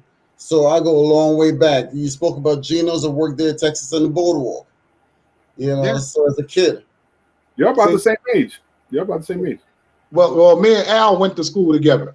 Well, we're not the same age then. I'm older than Alan. Yeah, right. Like I said, that's my man Al. He can tell you some things about us, but I can't say that on here. But anyway, like I said, we like to keep it that way for now. Let's private conversation off the air, Oh yeah. But like I said, we got to take it back to when we used to can go to Garwood Mills. Yeah. Go up on the boardwalk. Remember we used to go to Kentucky Avenue, get the Belgian waffles when they were burnt. The lady would give them to us. Mm-hmm. We got all away from that. Mm-hmm. We did.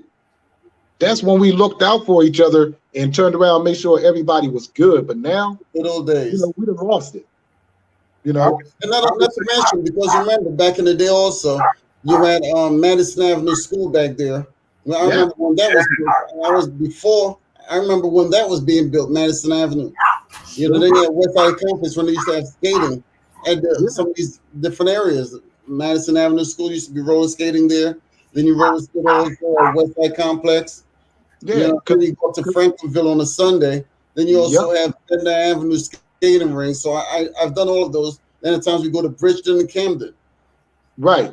Now remember Madison Avenue used to have the dirt hills. Back in the day, when you used to ride your bike up and, when they was building the school. Right before they right.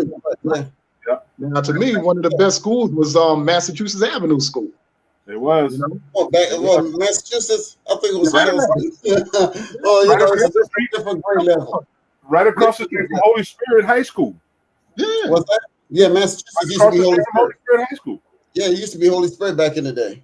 Yeah, Massachusetts, across the street from Massachusetts Avenue is Holy Spirit High School. Yeah. And see, when you go back, and I go on YouTube sometimes, and I look how Atlantic, and then I bring because now remember Mr. Harris, Slim Jim, when he used to walk down the street of Atlantic City, the painter, right? Yeah, the painter. Yeah, we used to have Tiger Lily that used to be running around here in the city. I don't know if you don't remember her, Alan. Adrian. I mean, Yeah. Adrian. Yeah, I'm looking at the age. I'm looking at the age. Yeah. Adrian. Now you got your brother on my mind. But I remember a lot of that stuff. You know? remember remember Shaky Head Jr.? He used to walk around with his head shaking all the time. Come on now, yeah. And then you had Spitting Willie that used to move around in the city. Those characters there. Probably when you actually were going through all that. Back then I would have gotten my driver's license, so I would have been out of the area. I was going. But there are people Hold on. that. Wesley hit you with Frank the Yam. Oh, Frankie the Yam. Yeah, Frankie. I don't know if you remember him, Frankie Yam. That's Frankie Yam. But see, there are things that the people that made Atlantic City back then, when you had the yacht club, Timbuktu, and those things and stuff like that. Right, the character. You used to have this place called Irvin Avenue. Have you ever heard of that place? What was it? Irvin Avenue. It's where the white the Lighthouse Plaza is. Yes. I remember when they were building the Lighthouse Plaza. So I used to live across the street from the Lighthouse Plaza. Right behind there, it's like between Vermont and Rhode Island Avenue. A little street in between there in the back is called Irvin. Yeah, it's an alley. Yep. Okay. Yeah, it was an alley. Exactly. Yep, now, remember the TV show that used to be here on WWAC? It's called Dancing on the Air. Watch out. Oh, Dancing on the Air. Dancing on the Air. What was Atlantic Avenue.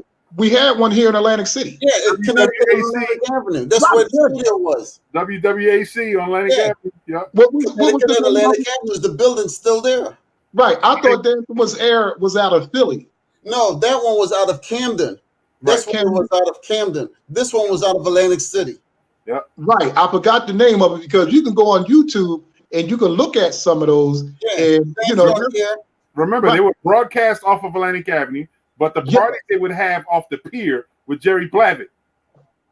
Remember they had the parties at the pier? That's a lot of times they did a lot of the dancing contests, the TV boys. With the heater. Yep, the Geeter. They were tied into it. Yep, because WWAC 53, I think it was. It was. Yeah. Now, see, that's what I mean. Going back to WUSS. WUSS very well. As a matter of fact, my friend Dee Rollins used to work for WUSS right here. Dee Rollins, she was a female DJ. Yeah. Now, if you want to do right. So if you want to do an investment, why not, come together and invest in a radio station like that, like we used to have back in the day to do something, that license. I'm just saying, this is where, okay, you can have all the college degrees that you want and all the education you want, but if you got creativity, you can have millions. Yeah, sky's the limit. Right. You can go to college and everything else and have all these degrees, but if you don't have creativity, you don't have anything. Mm-hmm. See, now, like I said, imagine once again, let's go back, let's say we do WSS 2. Mm-hmm. I mean, hey, listen, that was ours. Yep. That was ours. Yep. And Kentucky Avenue and everything else was ours. Fish and Chips, Club Harlem, Timbuktu. Come on now. Right. Right. On Tennessee Avenue, what it used to be, Tennessee and Pacific, it used to be a church that then they turned it into a nightclub many years ago. The Melody Lounge. I remember you was over at the Melody. Let me stop playing. I was there when Michael Jackson came, with Thriller. I remember being there when it came up with Thriller. Wow. That's the history we need to kind of move to get back to, because look at it. Everybody and nationality that comes into the city, they get their own. They get to have what they want to have.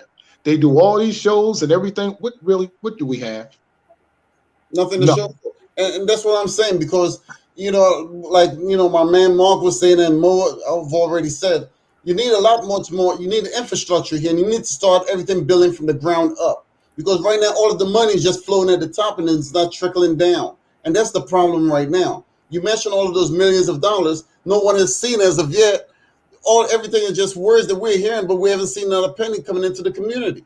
Right. That's the problem right now. and especially with COVID, because it gives them a reason not to actually explain themselves where all of this money is going. And that's the problem. Right. See, that's where it also comes in. When you have people, you come in with your own investors and everything else. See, Accountability. right. And see, a lot of people work off, you have business and everything, you work off residue income and everything else when you building your buildings and everything. But you can have it where okay, let's say we come together, we get a license, an FCC license and everything else and stuff to do our own platform, have another WSS. Like I said, we can come together and create and put that, because you know why? There's grant money and stuff that you can put that together with, and everything else and stuff that you can utilize and use. Now, the SMB, the small minority business loans, okay, $30 million a year go to waste because we don't apply for them, we don't use them and everything else. So let's not get mad when other people use them and we can't get them and everything else. Because why? We wanted the quick way and the fixed way and stuff like that, instead of sitting down, putting together a platform and everything else.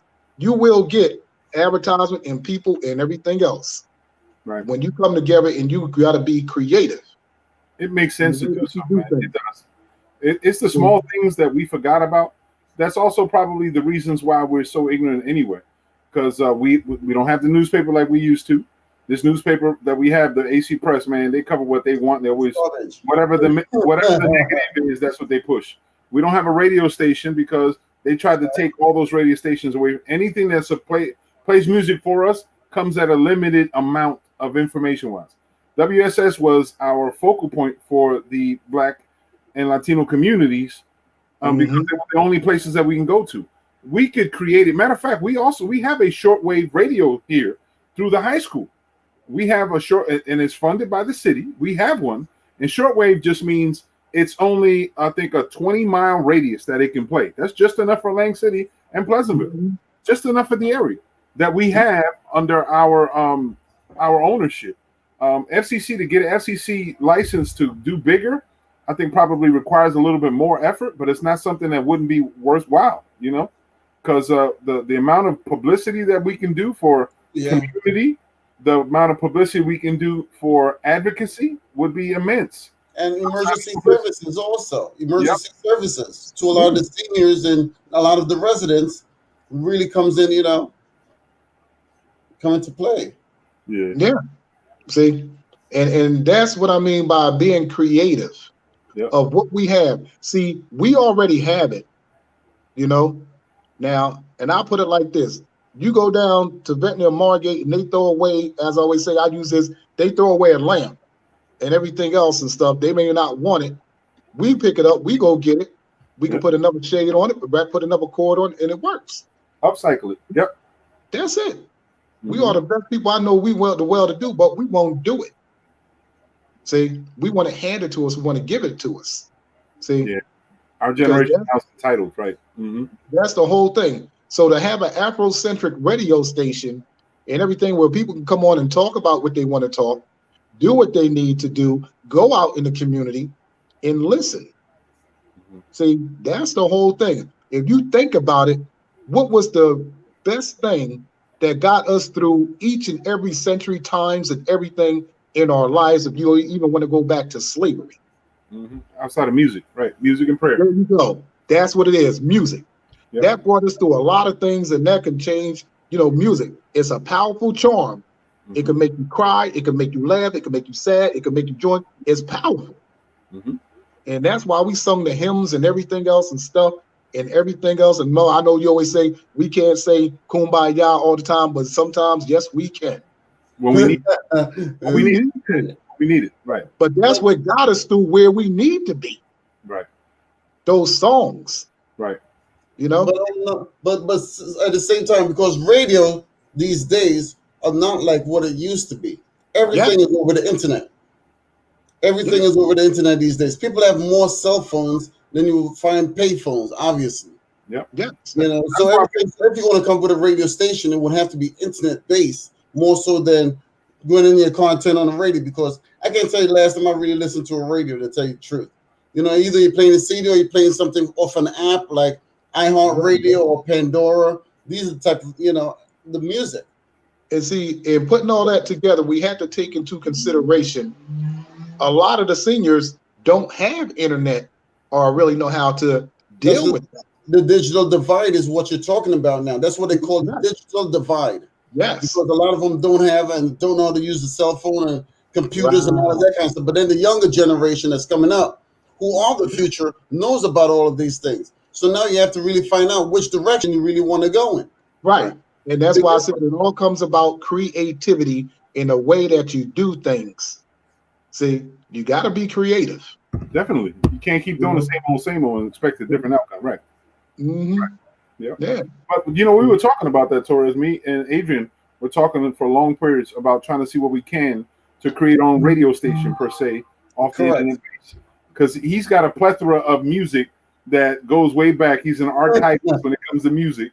And, now, listen, I used to stay up and watch Donnie Simpson on BET all night, all morning till they went off. Hey, and Torres, everything. Look, I got you beat with all that, brother. Okay, hold on, hear me out for a second because remember Houston Shine used to call Saddam. It didn't take that much to make it. Oh, so you thinking? Oh, there we go. No, because the reason why I'm thinking simply because I still have Betamax videos. What does that tell you? I have the actual Betamax video tape. Those were the first one before VHS. I still have those available. I got 45. Look, no, if you want to talk about 45s and the records, I gave all of that to Alan. Okay, so he has like 4 or 5 generations of nothing but music. The guy has a serious library. I got a bunch of nickels if you want to put it on the arm to hold it down so the record can play if you want to. And I got, listen, I even got aluminum foil in a coat hanger to put on the TV to get the reception and pull one knob off and put it on the other. I had to give away my TV like that to make room for my other one. Yo, no lie. I was looking at a console the other day. Somebody's selling an authentic one from 1976. I was like, if it's working, then that'd be golden.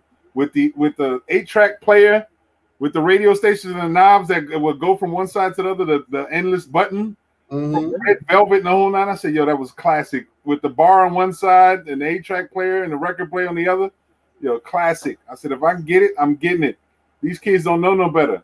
Y'all can have an MP3. I'd rather put on a good old LP. Let that 33 play and let it skip. It's like back in the day with the Walkman. You remember when the Walkmans first came out? That was the bomb. Everybody had to pick a Walkman. The big Walkman. You had to plug the wire into it. No. The mobile 8-track players. That's what I'm talking about. A mobile 8-track player. I remember them. That was inside of my car. Luggage. That was in my first car. It was a mobile 8-track. I had to take the damn thing out and put in cassettes. So I have 101 cassettes now that I can't even use because I have all CDs.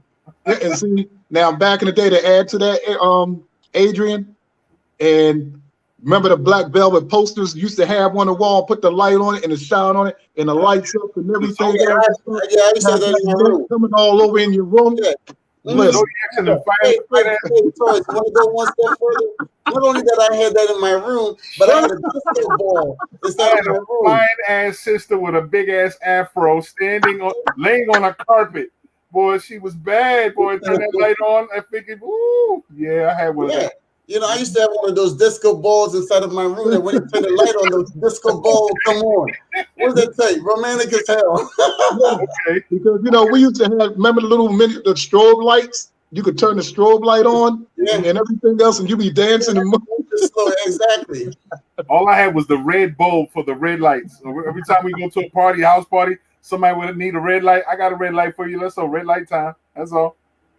That's all. I ain't have a strobe. I got a nice record collection, Wesley. My collection of albums and 45s are in mint conditions, over 1,000 albums and 250 45s. I know you do.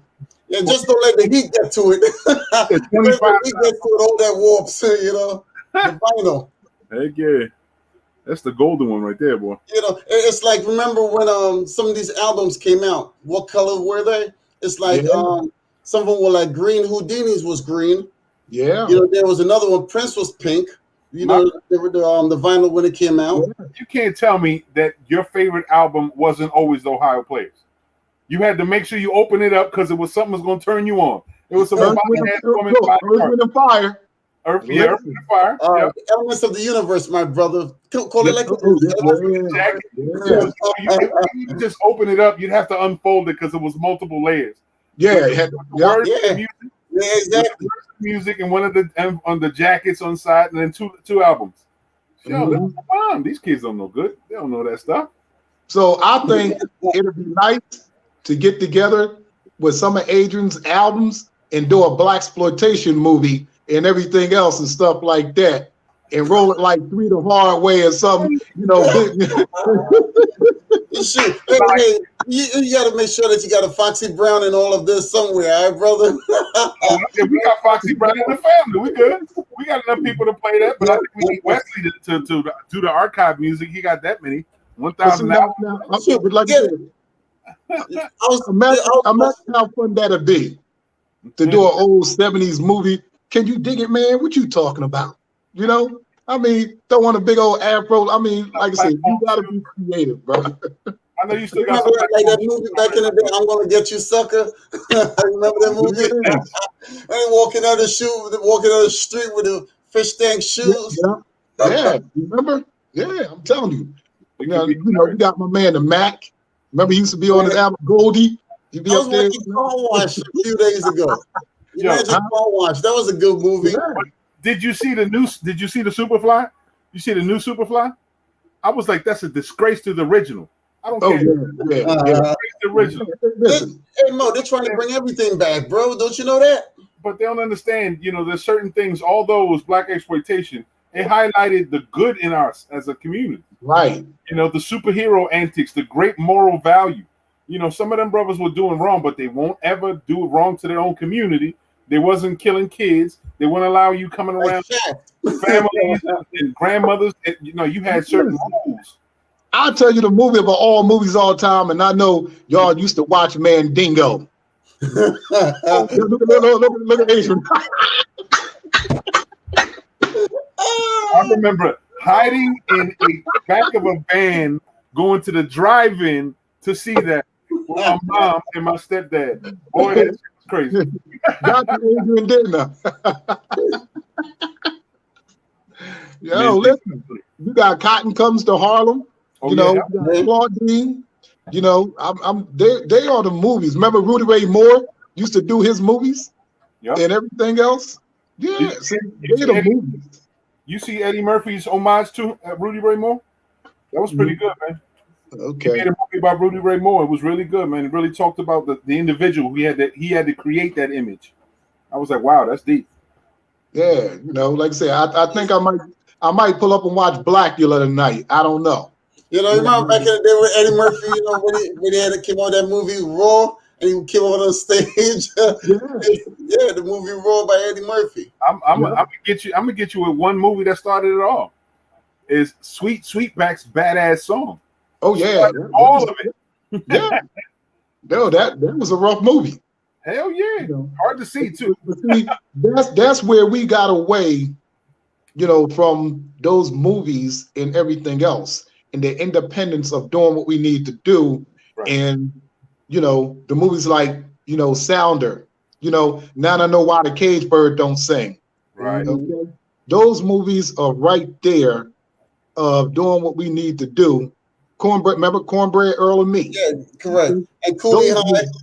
Right. See, those movies we don't have. Right. You take and show them to the kids today of how it was, how it used to be. Yep. See, that's where we lose. They taught principles, man. Although it was a flash, like it was a flashpoint showing the community how it was, how people used to do things, but it also taught morals. It taught value systems, you know, how we looked at one another, how we treated one another, utilizing certain words. You know, we would curse each other out without using vulgar words. We would learn how to be able to communicate differently. You know, we was cooler back then than we are now. These guys, you know, they call us square. I'm like, nah, y'all square, y'all corny. Well, everything started with us. They have to remember that we started everything. Any way you look at it, the music and the movies, you know, the rappers, when they got involved in the movies, that's when they made the transition. They went from being a rapper you know, like MC Light and these guys and LL Cool J, and moving into the movies. You know, we Right. started everything. Yeah. So when you now let's look at our clothing from the 70s, bell-bottom pants and shirts and everything else and stuff like that. Right. Now Right. look how that style's coming back a little where everybody trying to wear it now. Yeah. So you on point. I know you got it in your closet, so I know you on point ready. I know. So Well, you I'm, got it. listen, see, I'm going to challenge y'all, okay, to get that John Travolta suit when he is dancing and staying alive and start White doing your thing. White You know, so now you know, we got. hey, Taurus, you talking about John Travolta, brother? Do I look white to you? No, I'm saying his suit. You know that suit he had when he was doing like that, staying alive. I dress like John Shaft. You know what I'm saying? Who's that big guy? Fred Williamson action. Okay, I see exactly. With the leather coat. Williamson. Okay, all right. See, one of the good movies I like watching all the time is Roll Bounce. You know, that was a good movie because we went back in the day when the curfew went on and everybody was running, how we used to run for the curfew and everything. I love that movie. And plus, when we used to go skating, you know, because Mo was metal wheels. We're my boys, man. We had a skate team, bro. See, now I know Mo being on skates remind me of Sweetness. You know.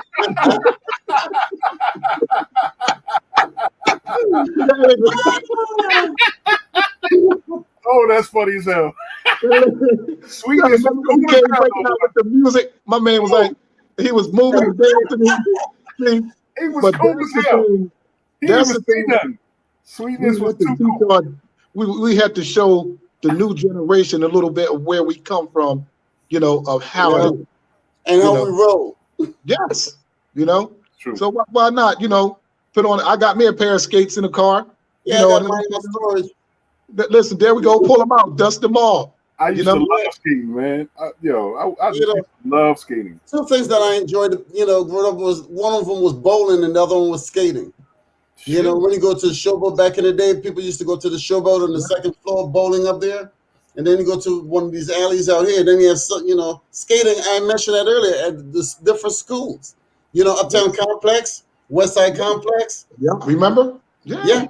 The one you know, you got Young Skating Center. You can go out there and go skating. Yeah. And everything else and stuff. But I mean, it's just those little things where we used to go when we didn't have a bike. We used to go around and get parts and build one. Yep. See, I mean, I remember I even, you know, it was snow time. I made me a rim bike just to ride in the snow. Yeah. But listen, I was slipping and stuff. But that's the things we used to do. Creativity. Correct. You know, we see. That's what I said. We are the well-known people.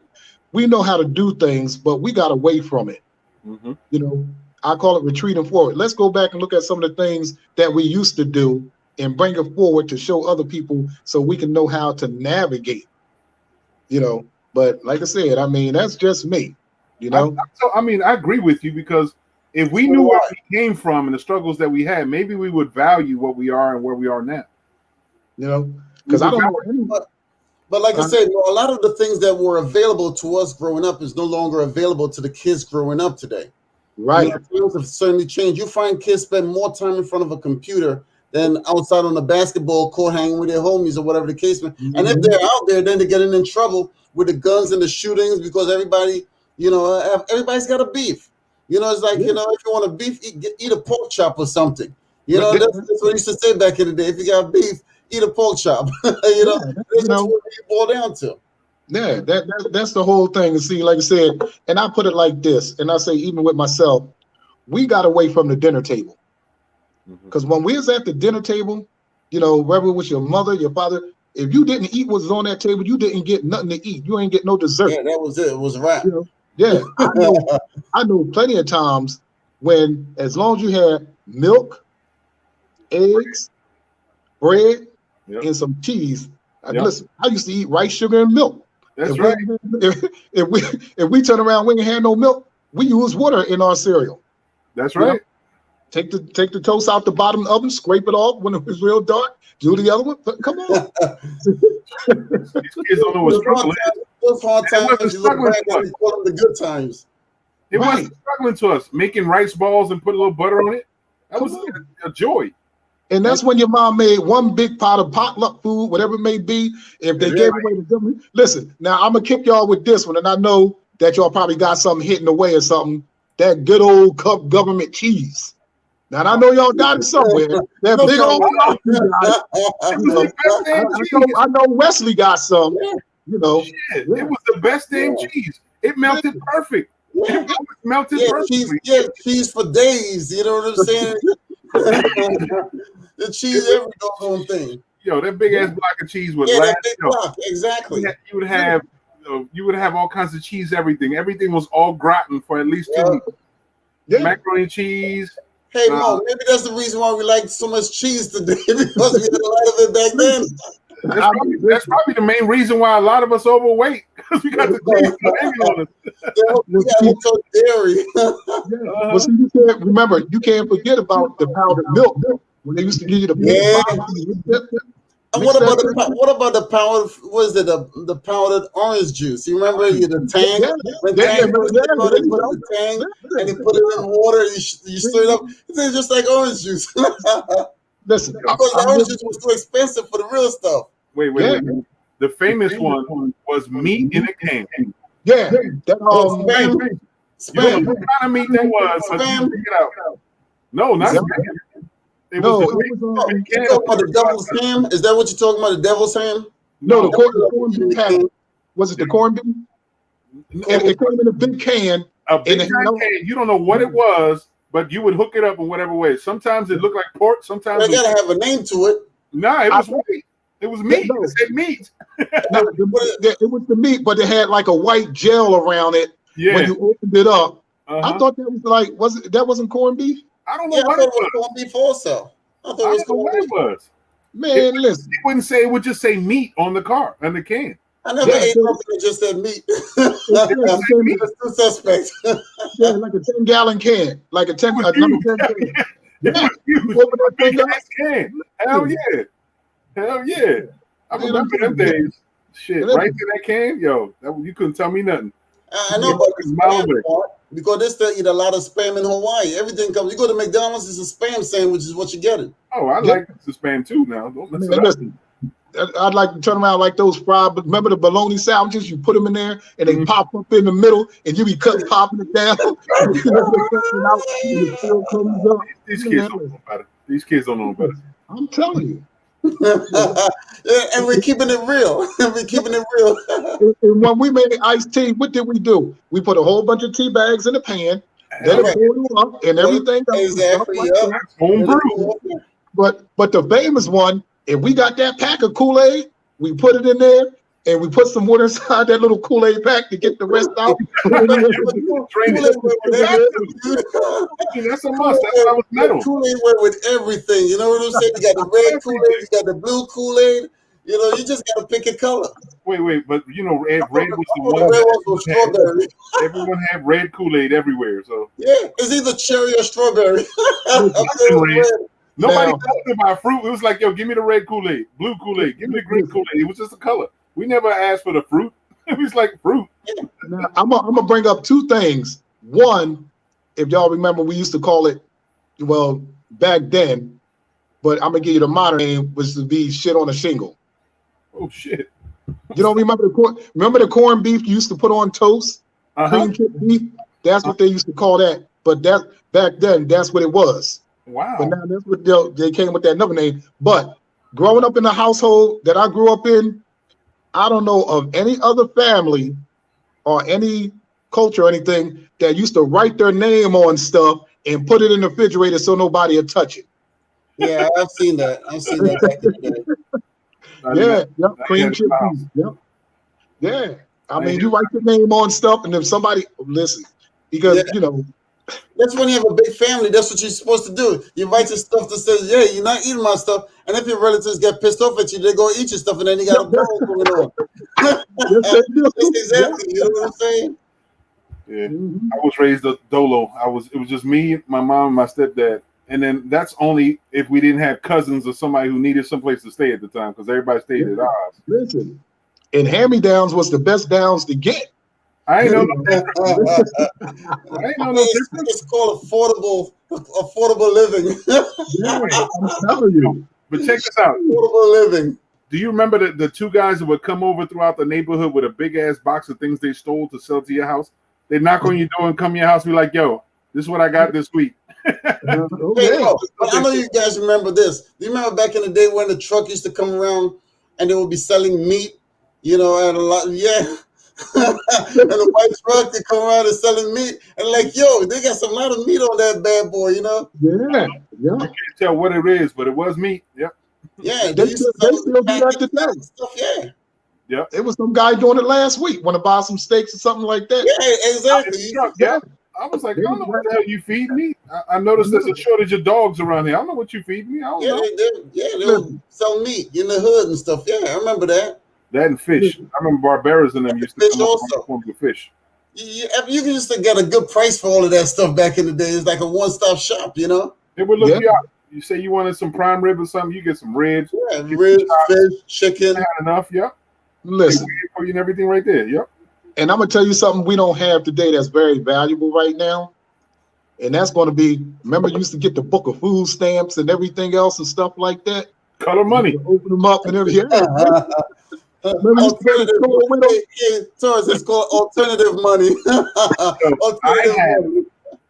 My man Alan gave me a $1 food stamp. I said, "Yo, whatever you do, please, I'll sell it to me. I want it." He said, "No." He gave it. He said he had 3. He gave it to me once. I kept it here, and I have it in a frame because these are the origins. When you start and you understand where that come from, then you have a real appreciation of your struggle. Yeah. Listen, you really want to know the struggle? Yeah. Imagine when they used to do the what is it?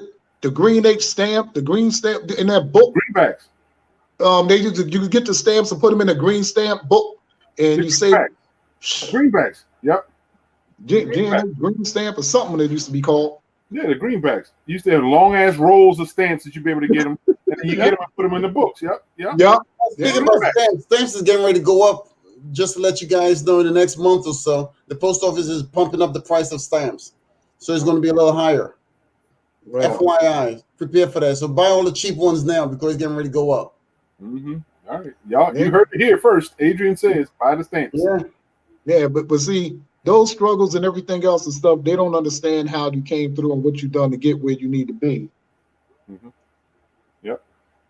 Make sure nobody was on the porch. Yeah, and that's it. That's an green stamps. Yep. Renee know. Oh yeah. Mm-hmm. But you hit it right on those struggles actually built us to be who we are. Yeah. And it helped us kept us together in the community. Like these people don't understand what it is to have 7 to 15 extension cords running from your house to the house on the block because they don't have electricity. They don't understand it. They don't understand it. They don't understand one family member. Your mom is out working. She got to work late, and your aunt 3 blocks from down the block sends you a plate of food, and your other neighbors watching you, making sure you go to bed on time. They don't have that. They don't know what that is. Different time and space, man. Different time and space. And see, they don't know how it is to go outside and have to go get your own switch off the tree. Okay. And we talk about that. Yeah. You know, because when you listen, the most famous thing, if I knew I was getting a beating or somebody in my family, one of my brothers and sisters, we used to go get a book and put it down in the back of our pants and stuff like that. Listen, you know, we used to act like it hurt, but they was hitting the book, you know, bruh. You had it good. I didn't get a chance to get a book. No, shoot. I'm from the islands, so I don't need to say any more about that because they'll beat the hell out of you down there. You know, so the thing about it is, that's how I first learned about law because I know in America they can't beat you. So when I came to the States, I wanted to get to the States to avoid the beatings. It didn't work hard. Trust me. I had my share down there. When I came to the United States, I'll call the cops on your ass. That's all I learned about the law, to tell you the truth. Wow. Yeah, but like I said, it's always good to reminisce about those days and everything else and stuff. But we also have to keep in mind those who have passed on and everything that gave us those memories and also to keep them. And like I said, I always like to use that, we got away from the dinner table theory all the time and stuff like that. Yep. Because that's where a lot of us came from and still have those values, which a lot of us really don't, foster back to. So, and saying that, Torres, we greatly appreciate you here tonight. Now it's the stroke of midnight now. Yeah, I know. So, time sure flies when you're having fun, and that's what we've had here all night. Since I signed on tonight, and we appreciate you. We want you to come back again, so we're gonna have more additional discussions like this moving forward, because you have good ideas and you represent the city of Atlantic City, coming up from grassroots is what I'm saying. Just like myself, my family came here in the mid-70s from Trinidad. And that's a lot that was going on back then. So, during like the gas shortage. So it's like someone said, if you can make it through the 70s and 80s, you can make it anywhere, because we went through a lot of hard times growing up. That's right. We can all agree to that. So we really appreciate you, doing what you've done and moving forward, man. Love that. That's what we gotta do. Keep it going. Like I said, got some gloves off, some things, had to take some weight off of some things. We'll get together one of these days and we can reminisce more about this stuff. You know what I'm saying? But see, if it come on, either you gotta wear a dashiki or an afro or something like that, or even a two-piece leisure suit. So allow me to interrupt you here for a second. I've already worked my way through all of those fashion, and that's the reason why I'm here now. Okay. I had the waves, I had the Cutlass Supreme. I went through all of those fancy things. I lived my life very well. So this is where I'm at right now. I had the goatee, the whole 9 yards. As a matter of fact, next week I want to show you one of my pictures when I had an afro back in the day. I think maybe that's what we can do. We'll all be charged to bring a nostalgic picture of us in the picture. Before and after. Hey Mo, that's it right there. Next time around, bring a before and after picture. Way back when. I got pictures of Torres when he first got into the military. No. Oh, he trying to show his now. No, you're supposed to wait. Oh, okay. Oh, that's mild. That's cool. Yeah, that's me as a child. Wow. You look so non-threatening. I look like I'm going to the Brady Bunch or something. The left road, yeah. Mm-hmm. So, like, good, Torres. That's me right there. Oh, there you go. Look at that. We got pictures. That was great. Now we got to bring a picture with our afro. Exactly. Next time, I'll do that next week for you. How is that? All right. Well, that's a challenge. Let's go way back pictures. Let's show a couple way back pictures. Adrian, I'm waiting to see Moles with an afro. Oh, you'll see it, because what happened? I used to work at Bradley's in Ventnor, and I had an afro back then. Oh shit! They let you? Okay. Yeah. I took a picture at Bradley's back then. Puff the hair up, though. Yeah. Okay. Pantry Pride. Man, let me stop. I ain't going to keep y'all up. It's after 12 and everything else. It's all good. Because I'm a PK kid and I can talk. No, bring that picture next time, Torres. We want to be ready. We're gonna be ready. And next week's show is the Juneteenth celebration show, so it's all in. It's all acknowledgement about stuff. So, what we do every week, I know you paid attention, watched the show a couple of times. We close out by giving everybody a chance to say a few good words. Whether you want to promote something or you want to promote yourself, it's a chance for you to say something in closing to the people watching. Brother Torres, please do that. Well, like I said, I had fun tonight, and it's always good to reminisce and talk about things, because if you forget where you come from, you'll never know where you're going to go and where you're going to wind up. And like I said, once again, I will be looking forward to next week. What's next Friday's date? Because I do work the fights and all and everything else. It will be the 18th. Okay. Yeah, I can be good on that. But like I said, you got to live and have fun and everything else and stuff. And I always say, and I learned it from my mom, it's not how much you give, it's the love that you put into giving, and do something to make a difference each and every day. Beautiful. Yeah. You Great know, words, great words. you All know. right, brother Adrian, come on, man. Let's hear it. What we hearing? Hey, Taurus, first of all, I don't know if you've seen on Facebook, but my younger brother, I'd like to congratulate him on being entered into the New Jersey Boxing Hall of Boxing Fame. Hall of Fame. That's my man, Al. Like I said, You know what I'm saying? You know, and all we work around and all together. through. You know, I've encouraged him and my family have encouraged, we've all encouraged each other to do the best that we possibly can. And that's what it's all about. That's Right. what family is about. Yeah, You know that's my what I'm man. saying? As we call him, Trinidad Al. That's my man. Yeah, And everything else and stuff. We, yeah, like I said, I'm an inspector for the state that do mixed okay. martial arts and boxing. He's a rep. Like I said, we got a good connection. You know, and like I said, you know, just showing the platform, bringing everything forward. I really enjoy having you here tonight, no doubt about it. The reminiscing of the past, you know, along with Mark Rassman, you know, making a contribution to my man Mo, you know, his family, and the whole 9 yards. That's a wonderful thing, man, because that's what Black pride and Black love is all about. Taking care of your community, uplifting your community, trying to do better in your community instead of trying to destroy your community, and that's what it's all about. You know, and like I've always said before, and even with this COVID, you know, it's you know, when it comes up to the vaccine, a lot of people are confused. But the bottom line is, you know, it's your life, you know, it's your right. If you want to get the vaccine, that's fine. If you don't want to get it, that's fine. But ultimately, when the bill comes in, it's still on you. So, like I've always said before, you know, be positive and always test negative. And that's what it's about. That's what I'm talking about. Yeah. Well, folks, we greatly appreciate everybody stopping by.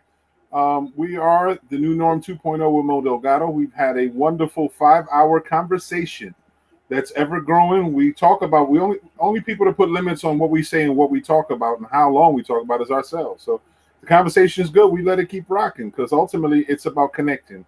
And here in the New Norm, that's all we do. We try to be a conduit and try to make sure we keep everybody connected and informed.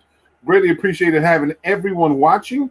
All the people that came by. We had Cuco, which is Juan Colon. He came by and talked about his experience working in the county, giving out food through the Meals on Wheels program. Meals on Wheels, yeah. Yeah, brother Mark Rassman to talk about his experience and talked about that and his offering. It's a thankful. I'm very thankful for that one. And then as I've been asking for so long to have my brother Torres to come on, as Gina had mentioned, I think last week, 2 weeks ago, she was trying to ask where you were. I was like, okay, well, we finally got a chance to have you. Now you know what we're like. Yeah. So we finally got a chance to go up there, just understand this. Welcome. You're part of the family now, bro. So Yeah. you've always been part of the family anyway, but you're part of the family here in the New Norm. So you're welcome to come on every week if you'd like to. If you have topics you'd like to share with the people, information, because that's all we are, about information. And let me repeat, on Sundays at 6:30 in Bader Field here in Lang City, they'll be distributing Jewish organization should be providing boxes of food that include dairy, meat, produce. It's pretty extensive. It looked like 25 different items that would be available off of that box.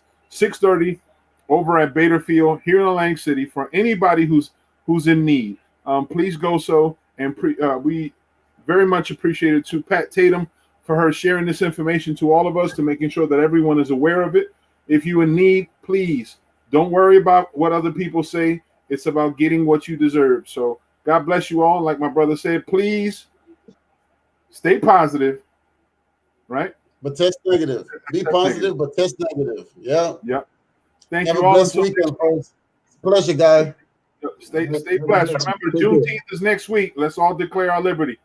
Take care, y'all. Yeah, no doubt. Don't forget that afro. The pics, yep, for next week. Let's see if we can show some those pictures.